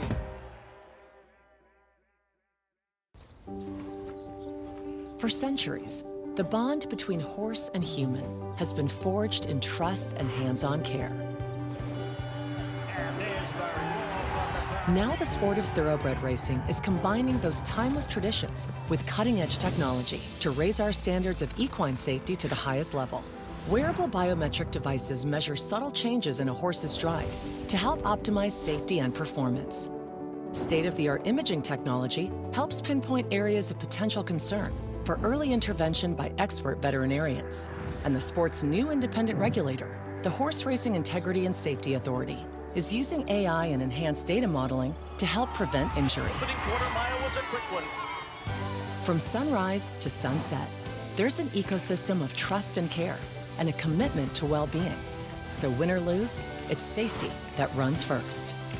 To learn more, visit safetyrunsfirst.com. Racetrack Television Network brings you every race, from every track, on every screen, every day. With monthly packages starting as low as $5, RTN gives you great value and access to more live HD streaming and race replays than anyone. Visit RTN.tv today to sign up and watch on almost any device, including Roku and Amazon Fire. RTN has packages that start at $5 per month.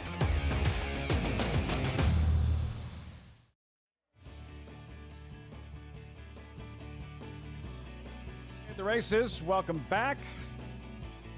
Marching into the winner's circle, Dean Delivers could not have been more impressive. Raj and the Mr. Prospector here moments ago. Yeah, this has to be close to one of his lifetime best performances. A horse that definitely showed talent earlier in his career, running at grade 1 level, finishing 3rd in the Vanderbilt at Saratoga, winning the Smile Sprint, and regained his form with a powerful win today. 1180. Dean Delivers over Hollywood Jet and Little Vic and the Mr. Prospector, down to Paul in the winner's circle. I'm with trainer right now, Ned Allard, who's telling me the story. Ned, continue what you were telling me about Dean Delivers, because you said you've had this horse in your barn for about 30, 40 days? 6 weeks, about 6 weeks. And what were you saying about the horse? Well, in Florida, it was getting hot, and they thought a little cooler temperature would be good for him, and he needed a little freshening up. He's a very nice horse. Ned, you know, the Jersey Shore has been your home for a long time. It's such a beautiful place to be here. What's it like to win the Mr. Prospector? Oh, it's great. What can I say? Never gets any old. And we have to have a contest because I was talking to Kelly Breen. Who wears the hat a little better, you or Kelly? He likes the short brims. I like the long brims. Well, the long brims got the job done in the Mr. Prospector. Mr. Allard is a heck of a trainer, and Dean Delivers did just that. Yes, he did. Ned Allard, and he wanted the cooler temperatures. Yeah, he got it today for Dean Delivers, and he responded in a big way. Yeah, long-standing horseman here in this area for many years and a great horseman. I've been fortunate to ride some nice winners for Ned over the years that I've been riding as well, and it is good to see.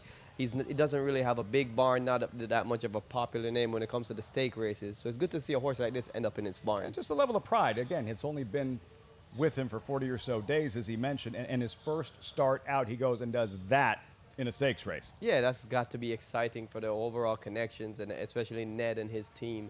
And, I'd love to see if he shows up back in the Vanderbilt or one of these sprint stake races at Saratoga. Taking on the big boys in the sprint division. Easy win here. Dean Delivers, dominates in the Mr. Prospector. 8 up and 8 down here at Monmouth Park. The big story in racing, of course, with the third and final jewel of the Triple Crown. As always in New York this year, going to be very different up at Saratoga for the first time ever. 156 running, the Belmont Stakes, only on Fox. 12 days out, the probables, the possibles look like this, Raj. As we get closer, we see the field building. Big names jump off that screen. Mystic Dan, we await a decision from the Kentucky Derby winner. Sees the Gray, he's in, the Preakness winner for D. Wayne Lucas. Yes, with Sees the Gray in, and hopefully Mystic Dan joins the fray.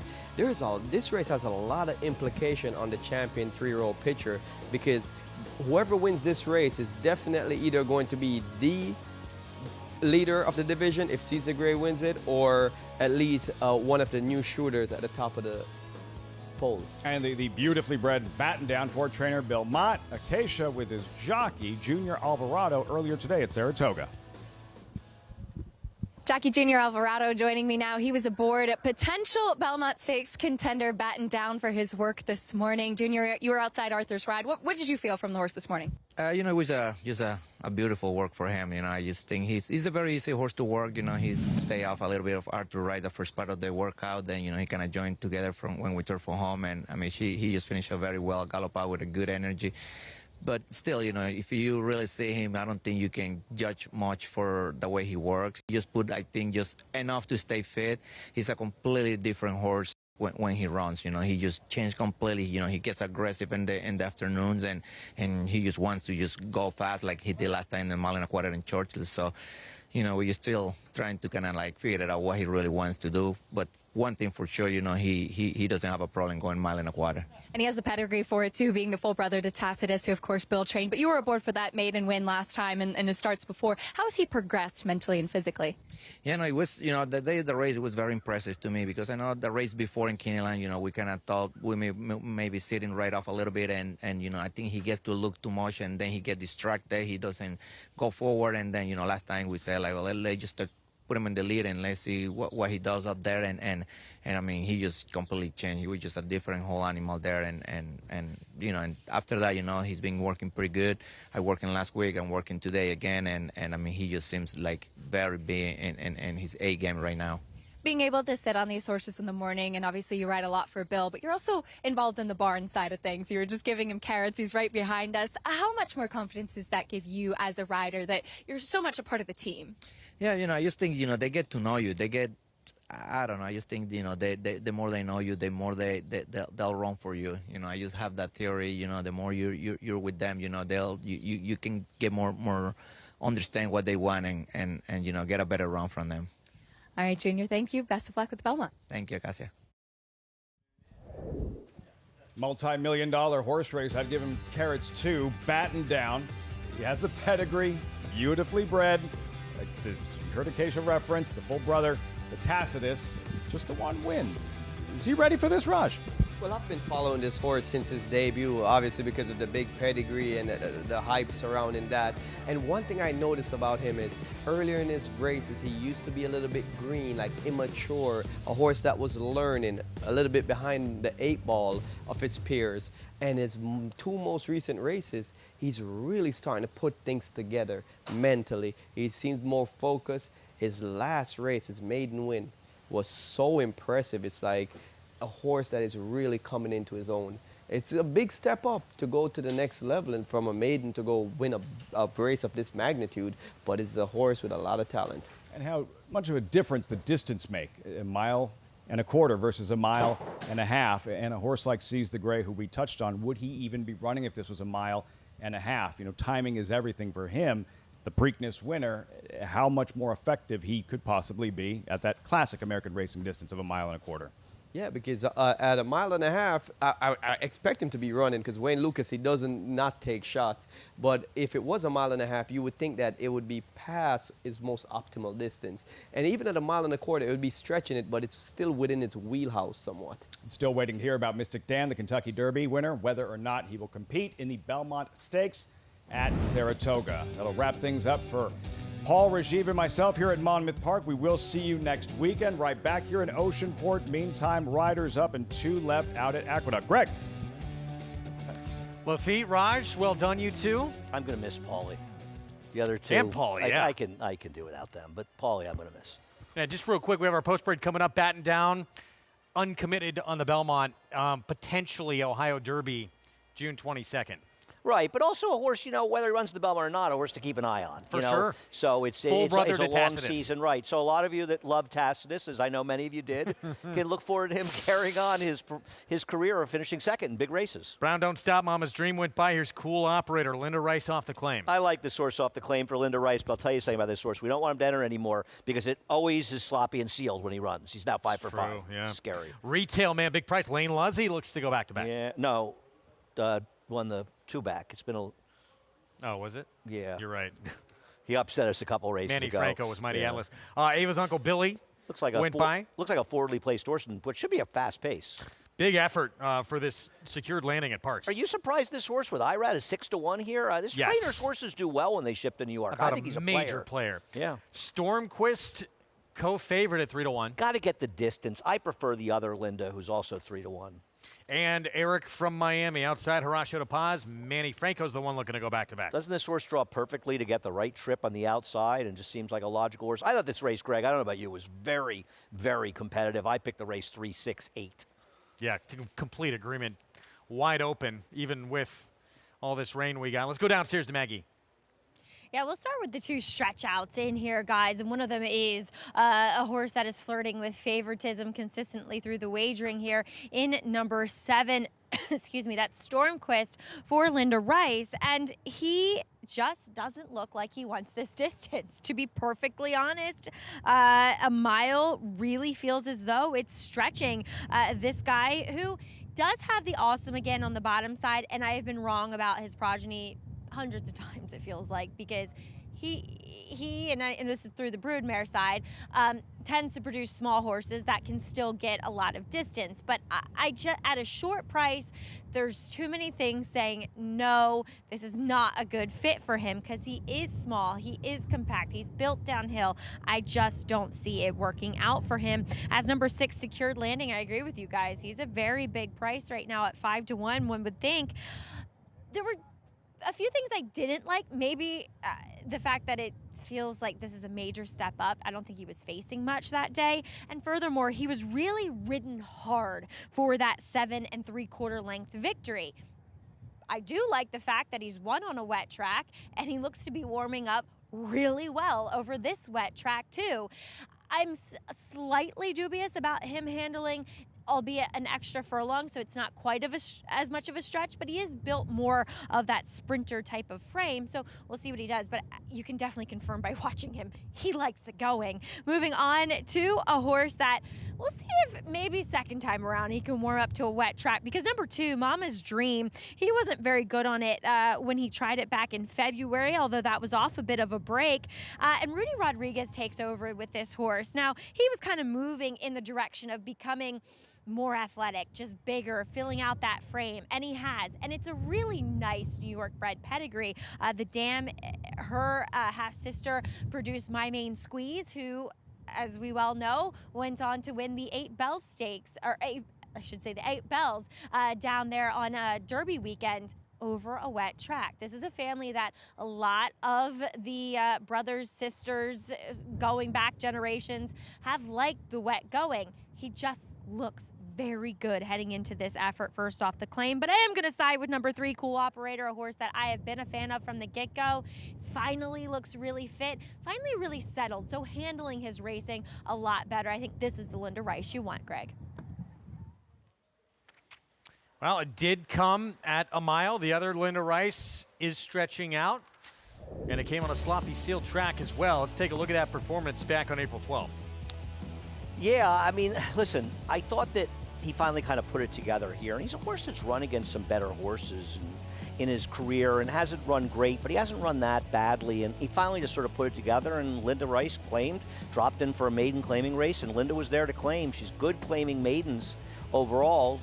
Obviously has to move up after that, but involved in an optional claiming race, and he's a non-winners of 1 for this race, so he doesn't have to run for the tag. And I think he's found the right field to be productive in. I like Cool Operator's chances. 3-1 right now. The favorite has become the other Linda Rice, Stormquist, who will stretch out 2 narrow defeats against allowance optional 50 runners at 6 furlongs. Yeah, I mean, I don't, listen, I'm not going to say that horse, but my problem with that horse, Greg, is I worry a little bit about the distance with this horse. How about you? The horse has never run at this distance before, and I don't know why I'm supposed to be comfortable with this horse necessarily getting the distance, and I'd rather take a horse that I know can handle the distance than guess with this horse stretching out. Is that fair? Yes. I mean, can handle the distance against the big drop. I mean, it was a big drop that day for maiden 40. Right? Oh, no, the 3. I'm talking about the 7, the other Linda Rice. I know. Yeah. No. You question the 7, right? Yeah, I question whether or not, I mean, it's not that, I don't know that the 7 is going to be proficient at going this mile. And, okay, it was a wet track or not. The only figure that makes this horse maybe the right favorite is the last race, and I'm a little dubious of that number. I know it was a wet track, but I don't know if this is the same wet track. Third off a short layoff. First time trying this mile distance. 3-1 favorite for the other Linda Rice runner, Stormquist, but the one slightly being preferred right now. She's got the top 2 choices on the board if you throw in the 3 Cool Operator as well. 8th, Belmont at the Big A on our Memorial Day coverage. Let's go to Chris Griffin for the call. Thank you very much, Greg. Stormquist goes in. A Retail Man. Eric from Miami.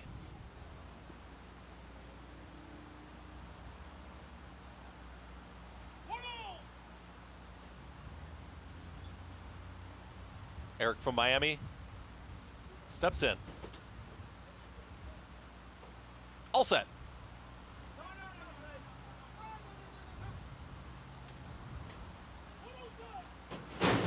And they're off. Eric from Miami's got early speed. Hard sent in between horses, Cool Operator, and also right there is going to be Mama's Dream, and they line up once again. Secured Landing is going to be in the red cap, joining these early leaders with Stormquist. That's now leading group of 4. Eric from Miami is back to 5th. Then Ava's Uncle Billy, as they come out of the chute, is tracking from 6th. The 2 at the back is Retail Man with Brown, Don't Stop. They're chasing Cool Operator. It's Cool Operator who went 22-1 for that opening quarter mile, and it was pressured. Secured Landing is now going to take back here in the 2nd position as 2 off the leader. It's still Cool Operator the target. At the rail is Mama's Dream, progressing for Jose Gomez in the red cap out wider in 4th. That's Stormquist. From the back, Eric from Miami is now within 4.5 of the lead. It's Brown Don't Stop, who's got a ground-saving journey at the rail. Less than a half mile to go, 45 seconds flat for that half-mile time. Still towards the back is Retail Man, and Ava's Uncle Billy is tailed off, is now 15 lengths to the trailer. Cool Operator is still there. It's Cool Operator in front. Here comes Secured Landing, is ready to engage this leader. Stormquist to the outside of that one. At the rail, it's Mama's Dream. That's the leading 4. Eric from Miami is just making up mild ground right now, and Cool Operator's got a 3-length cushion at the top of the stretch. It's Cool Operator who gets the cue. Cool Operator is still well clear and now opening up the margin a touch. Secured Landing continues to chase Eric from Miami on the grandstand side and Stormquist, but inside that final furlong, Cool Operator is 5 clear. Cool Operator inside the final 16th. Maybe a little tired late, but still plenty of a margin. It's all cool. Operator gets the victory. Secure landing second, Eric from Miami, and Stormquist in 1 minute 36.57 seconds. Cool Operator went to the front. Now back-to-back wins. Linda Rice first off to claim victory, and already this one turning, well, very soon will turn a profit. You were close. Your math was a little off there, but Greg, but I think you did a good job. I mean, it's hard to gain, obviously, out there. I mean, they just went 22.28, 45.17. There was never a point in the race where anybody made a threatening move. Frankly, the 8 made a little bit of run to pick up third in here, but another terrific claim by Linda Rice, and as it turned out, the 7 wasn't able to get the mile distance, but Cool Operator. Jose Lizcano rode to the front with a purpose. Irad tried, he couldn't keep up with him, but it was 3-6 to Dupe. Going to win $39,000 of what was a $40,000 claim. You were very close, Greg. You know, I wish, but you know about close and horseshoes and hand grenades. No, it's not 30. It's 55%, Greg. We throw a little monkey wrench in that, so you missed. So it's Okay, 36,000. But you know what? I still think they're pretty happy with the claim. Yes, they got are. the horse, and he looks pretty good. And they get to keep and run again. Yeah, look pretty good. And I'm still saying, I'm not sure we're supposed to allow this guy to enter. He's like a harbinger of rain. I mean, it is remarkable. This is now 5th career start. It has been a wet track every sealed. single time. So we don't need weather sources. We just need to know if Cool Operator's running. I'm going to speak to Linda. You're not allowed to enter on the weekends in Saratoga. Please don't. It can be like a never. I don't know. I'm going to have to. Source might, you know. Seems to Big rain. weekends. Let's just wait for the next one with Cool no Whitney Operator. Day, Linda. Cool Operator back-to-back. First off, a claim win with Linda Rice, Jose Lizcano aboard. We're going to have, for a lot of us, our favorite story we've done on this program on this Memorial Day, remembering those who have served and given the ultimate sacrifice, the great Sergeant Reckless story, when we come back. Volatile in front as they pass the 16th pole. Volatile victorious in the Vanderbilt. 1 by 2 lengths. Tremendous amount of talent with his win in the Vanderbilt, as well as a couple of his wins at Churchill Downs. Ran unbelievably fast. Very special family to me. Perfect style for 2-year-old sales. Just a gorgeous horse and throwing very athletic horses that I think will run. Victorious in the Vanderbilt.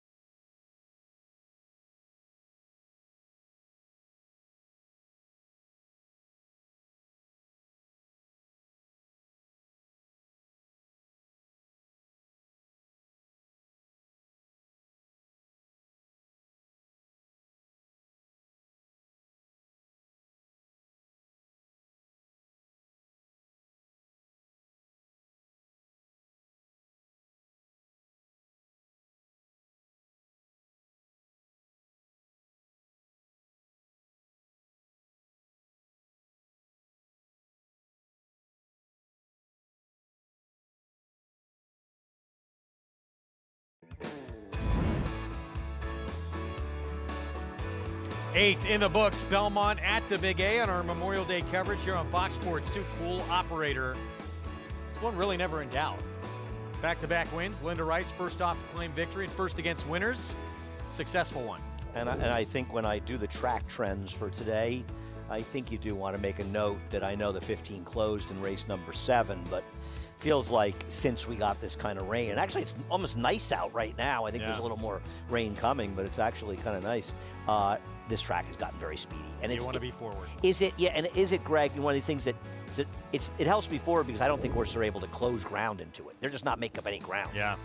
Mighty Atlas, I mean, who is a million miles the best. Right. The only one who really has done that. $8.80, Cool Operator, the victory. Take a look at the cross-country pick 5 to this point with one leg remaining, the 9th at Belmont to close out the card here. Dean delivers. Bit of a surprise, $11.80. Always around $320, and what am I saying? $80 and 40, about three. It's about $350-ish dollars somewhere off the top of my head for $2. So good luck if you're alive. Finale here at Belmont at the Big A Mile. 25,000 non-winners at 2 life. Claiming race. 6 remain, including Todd Pletcher's Timaeus, who should be forward here on the stretch out. One is the favorite at Gulfstream with a big drop in class last time that we saw that one. Some of the best thoroughbreds in the sport, while they have great talent, also display tremendous heart and determination. This next story is about a mare who may be unmatched in both those categories. Forgotten during wartime, she was purchased for just a few $100s, going on to greater glory than any champion racehorse could ever hope to. This is the story of Sergeant Reckless.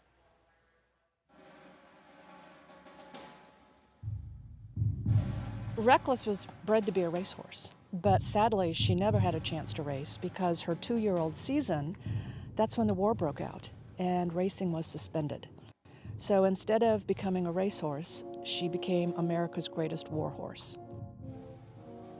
I think what impresses me most about Reckless's story in the Korean War is that they bought this horse at a race park in Seoul and turned it into a combat enabler. Lieutenant Eric Pedersen was the man who purchased Reckless for $250. And he was the commanding officer of the recoilless rifle platoon. They decided to put her through hoof camp, which was the equine version of boot camp. We hear about on-the-job training. This was the epitome of it. Literally, this horse was trained to lie down under fire, to protect itself, it knew how to avoid obstacles and barbed wire. And truly, after just a couple of show and tell on the fly routes, the horse would do it by herself.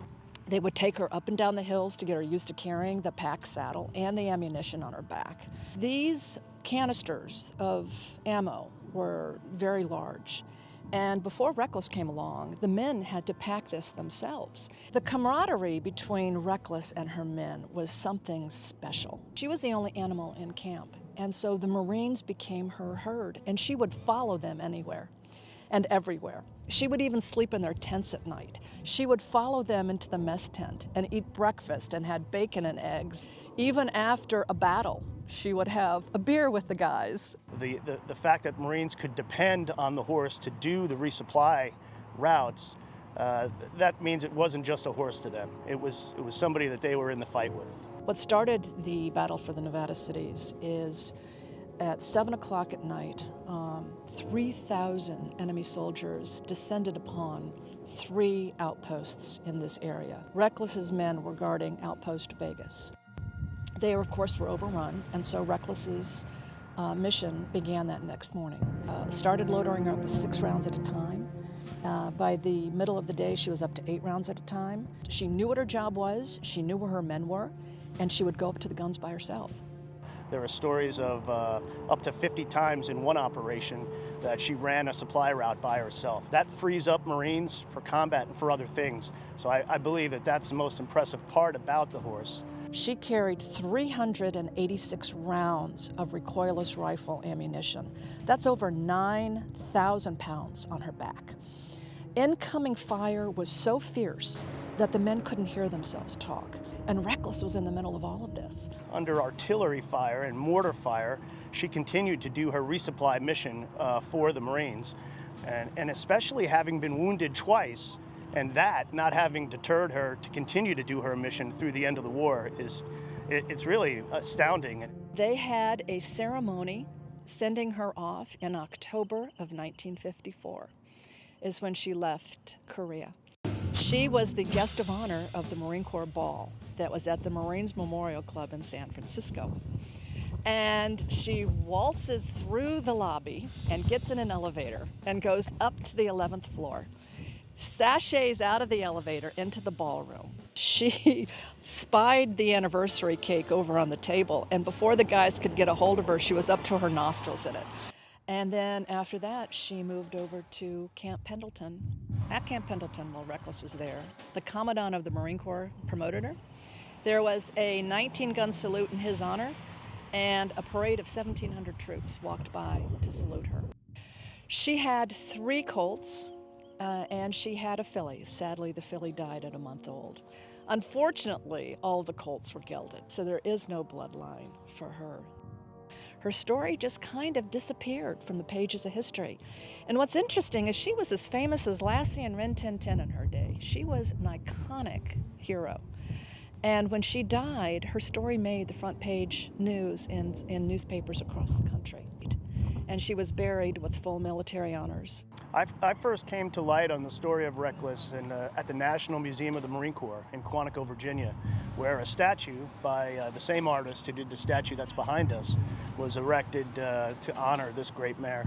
I think Staff Sergeant Reckless's legacy is going to be that the courage and the dependability that she showed in combat made her truly what the saying is, not just a horse, but a Marine.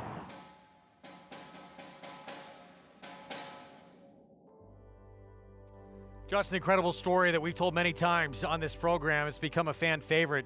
So appropriate on this Memorial Day. Fearless, did so much, and as a result, became a tremendous story and gained notoriety for it. No, it really is our favorite feature that we show. We've been showing it for quite a few years, and thanks to the people that put it together as well, because it certainly wasn't Greg and I, but it is a great story, and I hope and think a lot of people do appreciate it. It shows you what these animals are capable of. I mean, it's just incredible, too, the intelligence that they have. We're going to have a timeout. We're going to be back with more coming up in just a little bit. We have the finale still to come, 13 minutes to post here in South Ozone Park, New York. And this is the horse that you never know might be the next star 3-year-old out there. Mind frame for Pletcher. Is he Belmont bound? Stay with us.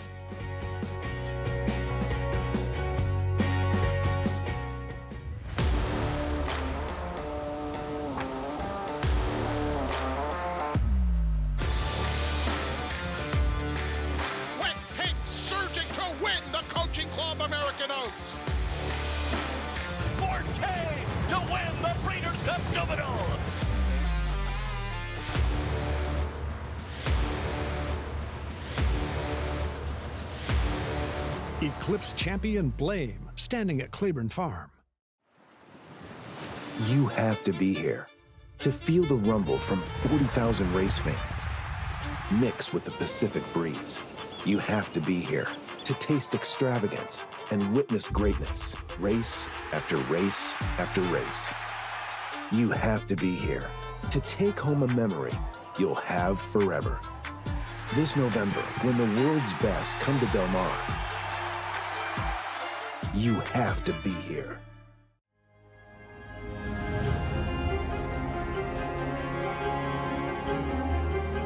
Greatest Honor has taken the lead now. Less than a quarter of a mile to go, and Greatest Honor starts to get away.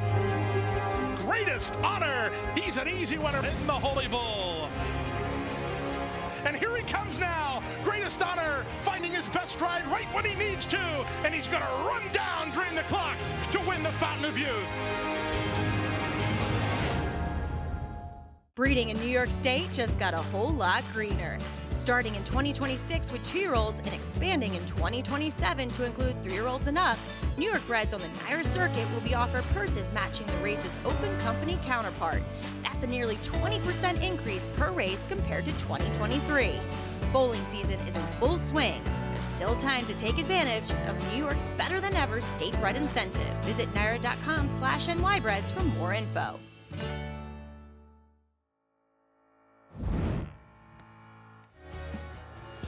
Here we go. It's on the horizon.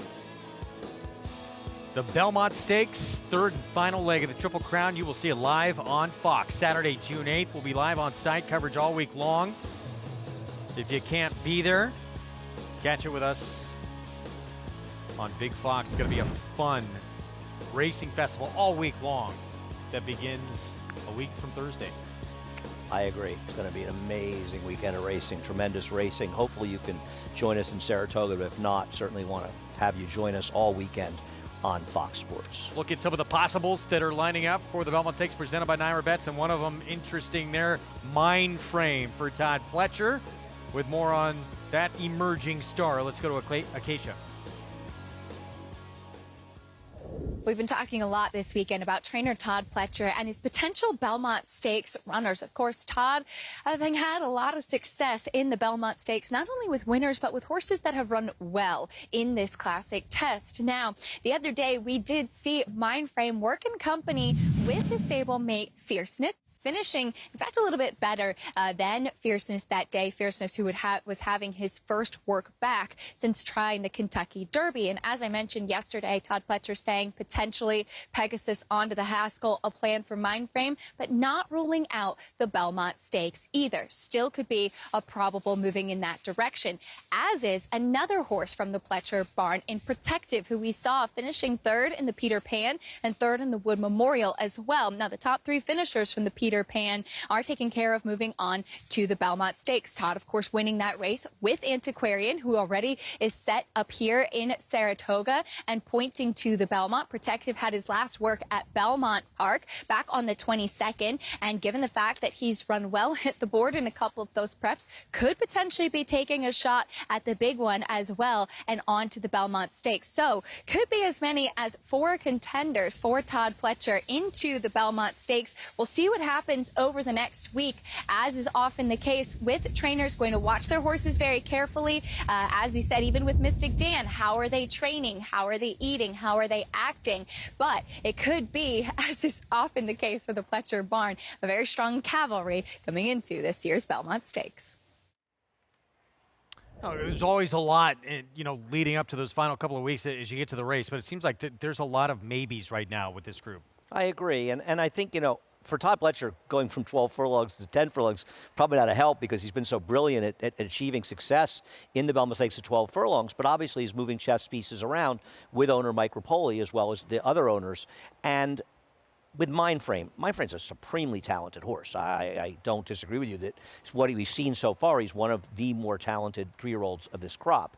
This is a big jump to try to run this race. And my hearing, and I could be totally wrong, this is just me looking at the situation, I wonder if all's right with Fierceness, if they would really be considering running Mindframe against Fierceness in this race, considering what they think of him and his talents. So I wonder if Mindframe is almost being discussed and maybe being pointed here in case things don't work out with Fierceness. Whether or not that's the case, that's just conjecture on my part. We'll wait and see. Yeah, a lot to be determined just in who's going to line up in this third and final test of the Triple Crown. And, we get to this nightcap here, and just a recap of what's happening on this day. Yeah, obviously the pick six scenario where and these are the way the rules are written, because if 2 or more races come off the turf after the sequence has started, they not only become alls in the sequence, but we can't have the carryover. So the carryover doesn't come into play. And now obviously a lot of people played the pick six thinking it was a carryover, and we get it, and it's a difficult situation. These are the way the rules are written. However, the pick six carryover is 24%. It always was for years. We lowered it to 15% in non-carryover days, which is the vast majority of days. So the vast majority of days without a carryover, the takeout is 15%. When there's a carryover, it goes back. It reverts to the former takeout of 24%. However, the technology isn't set up, so when we changed it into a non-carryover pick six, it's not set up to go from 24 to 15. So because of that, we seeded the pool. There was 230,000 plus bet in this pick six.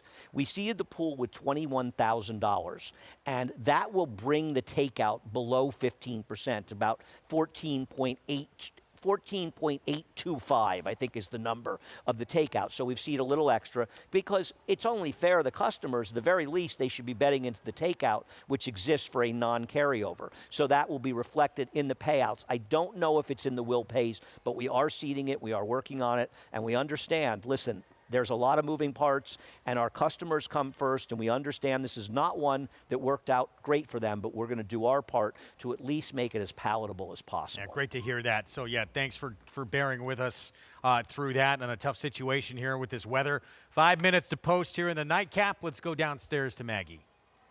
Yeah, Greg, the weather has wreaked havoc on many different aspects of this card, including the tractors, and that's why we're kind of waiting here in the paddock for them to make sure they're able to kind of go around and float the track as well as possible. But let's take a look at number 7 in here, Timaeus, who's coming back to the NYRA circuit for Todd Pletcher. Well, he was a poster child for why a horse should be gelded. I mean, the first time he showed up at the racetrack, he was really studdish, acting up, very vocal. He comes back off the layoff. He gets the win, hard ridden to get the win, kind of lugging in a bit too and showing some greenness in that first race back. He does make a lovely impression here in the paddock. Was a little bit naughty to get the tack on, but again, he has settled nicely and is now getting Jose Gomez aboard and he looks fantastic here, though I thought there were a lot of options and ways you could go here, Greg. All right, Maggie, thanks. We'll get to the post parade here coming up in just a moment. It is the 5 barnstorming Linda Rice, who is the favorite. 2 back was in for 40,000 non-winners of 2, so this had dropped to 25, but the next start after that was a turf try. I have no argument with this horse being a logical type. I don't like the fact that he's lost recently at one, even money for Linda Rice. She's had him for 6 starts and been unsuccessful, even trying the turf, but he is one of the main horses to beat. Midnight Express went by for Rudy Rodriguez. Good movie. Better movie maybe than horse. It is a good movie. Has a shot. Stepping up in class, though. The 2 Endowed went by. Here's the 3 Collect for Mike. I think Collect for Mike's very interesting, dropping down in class, a potential upsetter. Interesting look on the track, too. Made a good appearance. Barnstorming, here's the favorite. We've discussed him. He's very logical, and he's going to be forward, so he can win. Tough to endorse Jungfrau. I agree. Timaeus, it's Todd Pletcher, and a horse who just broke his maiden at Gulfstream. Small sample size, but off maiden wins in the dirt in claiming races. Todd Pletcher's 4 for 7 with a 4.24 ROI, and you have to think they're going to look to go on a merry chase here with the speed. 8 and 9 both come out. The 9 Chalky Cat would have been a major contender, but with who's left, you can make a case, probably with the exception of the 6, of almost everyone. Would you agree? Yeah, I mean, I don't think there's a bad horse in this race per se, and bad is always relative. I thought Midnight Express probably had to improve a bit as he moves up in class and others are dropping down. Endowed's got to bounce back a little bit, but at least he showed some life last time. I prefer Timaeus, but Barnstorming and Collect for Mike feel like the main other 2. 5-2 on Timaeus. Jose Gomez, the opportunity for the Todd Pletcher barn. This is the maiden win. The first try was against Straight Maidens at Belmont a year later, just about a year later. A big drop in class, maiden 35 claiming at Gulfstream, and sent off as the favorite and wins easily. Yeah, I don't think he beat any Tigers, but, to be fair, I think the figure falls into line for other horses in the race. The second horse was the speed. He had run a 72 buyer. He got a 62 here, came back with a 61 buyer. So judging by the horse he was against, he seemed to have run his figure, and it's just a case of Todd Pletcher running a horse where he can be competitive. Doesn't matter what you've paid for them. At some point, you have to be realistic, and that's exactly what Todd Pletcher is doing. He will be forward in this spot as well. Let's go back down to Maggie. And guys, I really like the currently 7-2 shots on the board towards the inside. We'll start with number 2, Endowed, who's only run for this condition one other time. You see, this is where you can use the waiver claim to your kind of advantage in a way. If you think a horse needs to get a race under their belt, but obviously they can't win. So that's what the 40 was for him, 2 back from that layoff back on April 5th. He just didn't look fit whatsoever. Now he comes back he goes to the 25, and I thought he ran okay. He broke a touch slow. He kind of moved forward on the inside on the back stretch, while the winner of that race coming from well back. And two, we had a little trouble at the quarter pole as well, having to steady. He's more together. His coat looks fantastic. He's like dappled head to toe. And furthermore, I think he's a horse that should be okay over this surface despite not having run on a wet track before. As we turn our attention to number 3, Collect from Ike. He's had a few chances at this level, and at this distance has run well. Going the mile, he's warmed up beautifully, and he looks better than ever in my estimation, watching him on the track and back in the paddock. And I think I know he's run well at this distance. I almost would prefer a little less ground for him, but really, and he is taking quite a bit of money here, I think he's a major player in this field, guys. 7-2 on, as Maggie touched on, both the 2 and 3 in this spot. Collect from Mike, another one dropping from, well, that was turf though, 49 winners of 2, but the last couple of dirt starts were at that level, including at 49 winners of 2, where this horse had the lead in the stretch and then just missed. No, I agree. I think that, that was a mile race, and while he was a big price that day, Reserve Currency and Maginera would be big favorites in this race. And that was a day that was kind of speed, but he still ran the race he's run. It's not the only race he's run where he's run decent figures. He's the wild card. That's why he's the third choice, or co-third choice. We talked about, look, a dirt horse who has, at least, he has some route speed. It's going a mile here. He's shown no speed at all on turf. Getting back to dirt, can he be forward in this spot? I mean, maybe he's not quicker than Timaeus. I don't think he's quicker than Timaeus, and you have to think the way Jose Gomez rides, he's going to look to be aggressive. But I also don't think he's going to be that far behind. And I don't want to say there's a racetrack where a horse can't sit second and win, but I think you probably, unless you're much the best, don't want to have a horse that's coming from out the back. And you have to think they'll look to at least try to be close. The 7's supposed to be in front of the 5 with the 3 behind them. Here we go, finale on this Memorial Day card. On our Fox Sports 2 coverage, it is the 5, Barnstorming, Linda Rice Barn, with Jose Lezcano, 2-1 favorite. Let's go to Chris Griffin for the call. Collect from Ike. Moving forward, 3 out. Barnstorming, Jungfrau. Jungfrau and Lane Luzzy, and Timaeus. Jose Gomez, last to load to the outside.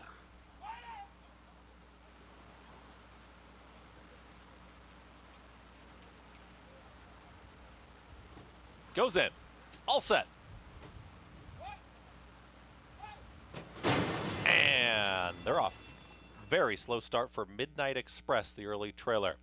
Far outside, it's Timaeus. Timaeus right out to the front is up by a quick length and a half. Barnstorming wants to shift right to the outside path. And then Collect from Ike is now going to challenge this leader to the inside. That's the leading trio. In their fourth is In Doubt, is followed by Jungfrau is in the blue cap, and slow starting Midnight Express is the trailer. They hook up with the backstretch. The leader is Collect from Ike. 23-1 for the opening quarter mile. Collect from Ike's got the lead, is up by 3/4 of a length. Timaeus relinquished the lead, is now back to second, and then length and a half in front of Barnstorming and Jose Lezcano from third. At the rail is Arad Ortiz Jr. In Doubt. They start to progress. They're within 3 of the lead.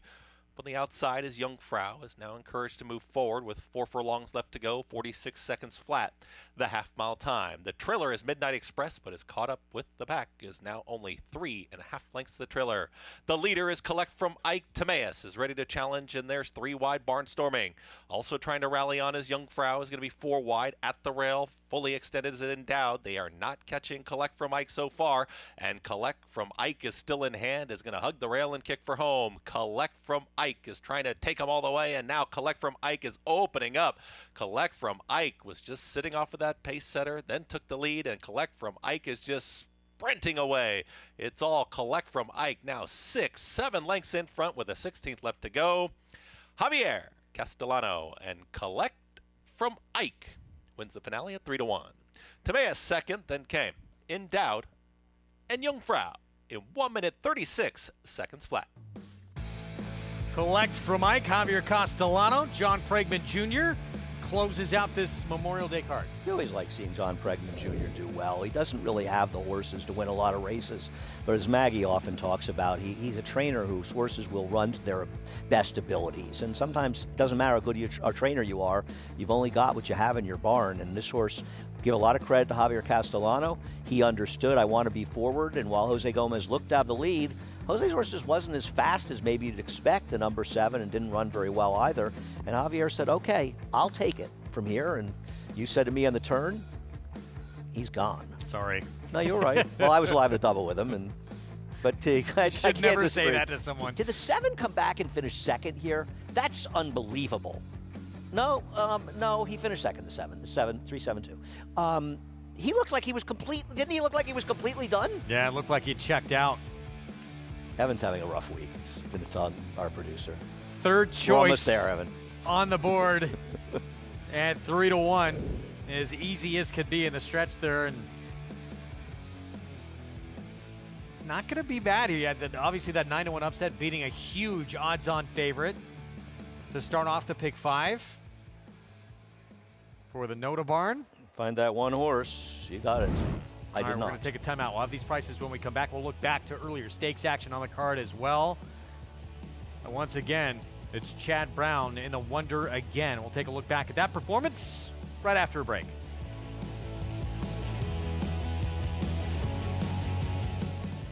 Liam's Map, a 2-time Grade 1 winner with 6 consecutive triple-digit buyers, including a 114 to win the Breeders' Cup Dirt Mile. He's already taking the lead as a sire with Grade 1 winners Basin, Wicked Whisper, Colonel Liam, and Juju's Map, plus multiple 6-figure yearling sales and 2-year-old sales up to $1.2 million. Proven on the track, proven in the sales ring. Liam's Map, only at Lane's End.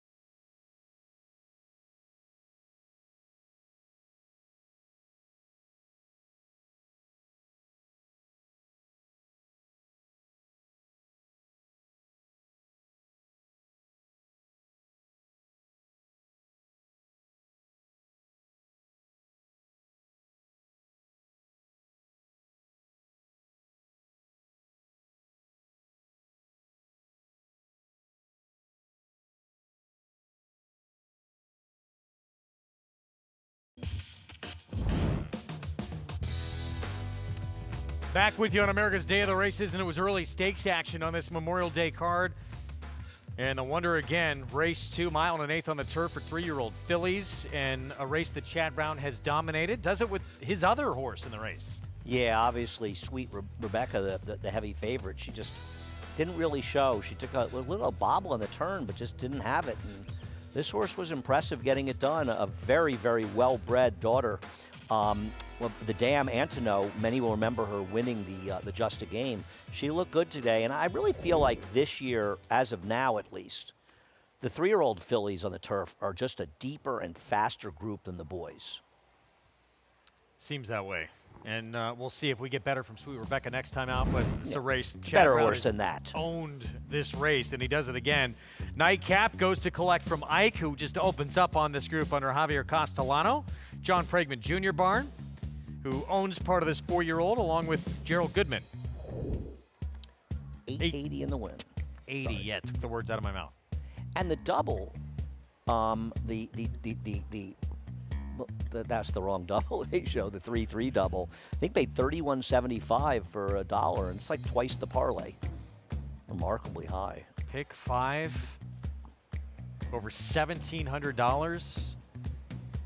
And again, as you've told us many times, the Pick 6 carryover that was meant for today, moving to Thursday, Belmont at Saratoga week for that Belmont Stakes Racing Festival. Yes, it will. It will be on opening day of the festival. Cross Country Pick 5, follow along. Ends with Collect for Mike as well, $935.50. Our next show is when?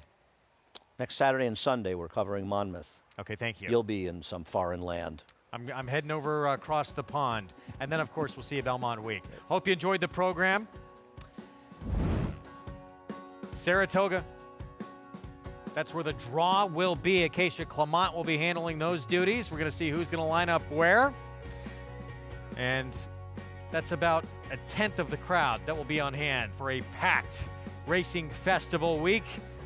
The big one, who will take home the August Belmont Trophy. Third and final leg of the Triple Crown at Saratoga this year, a week from Saturday.